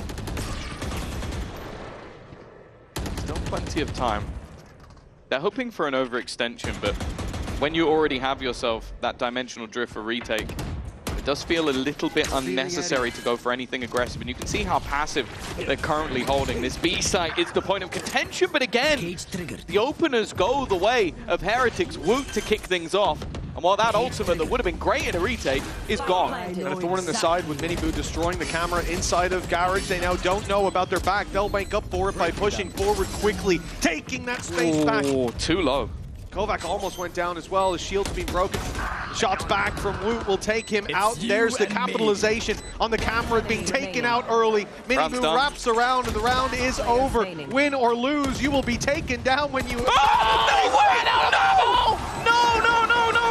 He shot too early and Kicks is gifted the round. That should have been it. A Red Bull clutch for Kicks that never should have been, and Vitality 3-1 in the lead. What a fumble! That's the worst thing I've ever seen. I'm sorry, Miniboo, I'm a huge fan, but that's the... I cannot believe what I've just witnessed. Delete the VOD. Delete the VOD. Delete it. Well, hello Reddit. It's nice to see you again. The Miniboo haters are going to be eating good today. Well, that's shocking. Right, let's all take a moment. Deep breath. Nice deep breath. And let's all try and forget what we've just seen. Because I really wish I could. You're not alone in that. I think Miniboo is going to want to quickly forget that round, but the consequences of it will still be felt as we come into this with minimal investment from the side of Team Heretics. And sure, they get a pick on the Kovac, great. Maybe even a weapon. Oh, that's a TP. Maybe even a weapon on the back of it. But still a 2v4. The economy of Vitality, it's shaky. Damage here will be worthwhile. But a round win, the recovery of what should have been, not looking very likely at all. I'm legitimately sweating off that. I can feel adrenaline within my body. I don't feel good. I can't imagine how he feels. He was kind of smiling, so I guess that's what you could do. It wasn't even like 3 bullets left. No. That was like a 9-bullet spray into the wall. Yeah. If that happens in my ranked game, the comps are not going to be great. Let me just say that. Well, a 2v4. I must wait. Definitely a chance for a plant, but I like the fact that Vitality are just playing this one as a retake. Not going to risk too much, don't want to overface and give these players anything back, because although there was a blunder, I see Rien's on a site with a Guardian, and I still believe Boo, well placed. That's the first, the second as well. Okay, maybe they're going to respond immediately. Well, I guess Heretics can get away with murder when you've got players as good as that. Great call from Miniboo to allow Kicks out of the ult to die, to set their economy up for a crumble later. I mean, that is cerebral play. You don't often see it.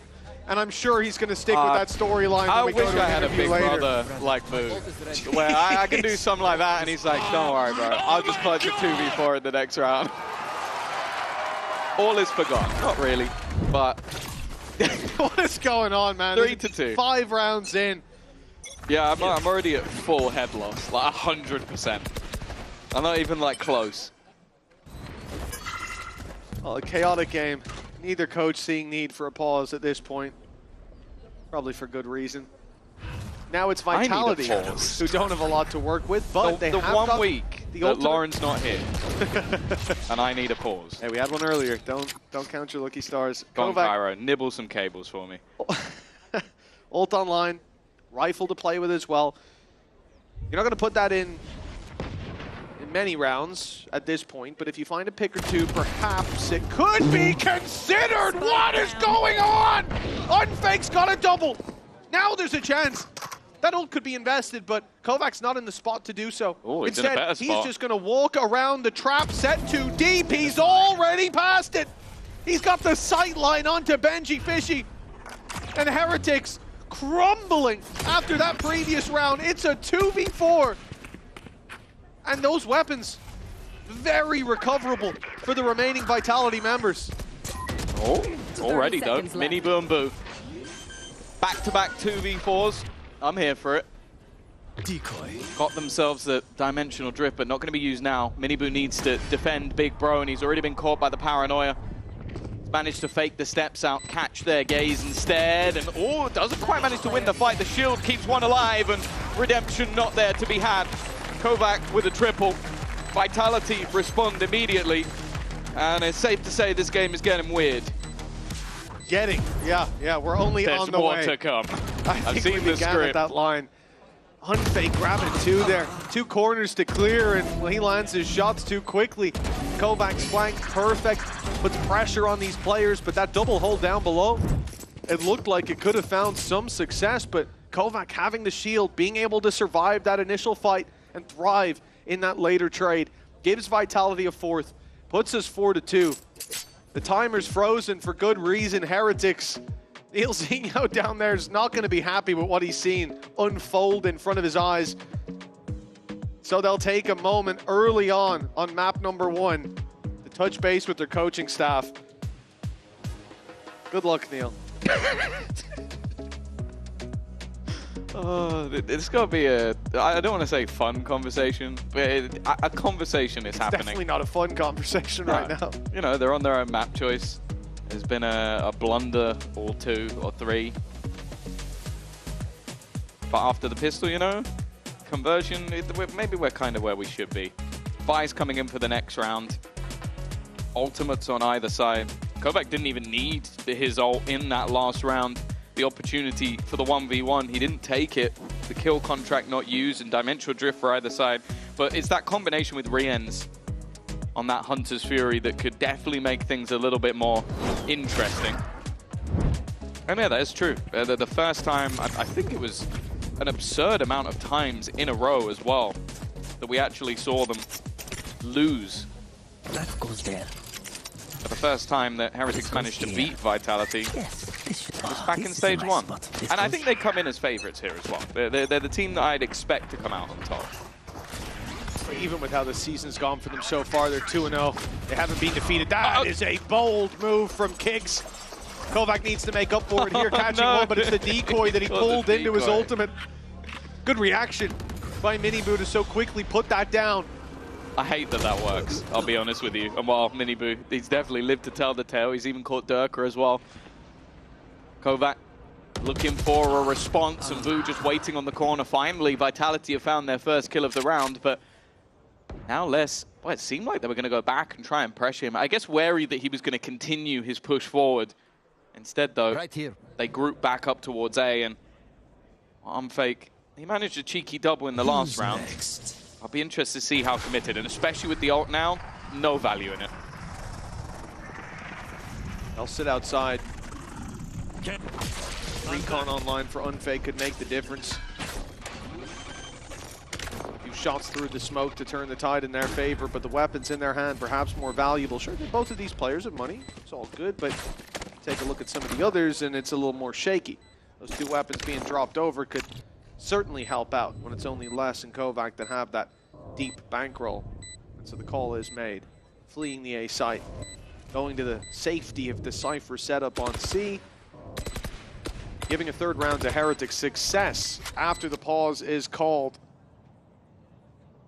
I think, again, it all starts to fall apart there, losing that control towards short on A. Or Kicks just doesn't think there's anyone in the cage just yet. Yeah, but that's the thing. A lot of the plays that we've seen, especially on this A-site aggression, have been very audacious. Like, they've been trying to catch players on Heretics off guard, and they've been very happy to challenge for that. I think a lot of this round comes down to Boo just being in the right place at the right time, and it is just very quick reactions on the other side from Miniboo. I will be honest, I think that's a little bit overpowered. I think that you can counter an ult with it. It's very hard to get that timing. Like, you put your decoy down already, you have to pull it out, you don't have a weapon in your hand. If it's a double push, I still think it's a bit strong. Nah, don't worry about it. I don't play ISO, so I'm fine. I had a feeling that was the case. Go in that bind teleporter, got my trusty decoy with me, it's all good. But yeah, for Heretics, it was a good response, good awareness of the ults on the other side, great reactions to them as well. And again, a punish from Boo, TPing across so quickly to the A site. And yes, a big gun in play for Durka. Nobody coming towards his side of the map, at least not from the angle he's watching. But the good thing is, look at the angle that he has. Having gone all the way down on C long, he's got so much control here for the late round. It's they more can so afford it's rotations. the space that it gives. It allows them to double up on A, keep the player firmly within the B site. And okay, you still have less having to watch, but he's got his cam within the garage. So maybe not wanting to pop that immediately, as it would give the game away, but he's not going to mind too much. A slower approach from Heretics. You can understand why. The last round, it was a blitz through in terms of the positioning taken.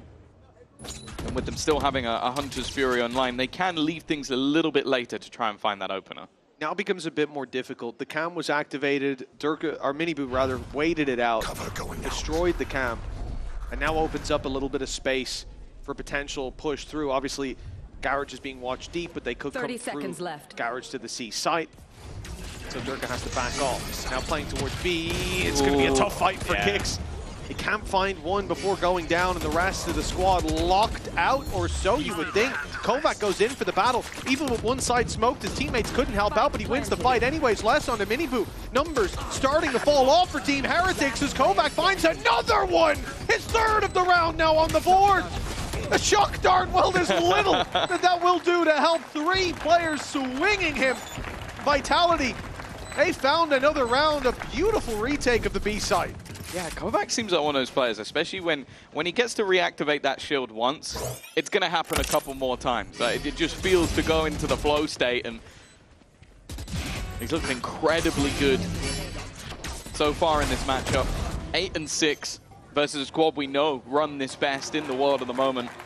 Nice. But even still, it has been a constant back and forth since that pistol. The buys continue to come for Heretics as well. Although both teams somewhat on the brink a little bit more going into this one. I wonder if the pace is going to be picked up. It's more so just looking to get that ISO ultimate online once again for Whoop. But look at the players. They're currently off-site on C, but they are coming back in. Not just that, but there is a gate crash down as well. So you've got this super deep control of A covering the cross and a potential quick relocation. Yeah, he's had to Gate put it crash back down goes again. offline, so now it won't be as good because it's not placed from spawn. It'll be around this area. Still giving him a quicker rotate and, more importantly, a way out, because by the looks of things, he won't be challenged. Never mind. I thought they were going back to A long, but it will again be this gravitate towards the B side, at least to embed Benji. They peek window together, they clear it out, no one's holding, Benji embeds, and now they come towards this A angle. Have to be so careful of this operator on the angle, and it very nearly goes wrong. It's you and me. Immediately. Unfake's going to respond though. It is going to be that battle, and Kovac's won it anyway. The fight hasn't been going the way of Woot so far. Benji's managed to take some space at least, but not quite able to isolate the fight. It is going to be some damage done, but it's this man that they need to worry about. He's been so deadly in the same position again and again, and Vitality have finally managed to get that double up. 2 in a row. It's going to be tough now for Heretics to get a good half out of this. Probably the kind of time you would think about pulling a pause in to build up those rounds, but Heretics had to use one early with the chaos that ensued. They might opt to just let this run its course for the final 3 rounds, but potential big lead at the half for Team Vitality. Nice. Good job. And 9-3 on the cards, and with how things are going, and if they can't stop Kovac, that will be where we end up. For Heretics, this isn't a round that they can fight back in reasonably. Pistols and stingers. But hey, we've seen stranger things happen here on this map. Yeah, already Miniboo though, trying something a little bit cheeky. It hasn't worked out, and they're trying to hunt down Riens. The rest of the team have actually made it onto the A side, but there's a big problem. The spike is with Riens. So they got in and they can't plant it. They now have to try and get back, and Unfake is holding his ground, doing an excellent job, trying to dart to save himself, and almost manages it. Babu though, this is not an easy clutch. He doesn't know if he's been flanked on, and he definitely doesn't know that there's 2 players currently walking their way to his eventual demise. It's another in a row for Vitality, and you mentioned it. When they play versus Foot, their defense was impressive. It's looking impressive again. Yeah, without a doubt. I mean, a lot of good reactions. Here it's individuals. Unfake being able to get so much value in this corner. The paranoia coming in a little bit late when there's already a swing. Hey, good and I think you look to Heretics there. not necessarily being on the same page with how they approach some of those fights. And Vitality are taking full advantage. It's where of the any of those spike was, though. Like, the spike being on Rians was the mistake. Like, you have him setting up, and that's definitely a bit more of a problem. And you're seeing that, the spike position, the fights they're taking, they've decided to call for a timeout again. This is Heretic's second timeout. They won't have one for the second half. And it's this man here that's causing a lot of problems. Kovac has been impressive. It was the same on ISO, on Haven, up against Foot. He was really the one charging forward and finding success in so many battles. That shield giving him a second lease of life. Oh, yeah. This is, he used to work in a construction while playing in Tier 2. And he is looking like one of the major building blocks right now for Vitality. Like, he's been fantastic last week and this week. I think the fact that he's so flexible as well just really does hold that value. Like, being able to go onto a duelist, be the top fragger in the server, playing the Sentinel as that more passive player that has to lock down sights and lurk away from the rest of the team, and then also being that sort of hit scan, like being able to sit there and set things up for the rest. Like, that's a valuable player, and I think, like, if there's a company waiting to bring him back into the construction business, you might be waiting a while, because he's looking like he's going to be in the league for quite some time, I'd hope. Maybe call up Bob instead. I think looking at Kovac, top ACS, top kills per round, those things kind of going hand in hand, and for him, that's led to a few wins as well. Here, it's led to a 7-3 lead. Vitality's game plan working, but Heretics are going to try to throw up a roadblock. This is the round they want to do it in. Shield already cancelled. Being taken out early. Decoy sent. Did it? It didn't get it. Oh. Did it? It did. It did. It did. Either that or he's trying Whoa. to Durka ruse. It hasn't worked out. I was a little scared for a second he was there. getting very good at that. He just immediately stepped away. I thought maybe he was actually closer, but the decoy's taken instead of the real man, and so again, the ult just falls flat. Still, though, Kovac's been able to find the value either way. So many rounds. Just missed the timing, but he's hearing the shots and the steps, so may be able to call the rotation. A 3-player push into middle as well. They're leaving him behind, and that's all he really wanted. Get rid of that controller. A lot more risks, and he's made it back on the cross into the site as well. Timed this decently well, but he doesn't know the mini-boost's already crossed. It doesn't matter, though. He has support. He has his teammate. And that means that Benji will lose his life as well. 30 seconds for Heretics. Well, they're going to need another clutch scenario. Cross being watched as well. Les almost loses his life, but gets the information for the squad. They now know these players are on B. They certainly do with the plans, and Woot's being spotted as well. Nice shot onto Kovac. Kicks down as well. Okay, now we've got a game on our hands for Heretics. The control doesn't stop here. They go deeper and take down Durka. A 2v2 HP advantage now for Heretics. The time ticking in their favor. Unfake spotted as well.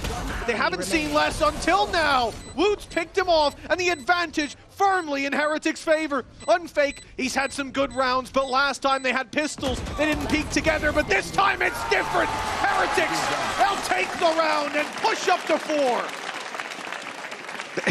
They're winning all the rounds they should have won. It's a 2v4 that they have before. A 2v5 now. This is one that you just have to kind of then look at Vitality and go, okay, you had this huge advantage, but you just gave them the 1v1s. There's something you should learn, especially when, again, someone like Woot, someone like Brienz, that Turkish duo is still alive. You just can't give them that. You can't give them those opportunities. Oh, Heretics have found their ground again. They haven't managed 2 rounds in a row yet. But got another opportunity for it here. It's funny as well, I was going to compliment Vitality for, you know, even look at Durka on the A site jumping over to clear long, and the fact that Unfake goes in to fill the space. They've been on the same sheet so far, but they crumble towards the end of that round. Now the C site overrun with an opening pick, and Hunter's Fury looks to pad the gap. Fired in, the shield can protect you from the first, and he jumps over the third. Well, Rians also just didn't care. He was just like, I'm just going to plant, and if you hit me, that's fine. Advantage taken. Flank. Managed to get past the trip. Benji already picking off one of the teammates, though, and it seems like he is well aware of this. Kix has managed to create a distraction, though. Durka very wary of some of these corners, but he kind of has to pick up the pace. Kix is still going strong, though, and now Durka shows his presence. It's going to be left onto Minibu holding that cross. The first already connected, and he's going to try and bait things out, but it's already being stuck all the way. He has to run, and he hears a player step off of it. He knows he's not defusing at this stage, and I think that time should already be gone. Well played by Minibu, and a Red Bull clutch to close the half. A 7-5 half. We started out back and forth in some crazy rounds. It's fitting that you can't really separate these teams by much. We said both of these halves should be promising. For Heretics, there is still very much a chance to claim their map pick. 2 rounds behind going into the next. The pistol could give Vitality a big lead. We'll only find out after the break.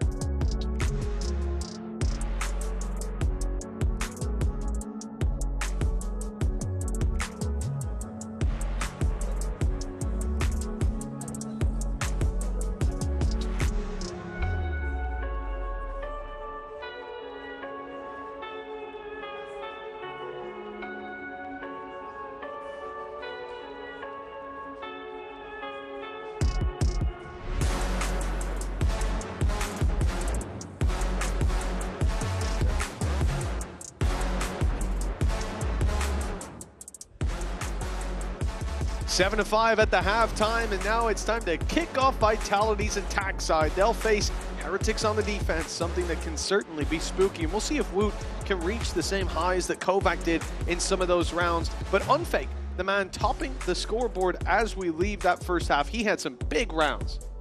Yeah, no, I've been really impressed with, I think after the sort of like first week where things didn't necessarily go to plan, I think you're the leader of a team that obviously has some pretty big names, some new players coming in. It's a lot to try and get your individual level there as well, but he was good last week, he's looking good this week, and that's a great sign for Vitality going forward. Of course, still a lot to do.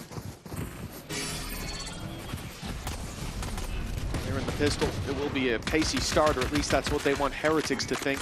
Looking towards the B site, putting on the pressure, and then looking for the rotation into C. It's being watched, and Benji already drops the shield. Got a challenge up close, and he'll win the first. Kovac able to stabilize him with Durka. The snake in the grass, he finds one, and Gate crashes back towards their spawn. A good reset for him with a potential late round flank into Garage.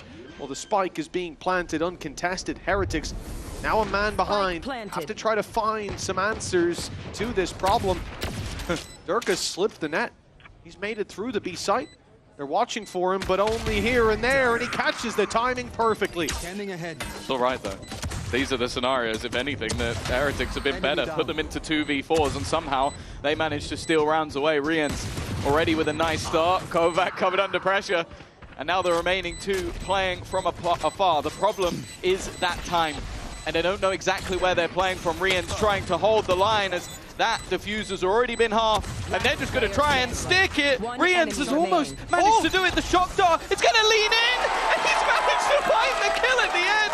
Style points for Rien's. And well, who could have seen that coming? Me. Me. I could have seen that coming. Yeah, credit, it's always a bit more valuable coming from elsewhere, Tom, but pat yourself on the back, why don't you? A 6th round for Heretics. The scoreline likely to be equalized now, and it is Rien's to blame for that. Minibu does well on that backside fight, but it's this quick reaction. The second shock dart still primed and ready. And once the cam comes out, no look. It's done. I mean, it's almost confirmation, though. You see that cam activate, you know, well, he's not moving. He's not running away from it. Nowhere to go. Rien's is like such a cerebral player, and then just has the most ludicrous aim to back it up as well. If he's not like in your top 3 of favorite players in the league, you just need to go back and watch more Rien's, and then you'll soon be converted. nice opening for Miniboo. You saw the stat pop up earlier, 42% of the opening duels for Vitality have been taken by Durka, which, you know, Durka, it's not that surprising, but having players like Kovac on the team, and even that, 42 is the highest of any player within VCT EMEA. This man is happy to take fights, but this one, he won't be happy about how it went. An opening pick for Heretics. There are still some guns kicking about on Vitality. I think most notably the fact that they've got that Outlaw to work with. A good option against two of the players, Boo and Benji Fishy on the other side, who are rocking those little 25 shields. The rest of the squad will be able to tank a shot. Kovac, he's taken out. Les doesn't get space, and this round is neatly tied up. End zone flawless. Exactly what Heretics want from these first couple of rounds. A big clutch to get the blood flowing, and then an easy pass. And well, after not being able to streak 2 rounds together, they've got themselves 4 in a row. It's very close as well. I also think there should be a rule that but even though I missed the reveal, it was never open, allowed to buy I a knew judge. that they will walk. Like, I think when you have that high, like a headshot percentage and are so good with aim, you should just be banned from using that gun. Right here. It should be for noobs like me. Well, we had an ace with it earlier. Maybe that's what he's after. Nice opening by Miniboo. The gate crash allows you to take a lot more risks, and you have to wonder where was the cover from window to allow that to happen. I'm sure that's what Dirk is thinking as he ups his opening duel percentage, but not in a way that he's going to be looking for. It didn't say he won them. It just said he took them. He might have a 0% win rate, but I don't think that's true. Be surprised. I'm sure that stat's coming soon. Captain Cal's already typing away. But even still, weaponry-wise, an advantage, but a few awkward weapons to come up against. Light shields on 2 of the players, and one of them tag low, so Rian's sniper is 1 shot to the majority. Luckily, the man who will likely take the fights is going to be Kovac. And most of the space is being kept. The thing is, though, this trip that's been placed is mainly just a kill trip. It's for Benji to get 1 kill, and then they'll look to try and play the retake together. Won't work if no one steps past it. Good contain. Good shock dart in, and it will take Unfake down, but not before the spike is planted.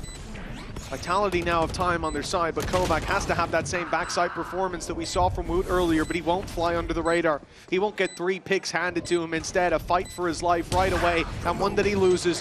We look to Kix, taking Rian's down. The flash by space, but Kix stands in the open. Now it's all on Les, and he won't last long. Benji Fishy with the double gives Team Heretics the lead. Yeah, that streak now starting to begin. That's been the very interesting thing with their Haven overall, is like you go back to their previous results and you're looking at a 9-3 defensive half when playing versus BBL. The game before they had a 10-1 attack half, and that continues in previous games as well. Even then playing BBL again and having a 9-3 attack, the opposite to what they did last time. They're just incredibly good at this map, and it meant that even though Vitality had a solid half, even with a couple of blunders, it could be null and void if they can't find their rhythm in this second half. And, well, you sort of mentioned it coming in. We saw an incredible defensive half when they played versus Foot. Because of that, we didn't need to see much of the attack. And, well, Durka, he really is increasing that stat, but on the worst end of it. Captain Cal, let me know by the end of the game where he's at. Miniboo's got another double, and Rian follows suit. 3 for Miniboo in the round. It was 2 barrels fired one after another, and in zone flawless here for Team Heretics. And you know, it's not a round that we come in to say, well, Vitality have to win this one, but you at least want to walk out of there with a few scratches on your opponent. Never mind a no-scope into a double scope. It's a little bit different to what we saw before the all being claimed by Durka. There was definitely support, and no scope to help him out. The thing I've enjoyed with Miniboo as well in more recent matches is, like, I remember in the past, if there was like a blunder or a mistake or something went wrong, I feel like mentally it seemed to affect him. But right now, top of the board for his squad, had one of the worst blunders I've ever seen in VCT history. and it doesn't seem to have phased him at all. I've been working on my lip reading. I think he said, "What the frick were you doing?" And I don't know why we muted that. Very strange. But Miniboo, a valid question. Durga TPing out into the open was, like you said, there were players behind it. They were meant to the trade, same thing but in the last half. it's not great. It's Like, not worked out well. He literally did it as well and died as well. It's a low buy. Like, you're going to do some silly things. But this is where you kind of expect now. An opportunity for the Vitality coaching staff to try and stop the bleeding. This has been 4 rounds on this defensive side and 6 rounds in a row. Wow, okay, some real history. S2G re-ends, knocked out, Team Queso, unfake. Now the Ascension play-ins. Both of these players, of course, making that route into the Tier 1 and definitely been welcomed. There's no doubt about it. Both performing incredibly well on the Sova. After the pause, we wait to see what the response is. The shock dart has not got rid of the trip. It is, I believe, in a bit of an obscure angle. That's why it's not a straight trip. It's left in a position to maybe keep it safe. Just didn't quite land on that left side, as we're seeing. Too far away. Oh, the vulnerable ends the same as we saw before. Vulnerable into Hunter's Fury. Great connection. And Kovac down, the man that has pulled them out of so many awkward positions. Sorry, he does an before. entry. Yeah, exactly. Like, that's my opening duel. Well, let's see if he can recover something, because losing him and the smoke that went down stops any form of re-aggression. And Vitality are left in the same spot as the start of the round, just minus one of their best players. It is possible he entries 58% of the time. We'll never really know. Woot on the angle.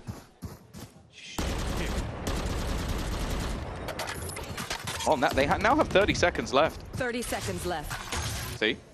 And while Boot, well within the site, already utilized the paranoia, doesn't have too much support, but a potential immediate wraparound.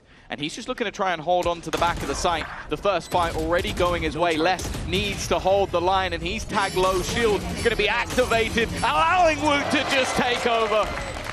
He's maybe not had his greatest performance on this map, but he's had moments, and that's enough to now take Heretics to double digits. From what was a back and forth game with Vitality leading 7-5 is now 5 in a row for Heretics. The lead acquired and just a few steps away from victory. The opening duel off the back of the Hunter's Fury, but it's that fight there where everything falls apart. Vitality, let's go! with a pose plan and the option to play off of it.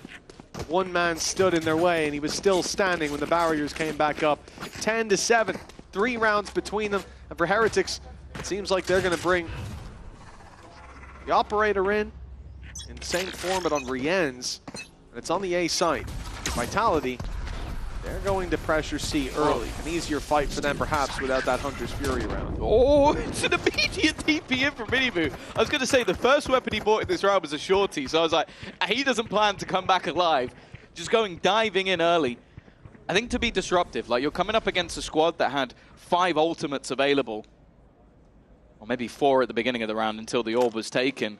And because of that, you can't really just sit still. You can't wait for an execution off a dimensional drift, combining with that kill contract and a Hunter's Fury. So he's at least managed to get rid of one. That's not the player that you really wanted if you're a Heretics fan. He's got to try and do it with the Sheriff, and while Kovac has managed to get them that advantage. Yeah, it's the downside as soon as they see. Spike planted. I'm sorry. Taken. There's a flank on the flank. Boo has got a freebie. How did he get there? One tap. And Les is down and out. Okay, now we're back to a 3 versus 3.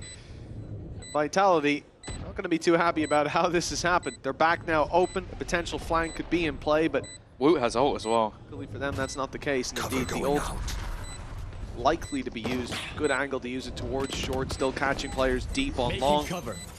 Now it's just a wall put up. They're going to try to put pressure on early. Great spam. Halfway already on the defuse. Kovac peeks in, looking for the duel. He's been tagged up heavy and finished off eventually. And here goes the ult. But it's down to the 1v1. No one to stick it halfway. No one to confirm it if the fight is lost. And it's messy. But Woot gets there in the end. Unfortunately, the spike has exploded. It's a Red Bull clutch of the spike going off. It was one of those moments where Wu, if he gets that, his teammate could just defuse. Yep. Like, there's nothing that can be done because by the time that fight is taken, the defuse will have been had. But instead, just quick enough, that kill comes in. And because of that, Wu has actually now screwed himself because he doesn't have time to get that defuse over the line. It ends up looking a little bit silly in the end with the spike going off. But yeah, it was just that quick thinking that ends up closing out the round. And well, for Heretics, their lead now diminished. But also the economy not in a good spot for Vitality. Bear in mind, they didn't keep anyone remaining. Their credits are right on the brink of breaking. Fight for C. They're going to pick up the pace majorly this time. Straight into the site. Hunter's Fury comes through from Unfake. Trying to find those players on backside. Benji still standing. Miniboo comes through! And he gets two! Ult to get out of here alive! And he spotted two players. Those are both of the remainder. He knows that he can back off completely, reset into this fight, even grab a reload while he's at it. And the time isn't against Heretics. They just have to hold the control. Wait for a player on Vitality to make a step wrong or bide their time for the eventual retake, which is where we end up. For Vitality, they need space. They know that their opponents have the info on where both of them are. Fighting in towards the spawn seems to be the name of the game, but that's already spotted. Two guns ringing out. They know they're both towards the back of the site. Paranoia doesn't catch, but Rienz catches Unfake and kicks to close out the round. Yeah, I don't mind the idea in the end from Vitality. You know your flank is lost. You know that that fight's not one really worth taking because you can get caught in the crossfire, so you try and play aggressively. Unfortunately, the man you're facing into is going to be Rienz, and it's definitely a little bit cheeky from Miniboo. That said it, like, it doesn't seem like the confidence has gone anywhere. He sees Benji under serious pressure and goes, hey, if they're focused in on that guy, there's a gap. And look at the buy. This is what I meant. Because they lost every single player, the credits literally could not be in a worse scenario for Vitality. It means they basically have to just try and get some orbs, get themselves towards ults, because they've gone from 5 just a couple of rounds ago to 0. Nice opening shot for Miniboo. His orbs won't be a factor here unless the game runs long. Unless Rienz has got a big play up his sleeve. Hunter's Fury shouldn't be coming online. But then you look to Vitality, and what are they working towards? Kovac, perhaps? Could turn the tide slightly if Miniboo isn't putting down that Annoyingly, decoy. it would have been Durka. And exactly. But he's Durka the one found lost a few immediately. orbs here, that'd be great, but only one found in death. With another opening duel. Okay. Kovac trading back, though. Not a bad start. Shock dart through, that's broken shield. Makes it much easier to deal with this man, but Rienz has got numbers coming through the gates. And another fight for the Sheriffs. This round is far from over. Yeah, Kovac now picking up the sniper. A rifle as well for less. This has gone from a scenario that, well, looked pretty much impossible to now very doable. A lot of damage done onto Wu, but he is going to be able to win the fight. And now they can get that extra little bit of information, but they're all playing close. Paranoia sent through. Les lands, and he lands on both. It's now left all onto Boo, and he will do nothing. A pay save card, Thrifty, and Vitality, well, as I said, they came into that round with nothing. They've still managed to make it work. Came into the round with nothing, lost Durka off rip. Didn't get a ton for their trouble. But it's Kovac and Unfake finding those battles, and Les with the rifle recovered, making it valuable and then some. That triple's just giving Vitality a chance. This looked like they would have to maybe scrounge some orbs together, definitely save the economy and fight for 4 rounds in a row. But now, they've kept Team Heretics from that home stretch. And a real battle on our hands as the defense again looks to push to 12. Oh, they are looking to fight. He's being revealed behind this and still fighting, well, less. I don't think he expected a second player to be there. Kovac under serious pressure, but he's doing well. Tagged low, and Durka's even managed to sneak through. A lot of gaps being found, but then the fights from Rienz. He gets swapped with a shock dart. Like, this guy has been unbelievable so far. And Durka, well, there is the gap. Managing to find another. It is a peculiar round. But he now has a plant for him and A-Link control. No shock darts left for Rienz. They seem to be a deadly piece of utility indeed. Benji's double pushed and he's caught. I think he tried to walk back through the door, but the wall was in his way. Now Rienz has to do it all. A 4-piece, 6 bullets left. He'll get the quick reload. They've left the site. They are giving him all the space in the world. You know he doesn't just have to push in. Look at the plant position. He has to be worried about players at the very top towards the gong, wrapping around the B site. And he knows now there's one towards Link. This is a tough position, and the flash just makes it impossible. Vitality 1 round behind now. They took their time, but the climb back has commenced. Yeah, it's been such a disruptive couple of rounds. Like the teleport being sent through from Durka, he's basically covered the entire map in this round and is even there to clutch it out in the end. And while it still hasn't broken their opponent's money, but it's definitely getting there. It's definitely becoming that little bit more interesting, and ults that we never thought would be particularly close are now beginning to come back online. The kill contract just one away. Reveal goes through, but it's Rienz who pops the Hunter's Fury. Good for a tag, but not much else. Kovac still lives and breathes. The shield activated just to keep him safe from the second blast that could have been underway. It does at least remove that from the later round and make him a bit more squishy. Team Heretics, no real information to work with except for the super deep camera they've got on C-Long. That's going to give them the ability to stack up much more heavily in towards Garage, where a big part of their gameplay was breaking those trips. But the ult activated on A tells them the stack on A is really where it needs to be. Fake start, but it's Rienz again. He has been a superstar throughout this map, in form as ever, but he will be traded out. Woot not really able to help him, but has his position been revealed? He's hit a dink. 2 players now desperately low. Shield activated as he's looking to fight, but even still they managed to hold the line. Vitality's climb back just doesn't seem to be stopping. They'll level things up once again. And from, well, the depths of despair, they have managed to find something in this map. Their ascent back into this has looked beautiful, and I don't mean the second map, which is their choice. Ending up there, having stolen Team Heretics win. Because this looked like that's what we were heading towards. 5 rounds in a row from Heretics. They trade out 1-1, an 11-6 lead, and it has fallen away, or 11-7, I think. Come to 8, just 3 for Vitality. Either way. It's been a comeback. What a showing this has been. 2 rounds left. We'll play out the full 24. And it's a mixed bag from Heretics. A lot of weaknesses here. This is where you look at players like Rienz, maybe Benji with the Guardian, to see what they can do. It's a much slower approach from Vitality. They're expecting aggression, and it is there.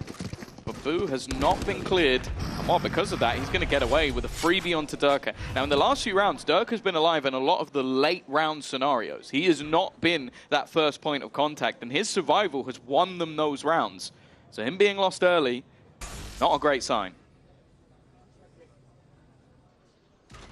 Although it has been a factor of this map so far. Vitality have made it work either way. Saw the circles pop up at the start of the round. He was the only man without an ultimate online. They've still got all those to work with, but Kovac's not even thinking about it. It's the shield up and the deep push through. He hears players on site, looks to fight them. Nice flash, though. That's made it difficult for him to find value. The reveal is wonderful. Great work from Rienz. How? They have dealt with that push beautifully. A combination of so much utility. The cage to give them a foothold. The flash out. The reveal. Is he going to try and plant this on A? Here. Why not? If he even gets there, it's going to be incredibly late. And well, the steps are definitely being heard. Now you're He's done. going to have to try and plant. Yeah, and it's already done. Not enough time. Rienz just going to execute him at the end. And an in-zone flawless. Like, this has been the rounds that Heretics have won. I want to say almost half of them are in rounds they shouldn't be winning. Like, they are disadvantages. They are 2v4s. Like, they've had 2 2v4s, a 2v5. They've definitely had a round or two like that where it's just low buys on the board. Like, it's not been making a lot of sense. I think for Vitality, there's definitely got to be an air about this that we should have won this map. Yeah. I mean, for Heretics as well, probably feels like they should have closed it out. I'll try it again. It was a 7-5 half. We went 11-8. There we go. Vitality woke up put a few rounds on the board. Heretics answer back with this one, but this was just a good read from them. The right players in the right places at the right time. The cage up, the flash out, the reveal. It gets them those fights. Repositions as well from Miniboo to play inside their smoke and have an easy spam onto his opponent. It's given them 12. But now they've got to keep pushing and bring this across the line against a squad that has ISO and Sova Ultimate to work with. And Unfake, he's been able to find value when you see that vulnerable come through from Kovac. That Hunter's Fury looking so much more deadly. They're not out of the woods just yet, but one round away from going to their opponent's map pick with a win under their belt. Definitely seemed like Kovac has had a bit of a tougher time on the attack. On defense, he was the man to watch alongside Unfake, but yes, this should do. Wow, this is a nice all they really need is one. And everything is reset. Miniboo also one away from his ultimate, and the same for Woot as well. Looks like Benji's going to be the one immediately getting the information. It's a much more direct approach being taken. They want to pressure C. It's you. They've gone off site. They stepped off site for this exact reason, knowing that the ult could come through and it'll be nothing found, but Les even gets the double. They try to push out of garage afterwards, use their cage for cover, but they're caught off by Les. Now it's into a 3v4 and Miniboo can't risk it. He steps back to the rest of the squad to take this fight together, but look at this, the rotation around, the deep play from Unfake. They've got more than enough bodies to deal with this site push, to deal with this retake, so they're gonna throw a spanner in the works. Unfake could turn the tide if things start to slip away. The problem playing behind that smoke, it's a whiffy spray, but Miniboo gets there in the end. Reveal destroyed. Smoke fades, but there's another to block passage for a moment, and when it falls, Rienz is there, but Les keeps on going. He's already got his triple before he's put to bed, and now it's all on Kicks to keep this map alive, and Miniboo puts him down! Heretics! They were behind at the half, but they have come back in with a 13-11 victory on Haven. They are a squad that we have consistently talked about with this fight in them in their recent matches, comebacks being necessary, and it's been impressive to watch. The fact is now it's Vitality that need to turn it around. We'll be back after the break for Ascent.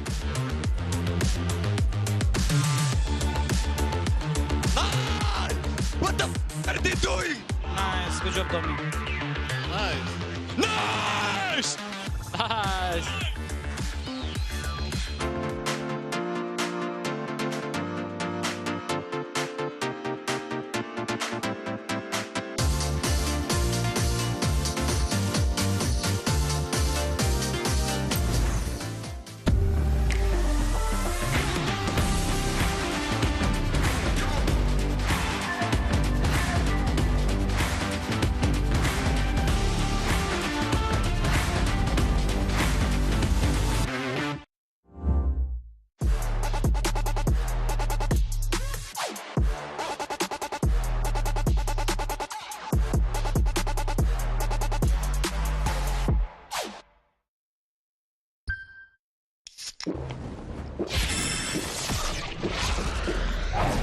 Red Bull gives you wings.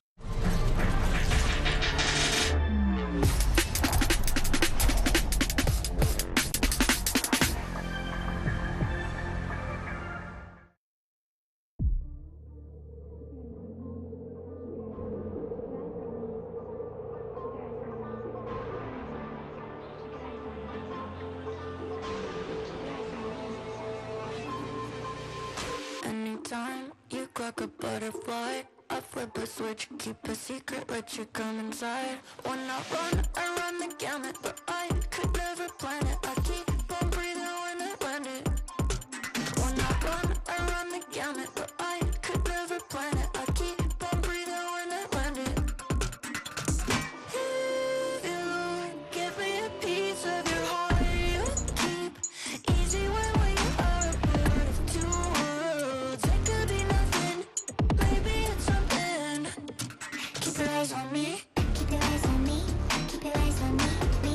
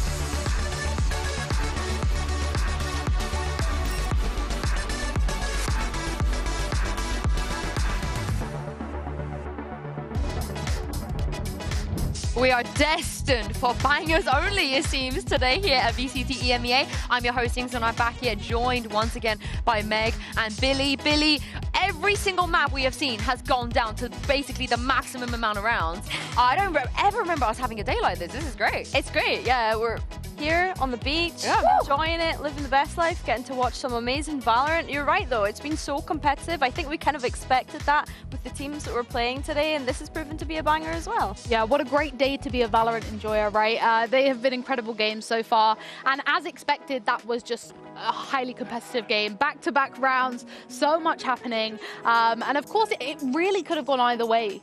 Between both teams. Yeah, it could have. And, you know, we set this up as the double duelers on the same comp, playing the same agents, going up against each other.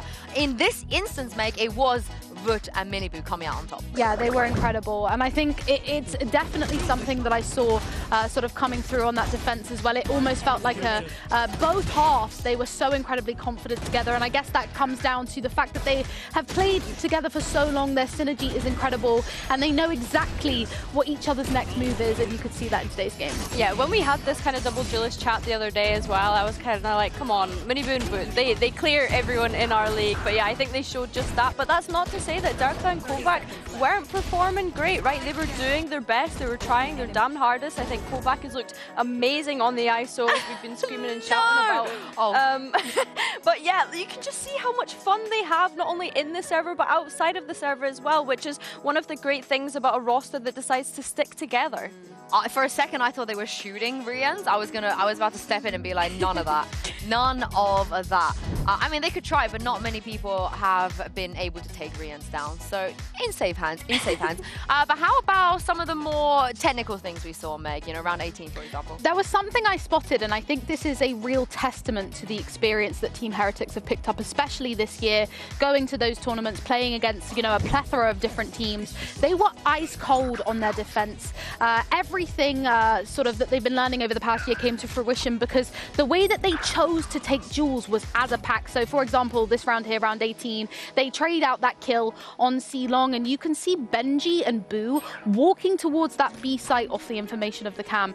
And they group up as well with VIT to re-clear B before rotating to that A site as a team, so that at least if there is somebody there lurking and taking space through B, they can trade that healthily. There's not going to be sort of a difficult duel there, and they come out on top, and then they can retake that A site with the advantage. I think that just shows the experience as well of the teams, of the players, of how long that they've been playing together as a team, and of course Boo just constantly trying to reinforce that buddy system. We see it with the double duelists, we see it with these two being those site anchors as well, and it's just really great protocols in place for Team Heretics. Yeah, it's not boding well for Vitality to lose that one, you know. Haven is where we expect them to maybe cause an upset to an extent as well, but looking at Ascent, and given the context that Heretics have only lost to Fnatic since kickoff, they haven't lost to anybody else, despite, you know, maybe how dire sometimes it looks for them being 10-2 down, whatever. They still haven't fallen to anybody else. Is this where maybe we can see Vitality sort of exploit something on Ascent? I'm not too hopeful. We haven't seen it yet, if I'm correct in saying, in Stage 2. And the last time we saw this was in Stage 1, when you still had sort of Safe on that Teho as well. And I feel like I'm bringing this up a lot this week. But when we're not seeing these maps played, and the last time they played them in Stage 1, and it was in a completely different meta, I think that there's so much and so many changes that you have to make to different roles to kind of then find, I guess, the perfect team synergy to take on a team like Team Heretics successfully, right? You have to do all the anti-stratting, the VOD reviewing, on top of that changing sort of what you're playing. So it's a big task for Vitality. I think Faded must be confident though to go in and pick Ascent, because of course it's a map that they've banned the past couple of weeks, and they've decided, okay, this week we're going to play it. This was a map that Team Heretics actually did lose to Gentleman's last week when they played it. It did go to overtime, but they lost it in the end. So I wonder if Vitality have picked up on something that maybe perhaps went wrong that they think they could exploit in terms of Team Heretics on Ascent. Yeah, this almost seems silly, but I want them to just put Durka on Chamber. I almost want them to just copy your homework a little bit, because Durka, he has played Chamber here before, and I'm glad you mentioned Faded, because it's funny that, like, TSM now run this comp. He's not there, but now he's left. They're sort of doing this. You know, there's a bit of some links here and there we can make use of. And looking at agent select here, we will not get that, we will get something very, very, very standard and comfortable at this point. Yeah, I mean, for me, it was a question of who was going to jump onto the Sova as well. I think when we look at Unfake and Kovac, they do overlap in the sense that that is their most played agent. Derka on the Jet feels like we've not seen that in quite some time. We know that he can go crazy on it. I feel like he's been on Yoru jail more recently, so it'll be nice to see that as well. At least it's not Neon. I honestly, I'm a bit bored of that. We've just seen a mirror matchup. You know, I was really hoping Vitality were going to bring something out here and kind of show something new, bring a new card to the table. Yeah. Almost. I don't know. I'm not mad at it. Chucking a deadlock or something. Yeah, comfortability has been a conversation, and of course you want people to be on their comfort roles. And going off how Vitality just played on Haven, of course they were still aiming. The duels were dueling, the frags were fragging. So if they can bring that aim into Ascent, I think it could work in their favor. Well, if they don't, Heretics will be locking in playoffs right here, right now. But seeing how today has gone, Mitch and Tom, I have a feeling we're going to see map 3. It's certainly been the story of the day for Team Heretics. They're going to hope to avoid that, but this is their opponent's map pick. Team Vitality chose to fight them here. And looking at how things have gone, Tom, a 13-11 on map number 1, I think anything is game. Yeah, for sure. Like, obviously, it's not the most exciting composition come in to try and counter with, but, you know, sometimes the old recipes are the best, the most comfortable ones. I'm happy to see Kovac going over to that KO as well, because I still feel like it gives him that little bit of an ability to be aggressive, while at the same time still having all of that additional utility. And you know what? I see Durka, I see a Jet, and I know we're probably going to have a good time. Him versus Wu is definitely going to be an enjoyable experience, and at times, this man has been more than enough. And you talk about this composition with that double initiator, you have everything you need to set up him as a superstar. Well, looking at the stat there for Team Heretics, only losing to Fnatic regionally since their kickoff days. I mean, this is not going to change on this map, at least, as we go 1-0 in their favor. A chance to lock in playoffs here, and the trip has already been trapped onto Durka. Why not shoot? The side is taken over. Nobody was there to help him that time. I spoke about all the support, and then it's just like him just flailing as he was put down. But hey, they've got into the post plant. That sometimes is the job of a Jet, is you dive in first, you die, and then you look at your teammates as you hope they hold. And they're all standing within the smoke, ready for this fight. Door breaks open. Do they go through or wait for the push? It's a little bit of both. A little bit of hesitation, and then they go firing in. It's a good job, too. The quick trades, and Les on the double. He's recovered that nicely. This could have been a very different round, but Les standing his ground. Picks up 4 and puts Vitality on the board early.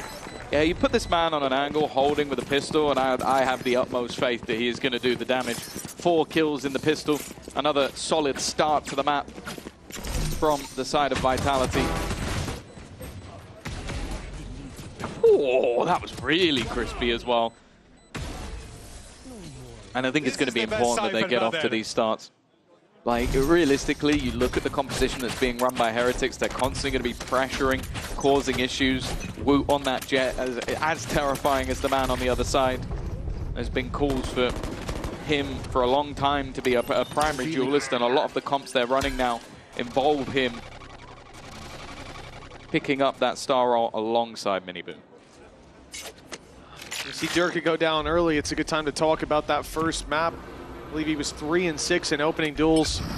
The other side, Minibu 6-2. He's been having a field day in those early fights for Durka. We've seen him go down in this round, and we saw plenty of it. But how many generational whiffs did Durka have? That's fair. That's fair. Because, yeah, there is one that sits in my mind for Minibu for sure.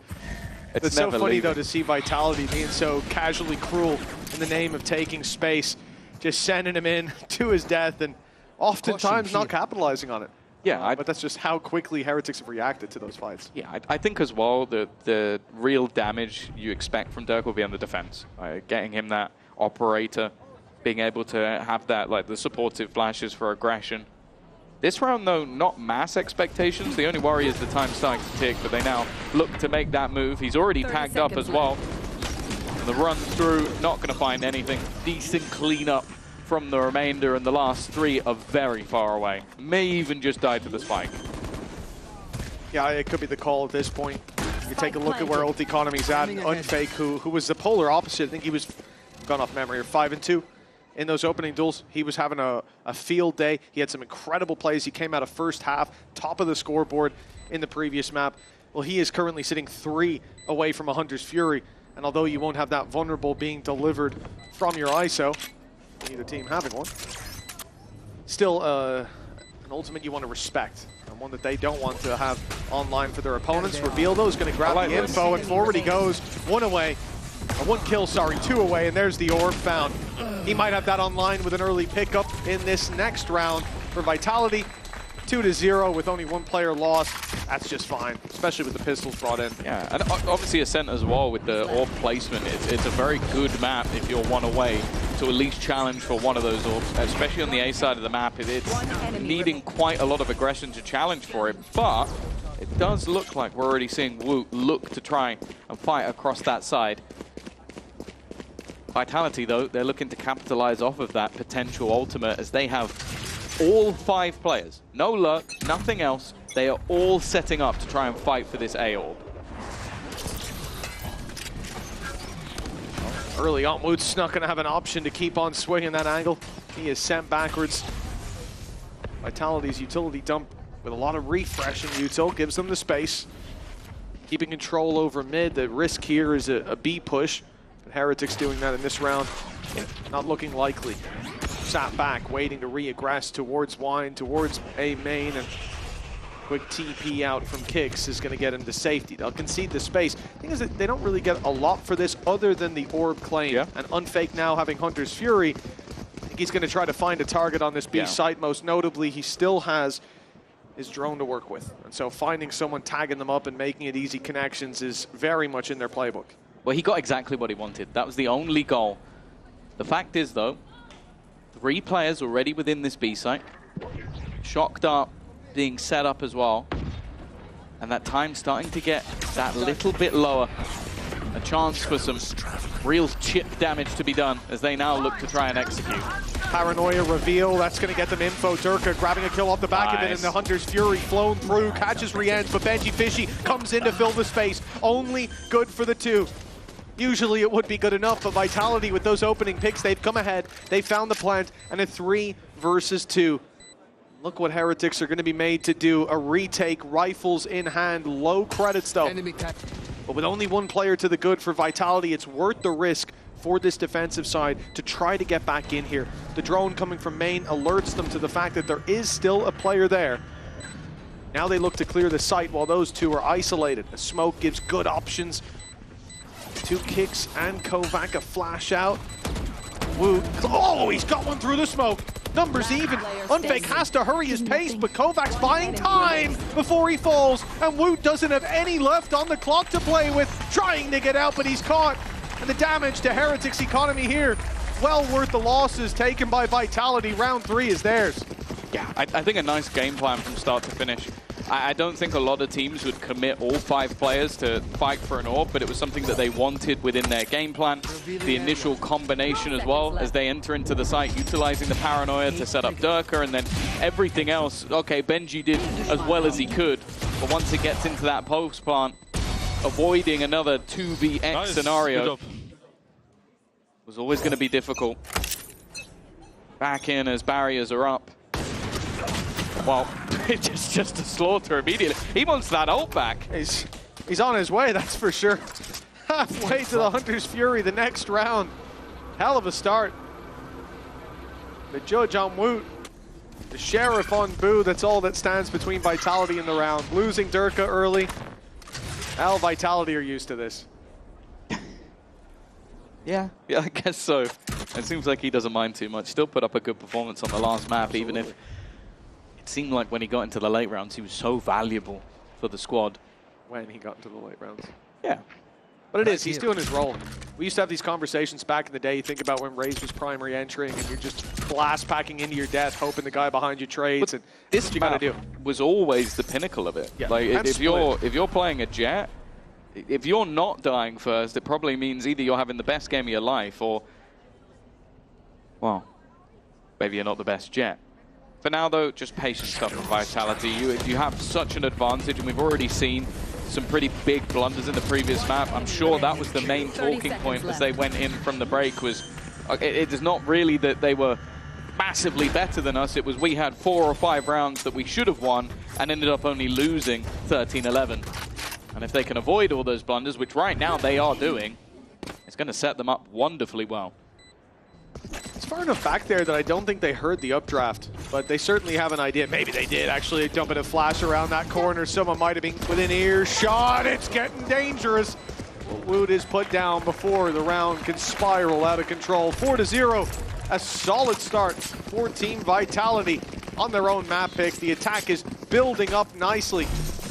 For Heretics, they built up the credits for an investment. Yeah, and you look back to the last time Ascent was played by Heretics, and it was an incredibly strong defensive side, 10-2 half, after they were massively behind.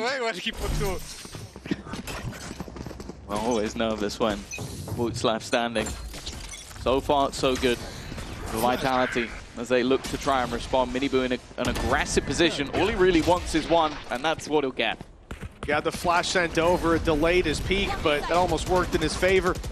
Isolating the 1v1 spams have already done so much damage. Minibu close to finding his second pick, and now looking for his third, but Les is the one to put a stop to it. Still into a 4 versus 3. Vitality gets site control. I'll grab a plant off the back of this, and Les is hat off his head for the info. We'll know where these players are. Gonna give them the space, but not yet going for the plant. Yeah, they're giving him time.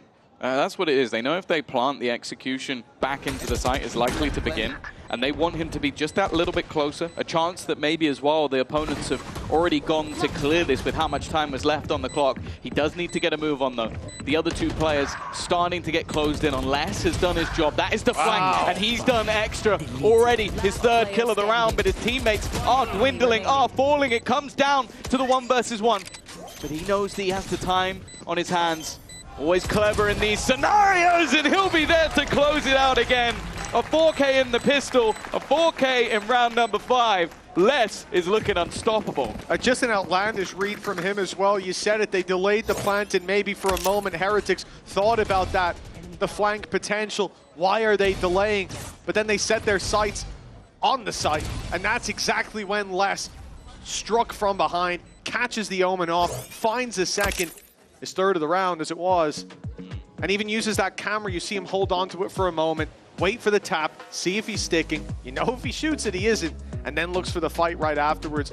Beautifully played, wonderfully timed, and Vitality 5-0 in the lead gets a pause out of Heretics. Yeah, I don't know if that's a call from him himself or from Unfake to delay, but whoever it was won them the round. Because if it's even they plant 2 seconds earlier, he's probably not catching Boo. Yep. Boo's already in the site. They are already, he's so far behind at that point that the impact's just unlikely, and maybe they already have it half by the time he gets in. So that small detail completely changes the round in their favor. And hey, sure, Les is also 9-2 with 2 rounds that you can say he won them individually. Doesn't get much better than that. For Heretics, well, as I said, like we've seen some really solid defensive halves, and you have to go back to their match versus BBL to see the same on the attack. They've got a composition that can do it. I'll also say as well, is this just a...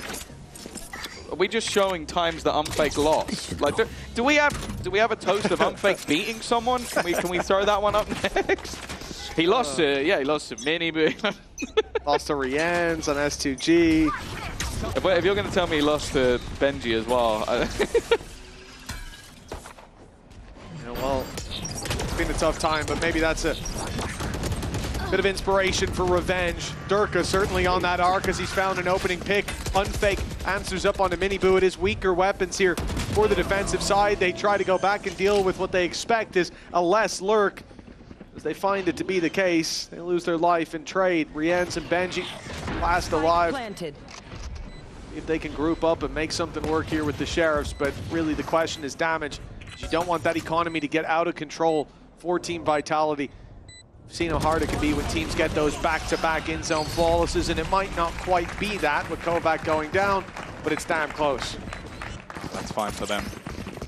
Durka doing well to deal with the Blade Storm immediately, making sure that that's not going to cause any problems. And then the rest was just pistols. They can't really have that much of an expectation, but already 6 rounds on the attack side. Normally we talk about this map and it's defensive side prowess. So I think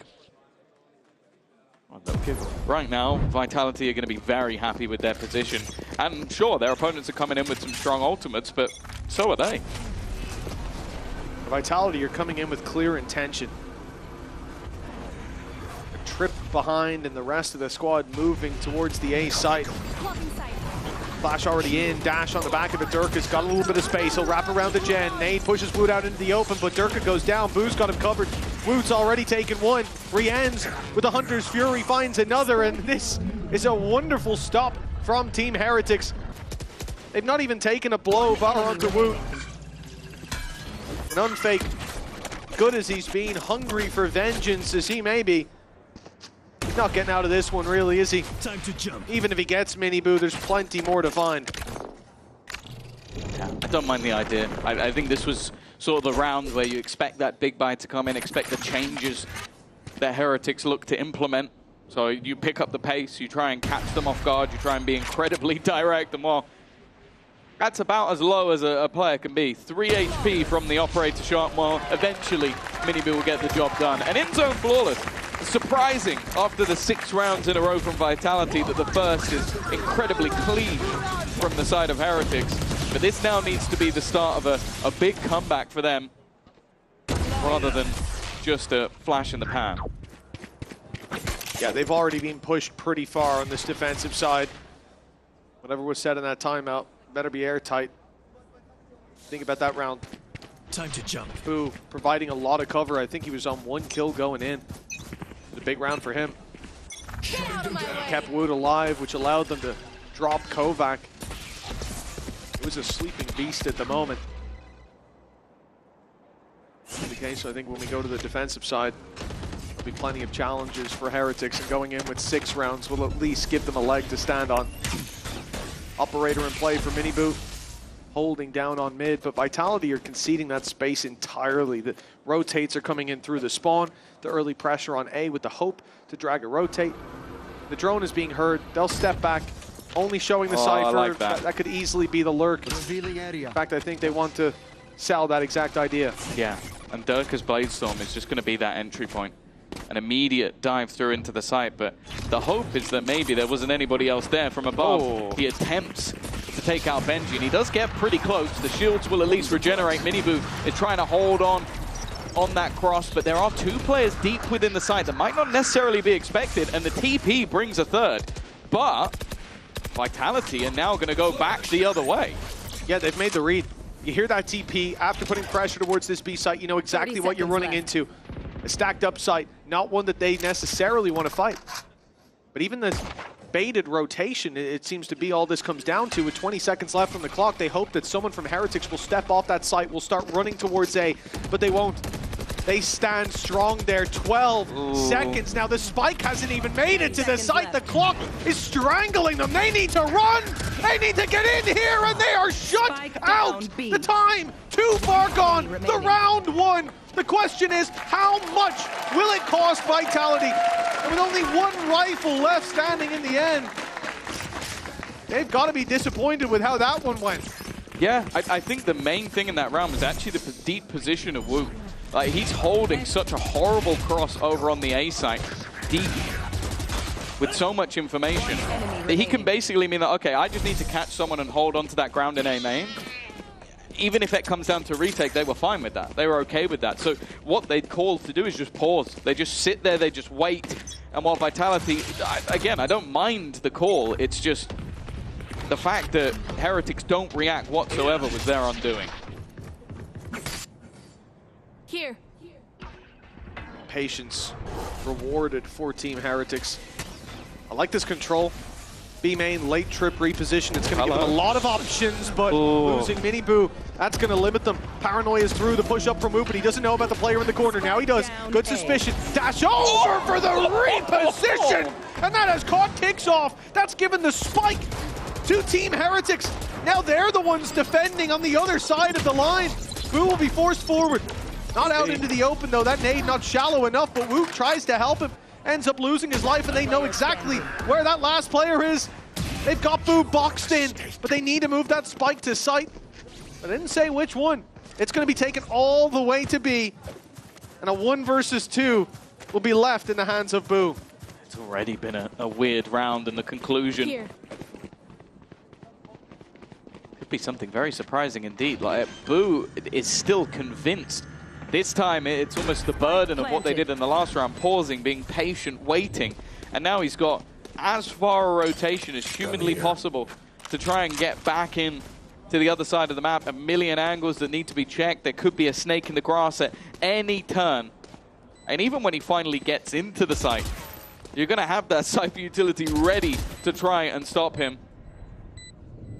Just the doubt in his own mind being the burden of truth in this one, and I almost think it comes down to maybe just trying to stop them instead. He's got past every single one of the trips until the very last second, and then an execution will be made by Durka.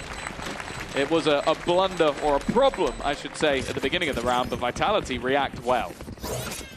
Now, really great options created by Woot, like this initial fight to try to get that advantage back in their hands. The updraft dash to get around that wall to set up into the fight. The fact that Les maintained that deep control, took his trips and set them up either side of the spike. You maybe expect one on the way in, but the second certainly caught him off guard. Boo didn't stand a chance. 7-2 now. The attack side building up another foundation early. Vitality, Durka, he's gone straight in to this A side. He's pushed them back with just a dash. Well, the paranoia back in return was supposed to open space. Kicks was already in.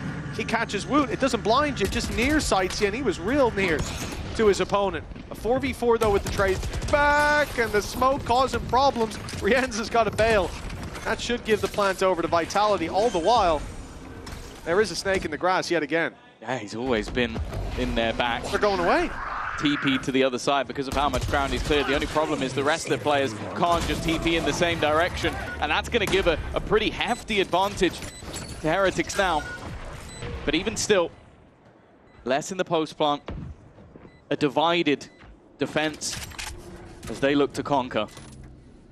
I like these trips. The same one that got them the kill last time, it might be expected, but one towards lane's going to give them a lot of options in that late round. If they drop down, they can't be that close to swing deep into Boathouse, and it's all about running the clock down. This time, the difference being the cameras online for less.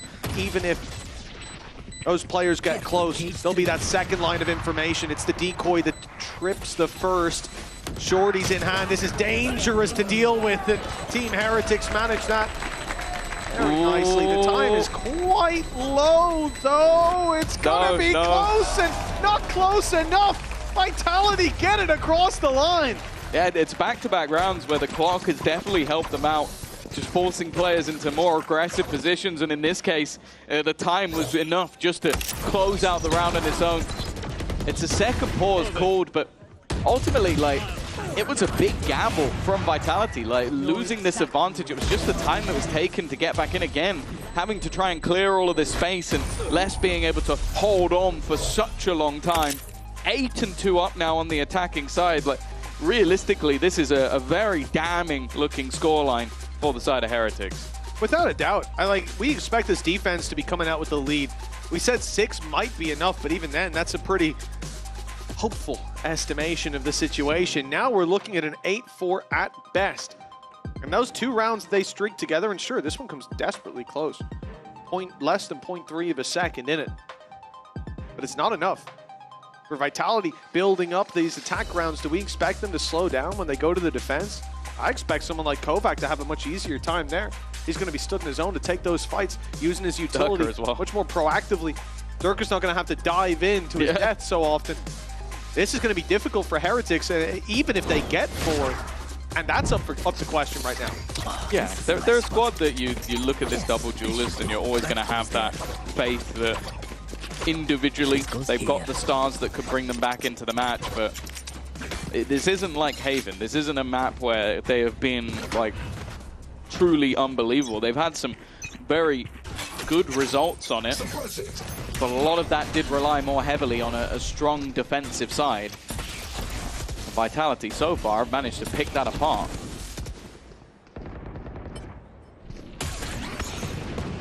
they have.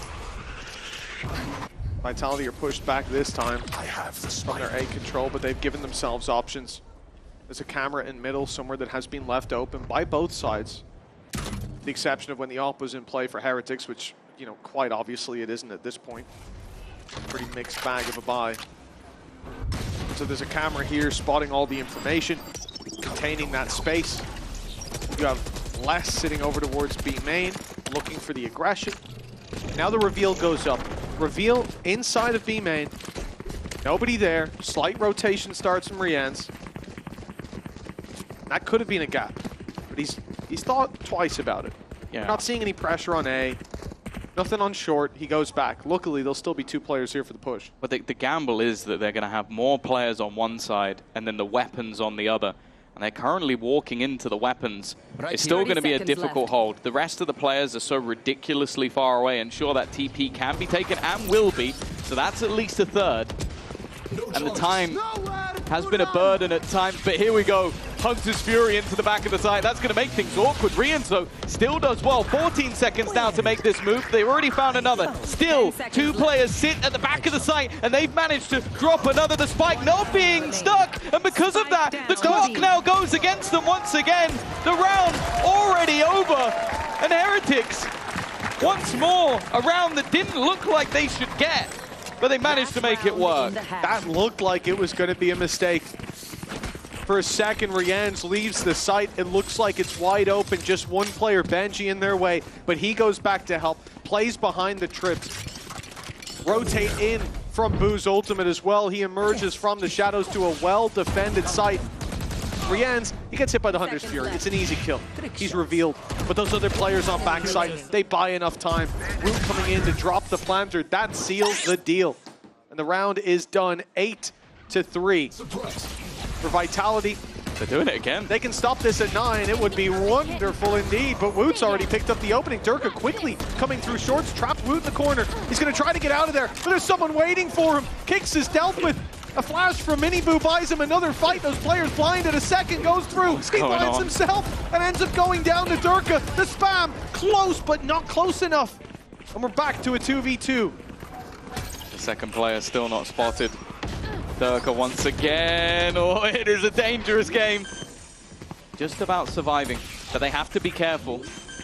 Benji now looking to wrap around the door. It will be broken, and it was a nice bait from Riens. He's the one spamming, and Benji's just standing, waiting for it to be broken. It's still not a great half for Heretics, but they at least have a chance.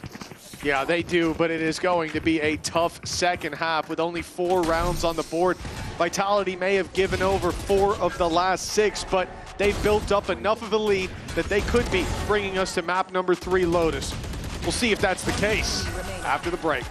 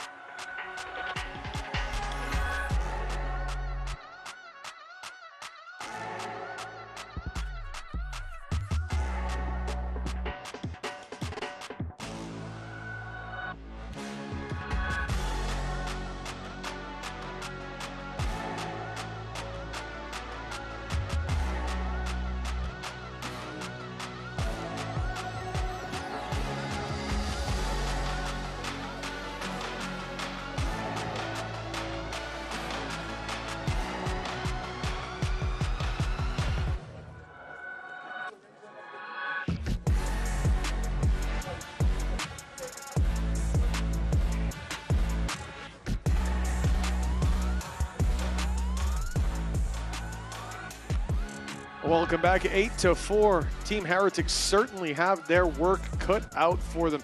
And looking over at Team Vitality, it has been a solid showing. This is where we expect a player like Durka, though, to have an even easier time. Yeah, I think I'll take this graphic. This has been the real build-up of success for Vitality, and that is doubling up on their board buff. Of course, Durka currently having some impressive matches over the last couple of weeks, but I think as well, Ampeg really starting to show that he has that individual level alongside the ability to IGO, and they've had some very good calls. Obviously, like the last round or so, a couple of rounds was coming down to the time, but they were happy to play it quite late, happy to go late into those mid rounds and then have those fast-paced, aggressive takes, and I think that he has been fantastic. And while, as I was saying, the attack side definitely hasn't been where Heretics have been thriving. 40% win rate on this side of the map, and while they're going to have to up that at least a little bit if they're going to be able to take this one in 2. Stealing sight. This pistol, a big deal for Team Heretics. They try to rush down, they're immediately put in the ground. Woot lost in the early fight. They have got Boots on the ground now, playing inside the smoke. Miniboo has to cross into hell, and it's Kicks waiting for him there. The second player doesn't fall, but he's done enough. Kept it into this 3v3. Lesto caught, isolated inside the cage, and Heretics, they've turned this back in their favor. They've left only Durka. Man, we highlighted moments ago, this could be his half, and what a way to start it. He's already taken 1, 2 more to fall, but they can swing together. He's got to be quick, and he's got to be clean, trying to bait them out, but when they swing, it's to his defeat. 5 for Team Heretics. We saw this before. Getting that second pistol seemed to revitalize them in the previous map. I do think it's much more of an uphill battle here, but that is likely the lifeline that they needed to get things rolling. And the same sort of setup that we saw from the previous was those very direct, aggressive A-site hits. Of course, in this round, expectations of investment are minimal. For the Heretic side, will likely mean that their bonus is going to have some weaknesses in the next round, but wanting to keep this one nice and safe. Understandably. Playing it low, you've got the lead. No need to make some risks economically. Saving it all for the next. Still those classics. Saw Chronicle earlier on Bind. He took down 3 with 1 magazine. Okay, yeah, but that's Chronicle. But it is Chronicle. Chronicle's classic is different to everyone else's. I'm convinced that I reckon he does like 100 classic only DMs per day. It could be. Like, it might not be wrong, honestly. You know, as it was said earlier, the wife's been away for a couple of weeks. He hasn't had much to do, so he's just, he's just playing with the classic Captain all Cal, day. give us Chronicle's classic stats compared to everyone else's. Whip that up by next round. Yeah, let's talk about Chronicle in a game he's not even playing it. Maybe we save that for next week, you know? No, right now. Nonetheless, this one looking fairly easy for the side of Heretic. We'll see if there's any extra damage that can be done, even with the reveals. It's not looking great for any amount of damage. And that's the thing, they only have the 1 pistol, so even dropping a player or 2 here could cause either rebuys or just some low buys for the next round. These last players, damage isn't done. So there's always a question of do you go for it to try to drop some weapons? But I think looking more so towards those ultis, similar to where we saw Unfake coming out of this same round on the other side. Rien's, he'll be happy to take some kills. He's going hunting. They won't want to give him even the death just to give him the orb. That's what he's looking for. There's 1 found already. He's going to be 2 away if they take him down. He can just find 1 more. Not quite. Still, 2 away from Hunter's Fury coming into the next round. That is going to be quite a bounty with all 4 of the other players surviving. Solid.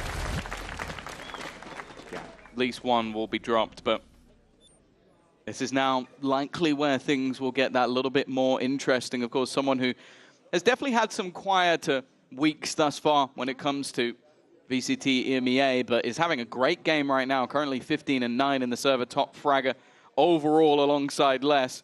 I think they're going to need him to have a stellar second half. We've already seen his counterpart have those impactful lurks across the map, especially on that short A side. I want to see if Benji can have that same effect. Got that double to close out the last round as B holds were sublime.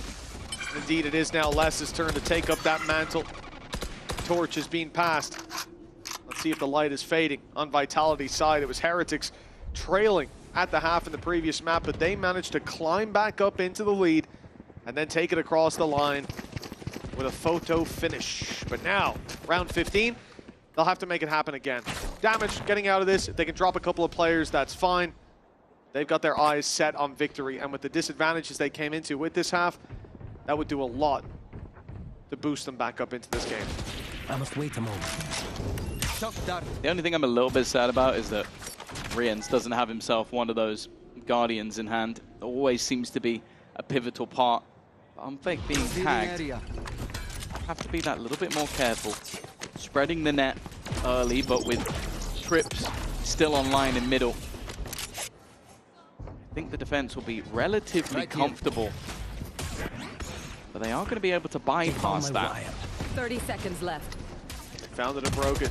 Flash playing with still a second trap, but he has to stay alive for that to be in play. Finds his way to Boathouse, hopes that they walk right into it, but they're waiting, biding their time. But Durka through the smoke gets a double. That's an outrageous pick from him, but time running low as the rest of Heretics make it to the site, and Woot matches Durka's performance. Puts them in the lead, gets them a weapon for their troubles, and with that, Riens puts the Hunter's Fury in. It's found its mark, and Kovac falls! Heretics, they might be on the way to do it again, trailing at the half, but clawing their way back into this game! That round looked like it was already sealed. Like the fact that it's this from Durka, just this wild spam through the smoke, and there was only, what, 12 seconds left, but it was those early tags of the players at the back of sight, and then Durka trying to get back in to stop that plant from happening. Jumping the gun a little bit, but wanting to try and help out his teammates. And once again, it seems like Heretics, they put themselves in positions that feel impossible to come back from. But now, well, unless they lose to the Sheriff buy, they're going to be level once again. Stranger things have happened, that's for sure, in this series alone. But Benji's already given them the advantage. An orb taken for Unfake as they climb towards ultimates for the next round, the bye round. For Vitality, quite a ways to go to make this one competitive, to make it doable. Banshee might be far enough away, but one shot to the head will take him down. Unfake, it's not quite the Haven performance. Won't be catching the double right away, at least not for now. Shock Dart through to soften them. Durka's here now as well. Two Sheriffs waiting to take this across the line, but Benji's there again to catch them off, to secure this important round, and Unfake, try as he might to make this doable. It's an uphill battle for Kiggs and Kovac. Not really any expectations from this point onwards, and they do have to be careful that they're not just feeding the orbs over to the other side. They just bring some additional context, of course, with Heretics 2-0, the chance for qualification in the very early stages of our second split. And for Vitality, if they were to lose this map or the next, it would send them 1 and 2 and put them within risk, especially with upcoming matches versus the likes of a BBL. That could be a good opportunity for them to maybe put their opponent lower, or them to fall into that elimination even before playoffs began, which, considering how some of these matches have played out for them, especially last week in a close game versus GX, that would feel rough. Team Vitality timeout. One enemy remaining. Looking to stem the bleeding. The advantage that they came into this half with has now subsided. Brother. And Heretics may be about to stomp back into the lead. Starting to get deja vu of Haven, and no doubt on their side, that's what they're trying to avoid. Banshee, the strong performance we said coming out of half number 1, he was a key player, and he has continued to be here. 18 and 10. Woot with some big kills, trading back what Durka managed to put down 2 rounds ago. That gave them a very important win to streak these 4 together in this half.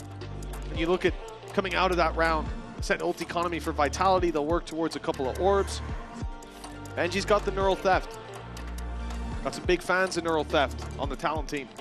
And it might be useful here. On the attack, finding the positions of your opponents if they get that opening pick. Joker's been looking for some fights. Yeah, I think the other thing as well with Heretics that's just always so terrifying is sometimes it really does feel like 25th best. Wow, that's really not great. That's exclusively Pistols, classic though. Hey, yeah. hey, we're looking for classic. Classic, though, I bet he's #1. This goes here. We'll see. Way, we'll cook it over the week. The point I was trying to make was the fact that when you talk about this Heretic squad, a lot of the time the relevancy of the side of the map is void, like, especially when you see some of these individual players start to just find their footing. They are a terrifying force to be reckoned with. Oh, Kicks. He's about to come under some pressure. Oh, but the paranoia should have gotten him out! Minibu must have been blind there. But his crosshair was on the angle.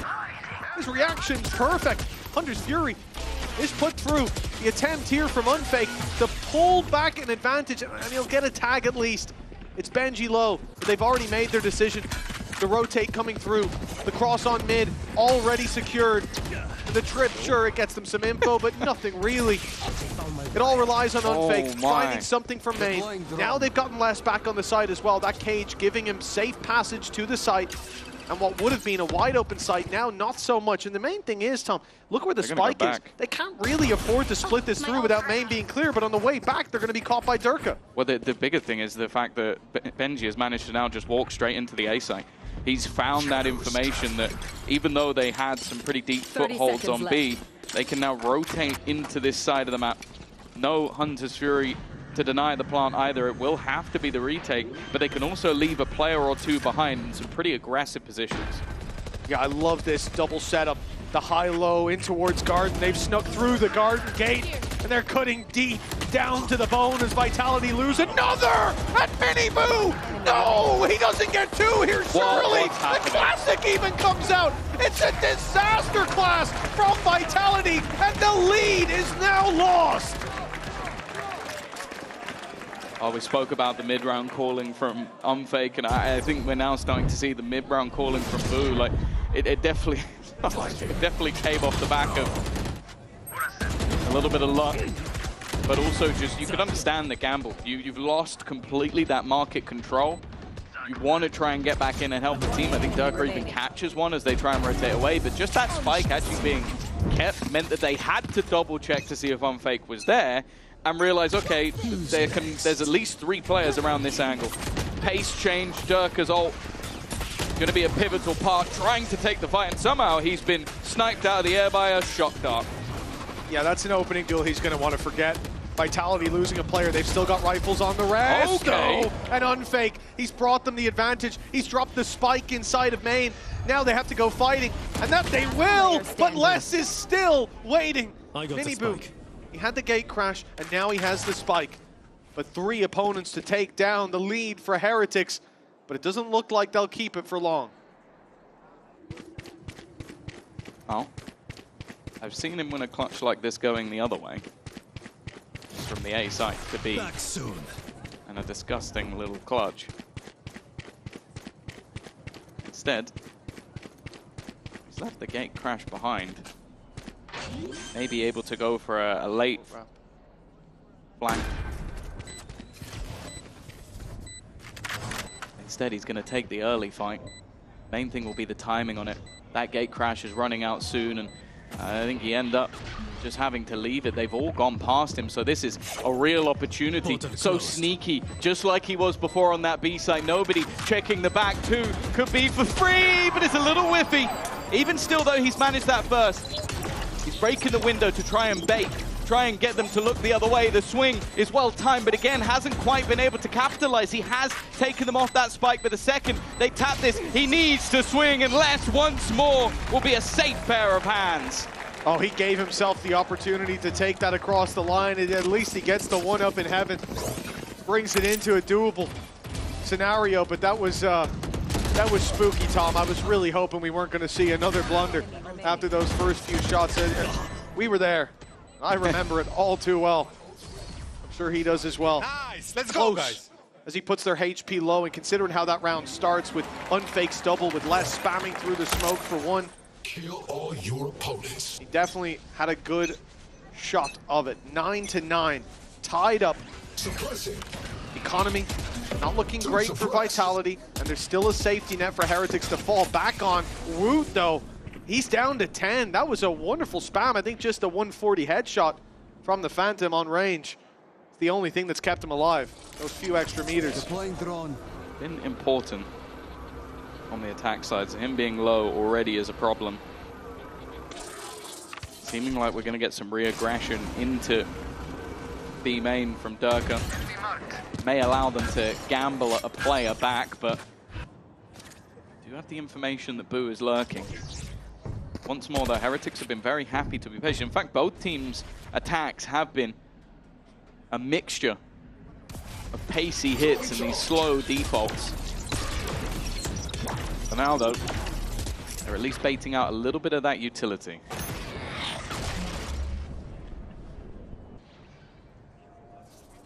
They know that this player's on short already. Now look to execute on that with Mini Boo down. Kovac just backs off. 30 But as he seconds swings in, reloading, a risk is taken. The info gathered from it, but he'll lose his life to Woot. Wins it. The 10 HP player still drawing breath and drawing blood along with it.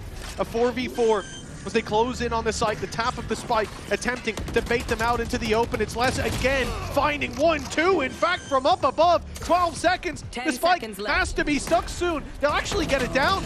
Just waiting for the smokes to fade as Les continues to frag out, leaving Rienz alone. He's got 2 to take down, both coming from heaven. He doesn't know that.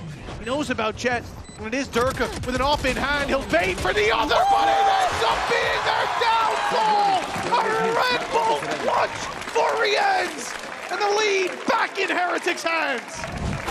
He's just the guy you want in those moments. They've got so many individually fantastic players, but you put him in a clutch and you just expect this guy to win. And unfortunately, in this case, the bold synergy wasn't quite enough. The bait was basically perfect. But unfortunately, the shots this time were not landed by Unfake. It was a round that should have been theirs. And I've said that, I don't know, I think we're almost getting double digits. We need to get that replay of Weber in the post-game highlights. I have never seen that man so animated. I just hope there's no lip Maybe in readers out 3 there. rounds they'll be able to show it to them. Yeah, it could be. This one's certainly not going to have a lot of contest from Vitality. The rifle in the hands of Les. If you've been watching the last few rounds, you'll certainly understand why. He has been frying. Yeah. But he's sent back towards the B site. The drone will scare him away. Wow, if anything, you want them pushing into this man's site. If you're a Vitality fan. The rest of the team, hightailing it to this side of the map, will almost just act as bodies for Les to trade. Paranoia is getting close. Les has just picked off Mini Boo, though. A quick headshot to deal with one. They now know that the rifle is on the site. They need to try and deal with this man, and he's trying to play things safe. Just go for those taps and then duck away. Ultimate even used to try and remove the utility. One of the other major advantages is those ultimates that they could use into the backside. As the time now ticks further away again, it's going to be less on contact. Still yet to take any real damage, but he is losing all of those teammates, and eventually they will get the job done. They brought Kovac back up, and I think Kix is making the best of a bad situation by doing so. Got a gun. And got the rifle as well recovered from the corpse of his enemy. Kovac's the man walking in. We need to see Kix with him. You need that rifle to be swinging at the same time, and it isn't. Isolated. As Kix was holding towards Boathouse now, he's done for. He's trapped in! Maybe not! They're locked in there with him with 4 HP, but they're also equally as low. Shots to the body, all that's needed, and it's a wall back from Kix. A 1v1. Benji yet to show his hand, hiding on the back of the site. Kix is running out of time. He needs to force the swing, force the fight, and he does so, but to his detriment. For this round, I said there wouldn't be much contest, and Tom, I should have known better. It's a very nice try. A very nice try from Kix. He only found this rifle later in the round. The prediction. I think he's trying to catch the player on the box. Listen, Actually guys. get someone on the My stairs bad, instead. that was the worst play I've ever done, and I'm never gonna do it again. Hey, you've got to respect a man who can own his own mistakes. Absolutely. There you go. That's a leader right there. Boo is definitely one of those players. If you've ever spoken to him, self-critical, but also self-confident. I can't believe the scenario we're in. We put the stat up earlier that the attack side win rate for Heretics was 40%. It's looking slightly better than that right now. There's only a singular round. 8-4 down, Tom. Now 2 rounds in the lead, 2 away from closing it. I wouldn't have put my money on this, I'll tell you that. And we talked about it. Oh, they win the pistol, they've got a chance. They win that 3rd round, even the 4th goes their way. Even the last 2 of the previous half. Like, there was a real world where this was utterly dominant. And even still, it was very dominant from the side of Vitality, but the theme of the additional week, mate. pauses as well. You talk about Summer Mayhem, and it's something else out there. I didn't know what I was getting into this week. The amount of games we've seen. I think actually the majority of games have had at least a map go incredibly one-sided, and then the swing back, the BBL game was just unreal. Yeah, there's no more 9-3 curse. It's just a first half curse, I guess. Don't be good at the beginning of games, because it really doesn't matter anymore. Oh, our region full of comeback kings, evidently, and Heretics. They're looking to hammer this home. This is the buy from Vitality. I said 2 rounds needed, but Tom, you're right, it's 1. It's this one, with the weapons invested into, and one of them finding success on the back of the site. But Wu, he's not going to site, he's going deep into the spawn, and it's himself and Benji to find 1. Now looking to force the issue. They tagged Kovac heavy, and they're gonna hunt him down, running their way to the A site, or so you think. Spike's just gone on to B, it's now TP'd out, and Vitality have got to be scratching their heads wondering, what the hell are they doing? Where are they going? Where will the push come in? And they may be about to find out the hard way. Stopping once again. I think the second ping onto Kovac. Who didn't want to give the spike away. Durka at the back of this site. We need to see that hero he can be, but Woot is just looking that little bit better. 20 and 13, another triple to add to the collection. And well, Kovac, good luck from here. 42 HP, force a find. Yeah, I think holding onto the rifle holds a lot more value than anything else. He's 40 HP. I mean, going for this is maybe inspired by kicks in the previous round, but he didn't even win that. And more health. Yeah, exactly.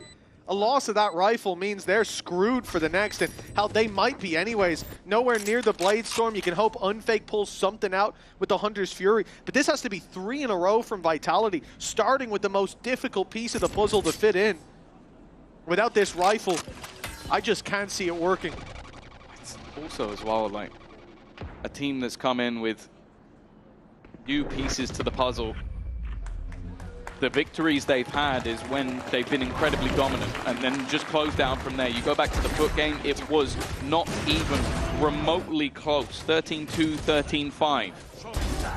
When it seems like a team has that ability to come back into matches, which Heretics this season have definitely shown time and time again. I don't know if they have what it takes to stop what has been a demolition in this second half. Now this is new. The attack side Heretics have gotten. It's blue. The feeling that Vitality have got, they have got to be mentally in the dumps. Maybe soon sent there. For Heretics, 3 chances now to lock in playoffs of Stage 2 in EMEA. A step closer to their ultimate goal of going all the way to champions, of fighting in Paris for a title, for a trophy. One that has evaded them many times within the VCT circuit. Hunter's Fury put through, that's a great connection. Unfake, he's close to finding the opening, but it will evade him. 70 on Rienz and Boo, but Heretics still have 5. Duck's position is something we've not seen too much of from Vitality. A chance for him to be the hero we know he can be. Kovac obviously not having a gun in this scenario is going to make things a little bit more difficult, but that's a spike. An important kill. Even if it just buys time, it may not necessarily be something that he looks to defend. But with 30 seconds left, a third player was gambled over. Benji now finding a kill on B makes things interesting, and it opens up a gap. A little bit of panic, a little bit of disarray, and now two have to fight to keep them in the map. And they've got Benji Fishy coming in the back lines as well. You've got to deal with this guy. Unfake goes back to do so, loses a lot of health in the process, but makes this a bit more manageable. Shock dart down, but it's too deep. It's not going to catch these players. The crossfire here, dangerous. A wide swing from Durka could catch one. It could catch two. In fact, the reposition needed. The reveal is there, but Woot's got another. It's all down to Durka, and he'll fall at Woot's hands again. 13-9. 2-0, a hard-fought battle for Heretics, but they have locked in Stage 2 playoffs. Yeah, they really do feel like a team that are impossible to play against. You go into a map, you have a fantastic first half, you show that they can bleed, you could show that they now need to give you something they've never given before, and, well, the coin flips, and they're just the best team in the server. Like, they dropped one round in the second half, a second half that hasn't been their favored throughout Ascent so far. And Woot just seemed to turn it on. 25-13, Benji Fishy 24-13. We said that maybe statistically he hadn't been having his best performances. Well, when it came to making it to playoffs, he was there right with them. Yeah, and it wasn't a slow start in the recovery. Benji was there from round one, activated on the server, but you can look to most of Team Heretics in the same light. This was a big game from Les as well. We came in the second half saying he has to match the performance. A tough task, he managed it, but in the end, it's Heretics with the surprise comeback on the attack side of Ascent. They really can do it all, and a well-deserved bow as they are playoff bound.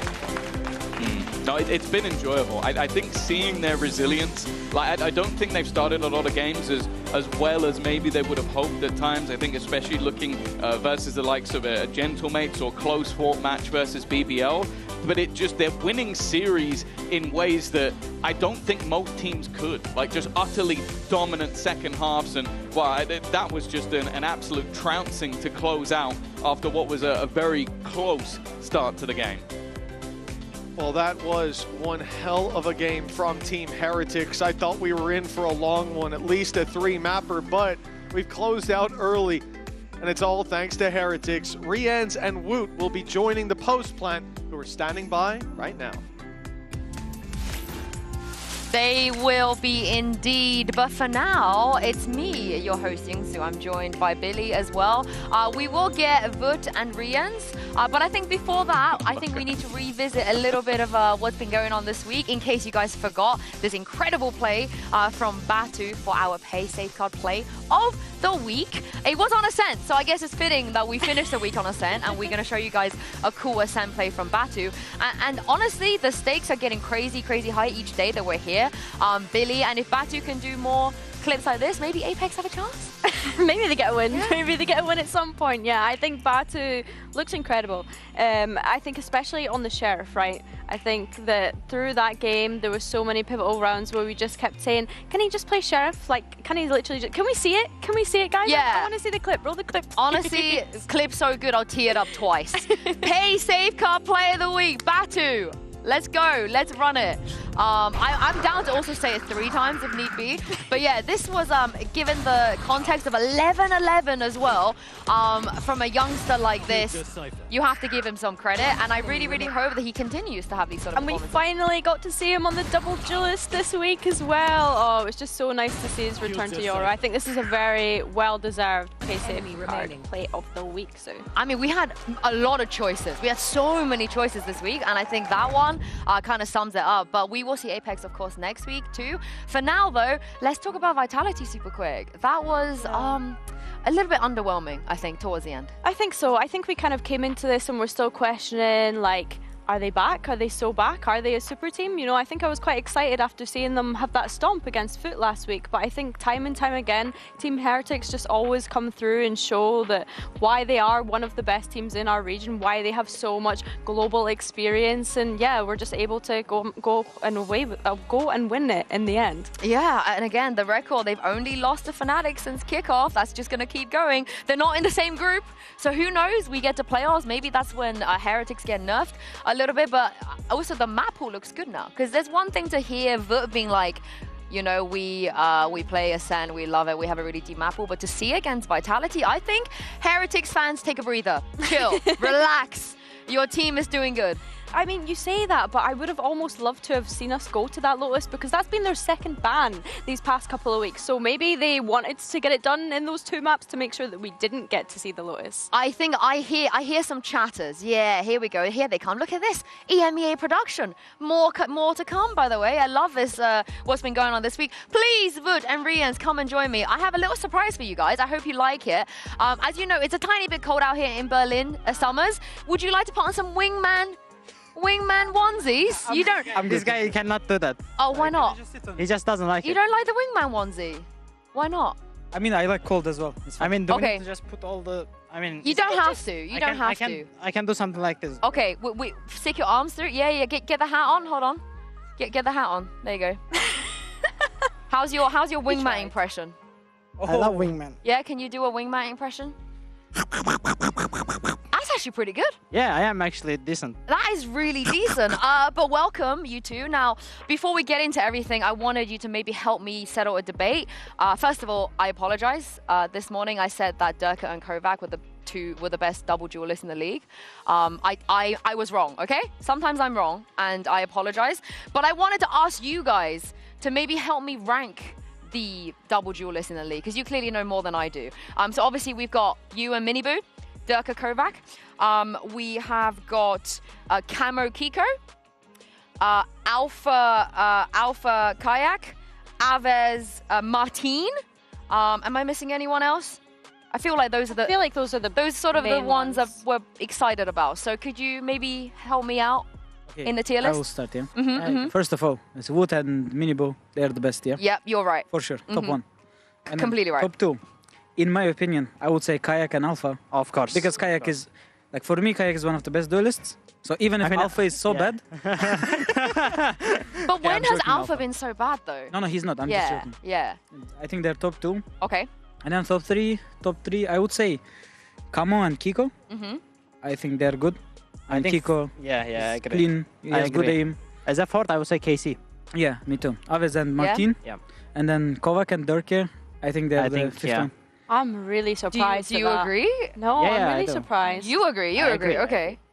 What are you most surprised about, Billy? I think Kovac's been shooting, and I think, I don't know, maybe I just have recency bias based on their performance against Foot last week. Yeah, I mean, you guys have played against a lot of good players in your career. Did you feel any of that pressure today from Durka and Kovac? Could you feel the power? Of course not. No. Oh, no. Like, okay. I mean, there is like Kayak, and okay, I'm not gonna lie, Kayak might be doubling Kovac plus Durke. Wow. I would agree on that. I'm not gonna lie. Okay, so when you played against Fnatic, you felt Kayak's presence on the server? Of course. I mean, if you're making mistakes, especially, he is capitalizing on it so good. Like, his aim is crazy, you know? And yeah, I mean, if you make mistakes, like, you feel the pressure, you know? We've settled the debate now, Billy. Yeah. Next time I have opinion, I'm going to say it was yours. To be fair, I did say Miniboo and Vote clear. Yeah, she was right. Sorry, I didn't I was being a big fan. But I wanted to ask more about the kind of microplays that you guys have been showing us, especially on the Haven with the ISO and the Sova. How much of that is you calling for it, Vote, and how much of it is like kind of predetermined? Because we saw it on Corrode as well last week when you're on the Waylay, and then Boo was on the Omen, paranoiding you into main. Like, how much is it pre-planned and how much is you calling for it? I mean, 80% of it is pre-called, for sure. Like, you cannot create that crazy runs, especially on Corrode. Like, in-game, it's so hard. But it's like on our coaches, like, they're just cooking it and we're just doing it. I think we are good on doing it and they're just good on making it. Okay, I like it. Do you have any tips for any of the duos and ranked on how to get away with plays like that? I think picking, like, one duelist, one initiator, or like, you know, like some combinations like that, or like Initiator Sentinel, if you pick that, you will probably get like +1 rank up at least. What do you play in ranked? Like what agents do you guys I mean, play? I always play Sova. Do you really? Yeah, Fade. I mean, I really play like Duelist rarely. Like Oh, is it you don't like a cheeky Reyna insta-lock on Icebox maybe? The thing is, yeah, sometimes I do that on Icebox, Reyna. Yeah, I thought so, but yeah. I really dislike Reyna. Like, I don't know, I just don't like it. What about you? I mean, I'm playing everything. Like, I'm playing Breach on Icebox. I can do everything. Claw on Icebox. I'm just picking whatever I feel, and of like 90% of times I'm picking the troll ones because it's just more fun. But like, I'm just trying to pick that what I'm playing normally. Do you have fun? You know, at least have, because you play so much Valorant. Yeah.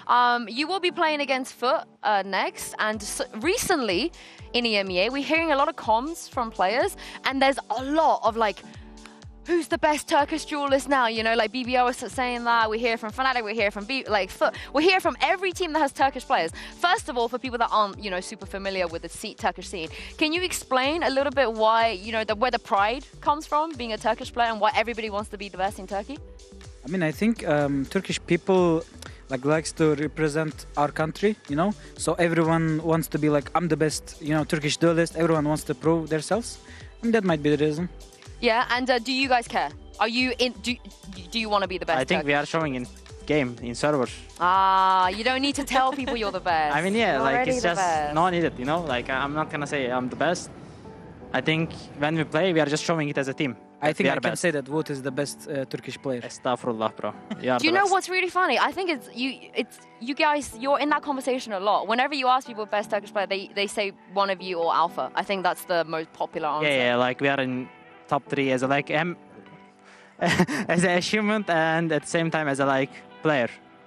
Yes. Alpha is also Yeah, one Alpha of is the best for sure. Oh, you forgot about Of Alpha course. for a second. I wanted to ask you a little bit about the game today, though. Were you expecting Vitality to pick into Ascent? Because this is a map that they've banned the past 2 weeks. Yeah, I mean, we were thinking goes the same, but Why are you laughing? I mean, Yeah, I want to know. I'm sorry, but when you, I mean, it's nice try by them, but when you don't play the map for a year, and then you just play 1 week and you're just picking enemies like top 2 map. I think it's not like, I mean, it's risky. It was like they played well. I think they abused like our mistakes, like our like macro things. But end of the day, we are shooting better, so it's not working. And Lotus was 3rd as well. Yeah. So it was like a nice day for you guys, right? No matter what was Yeah, going it to was happen. today. Yeah. But how about risk taking though? Because I think sometimes when you play a team like you guys or some of the, you know, a Liquid or Fnatic, you have to take some risk. Yeah, that's what Gentlemates did as well. Like they picked Korot because it was like 2nd week and we didn't. Sorry, did we ban in first? I don't know. Yeah, we banned in first week, so they just decided to pick because they think that we didn't play it. So I mean, like I said, it's like, of course you can take the risks. You are in like esports, so you will take the risks, but sometimes you need to go for a safe option. What do you think would have been the safe option today? I think it would be like, I think Lotus would be like safe option for them, or like I would say. Foot is writing this down right Korot. now. They're like, okay, Lotus. The thing is, for me, I really don't care about Veto, you know. Just my coaches are coming into the room, telling me what map, and I'm just playing. Like, I actually don't care about Veto. Like, what map we are playing, like, I'm just confident on all the other maps, you know. Like, every single map, as a team, individually, like, everything. I just want to play the game and smash my enemy, that's it. I think it's because you played so much. You have so many reps on every map. If we take a look at the standings, I don't know if we've seen it, I haven't been looking over here, but you have made playoffs. Congratulations! This was to be expected, right? I think this is the bare minimum for your own expectations. Yeah, of course. Yeah, we are always aiming for 5-0. By the way, just a small statistic. Since I'm joined to Team Heretics, I didn't lose any single like group stage games, like never ever. Can we need check Captain Cow on that Can we one, check I that? Because I think you're right. I think you're Yeah, right. I didn't lose, I think like, we I do know. need to. It was playoffs against Fnatic stage 1. Yeah. We don't count kickoff, right? Kickoff doesn't count. Yeah, kickoff doesn't count. It's kickoff's like playoffs the normal whole time. stage. Like I'm saying, like normal stage I games. think you might be right. Yeah, like I joined in the like last year stage 1. I won 2 games. We made playoffs, and then we go stage 2. We made 5-0 again. 5-0, yeah, I remember. And stage 1 we made 5-0, and now we are 3-0 again. Last time we lost, I think it was against BBL when Patty was in our Yeah. team, like last year split one. That was his fault, right? That was Yeah, Patty, bro. Patty. Come on, man. What's your stat then? He's given a kind of a banger. You, Rians, I feel like you must be sitting on loads of crazy stats. Yeah. To be honest, like again, I just don't care about stats as well. I'm just playing the game. That's it. That's all I do. Okay, what's your top 3 things you care about the most outside the game? My teammates' opinion about me. Yeah. So basically, like, I don't care about like social media or I don't know, like stats. I just care about if my teammates likes me, you know, as a player. And then 2 more things. Same for coaches. I'm gonna separate them because I need more answer. Okay, second was the coaches, and then last my manager. You know, whoever gets like left out is gonna be really. Oh my God! He said that if you win, he did say before you play that if you won today, he was gonna do that. Are you gonna join him? No. Wait, we need someone to join him. Where's Mitch and Tom? They said they were gonna do this. I didn't expect it at all. Not biased Vamos, at bro, all. vamos, Not vamos, biased at all. bro. That's my goat. That is my absolute goat, Uri. If anyone else want to jump in, please do. Also, your girlfriend is here today. Yeah. I feel like we've seen a lot of buffs. You know, what is buffs? Girlfriend buff. So how nice is it for you that she was here to watch you today? It's really nice because we cannot see each other. She's like living in Turkey, obviously, and like we are just seeing each other like once per month. So like it's really good buff for me. Like it's like affecting me on a positive way as a mental. Like I'm always like getting, you know, if I'm positive, there is no chance we are losing games. I'm not gonna lie. I was used to be negative before, but I am changed man. I think my girlfriend changed me. So I am positive man right now, and that's why we are good. I could watch on that, by the way. I think she affected him in a good way, you know? May this kind of love find me as well. You know, may this kind of love find me. Yeah. Oh, that's so sweet. I wanted to ask you guys how you're feeling about the next 2 games ahead. I feel like Rian's, you're just going to tell me that he doesn't care. Yeah, you just show up and play. You're not his manager. He doesn't care. Okay, I can actually say one thing. Against Foot, I always had banger games, you know? I think one of the games I remember on Sunset, I was playing like 14-0 against them. Hopefully, inshallah, I'm going to play like that again. So yeah, that's. What was it? Was against CNED? Was CNED there? I don't think so. No. Wait, back? No. There was no. I'm pretty sure. Yeah, he's back now though. Yeah, so does that he's change back now. anything? No, because we win against CNET as well. Do you have like any fighting words for them then? Since like you're not going to tell us how you feel, do you have any like fighting talk? I mean, it's always like when you are Turkish and when you are playing against Turkish teams, of course you're gonna like get more hype or like you're gonna get like, you know, it's like you are being more nervous, but at the same time you are more hyped to win and you want to win more. He doesn't care, so I appreciate your answer. Stop lying. One last question. You are definitely going to care about this one. Now, I know Champs is in Paris, you know, we're going to Paris. But today, Riot also announced the location. We're going back to Shanghai next year. I know how much you guys loved it last time. So what was your reaction when you found out we're going back to Shanghai? I think we already knew it, no? No, we knew Yeah, China, but they released that today. Are you really wanting to want to make it back? Yes, for sure. Like, I'm not gonna lie, China is number 1. China number 1. Yeah. The thing is, I think we all as a team, like we had great memories there. Yes. For me, I had my best memories with the team, like in my whole life. Same. It was so we just enjoyed it so much, and also Weber and Minibu were not there, so I'm extra motivated to bring them to Shanghai, you know. So it will be super nice.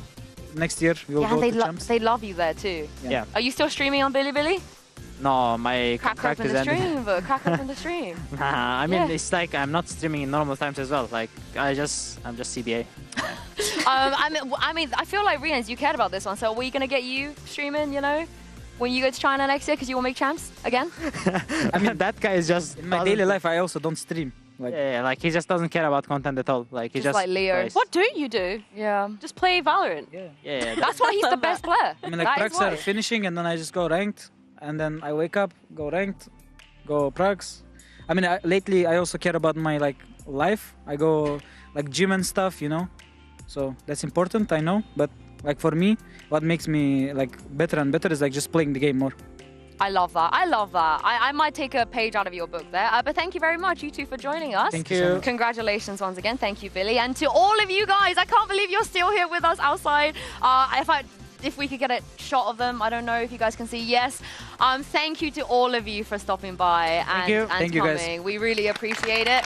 And we also thank you guys at home for watching as well. We're going to be back next week with more Valorant. We've got playoffs, we've got points, we've got games, we've got everything.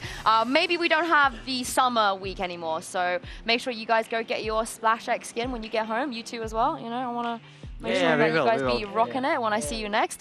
But yeah, for now, have a lovely evening and enjoy the Herman Miller Gaming End of Day highlights.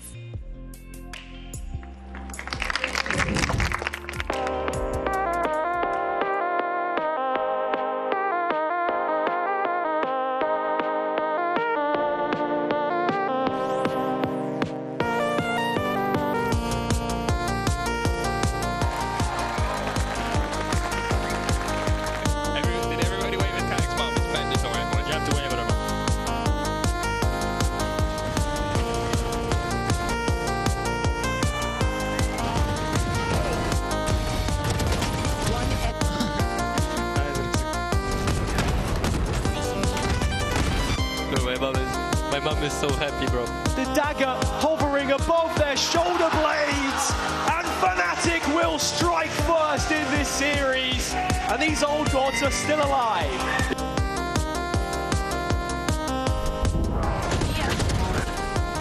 One enemy remaining. One enemy. It's so obvious, boys. They know we're there. 30 seconds left. They play KO because they want to acting deny me, but they have no idea what can I do to them. Alexic trying to fight backside blades out, gets the first, nails the shot. Whoa! Leg shake! 13-10. And we will be heading to Icebox.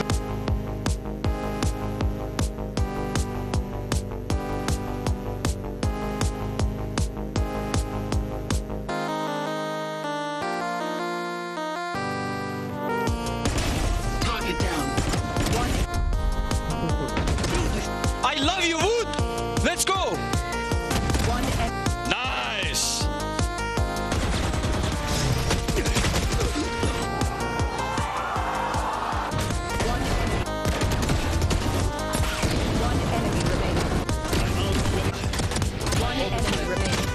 Bro, even though I missed the reveal, it was all planned, you know? I knew that they will walk. Yeah.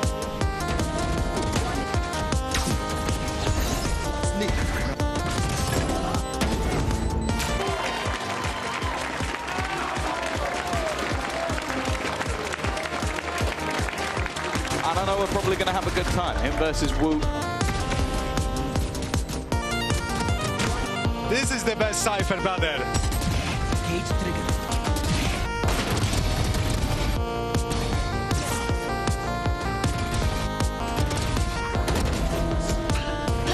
Spike A'da düştü.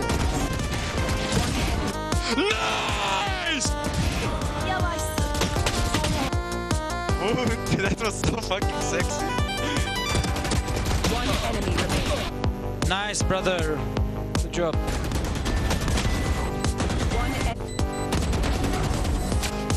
Yeah! Sit the fuck down!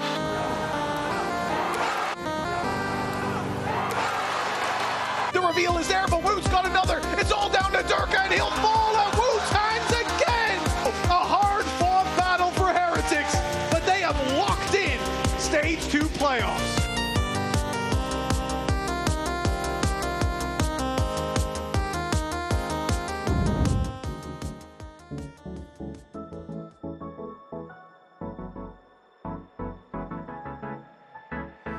Let's do something crazy. Get a bit wild today. Cause we don't do this every day and we deserve it. Life is so amazing. Nothing is in our way. Baby, let's fly away. Do you feel it? Is your heart rushing the way my heart's rushing when you take it all in? Baby, this is where we come alive. Do you feel it?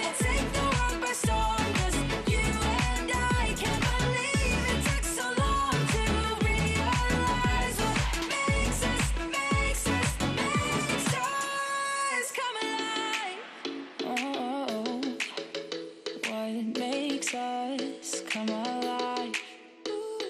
Let's break some rules. No, we don't always have to be good. Don't always have to do things that we should. We'll feed the fire. Let's see it through and let go of what's holding us back. Just light it up and we'll burn through the past and take it higher. Is your heart rushing the way my heart's rushing when you take it all in? Baby, this is where we come alive. Do you feel it? Take the world by storm, just you and I. You and I. Can't believe it took so long to realize. This is where we come alive. Do you feel it? Take the world by storm, just you and I. Can't believe it took so long to realize what makes us, makes us, makes us. This is where we come alive. Do you feel it? Take the world by storm, just you and I. Can't believe it took so long to realize what makes us, makes us come alive.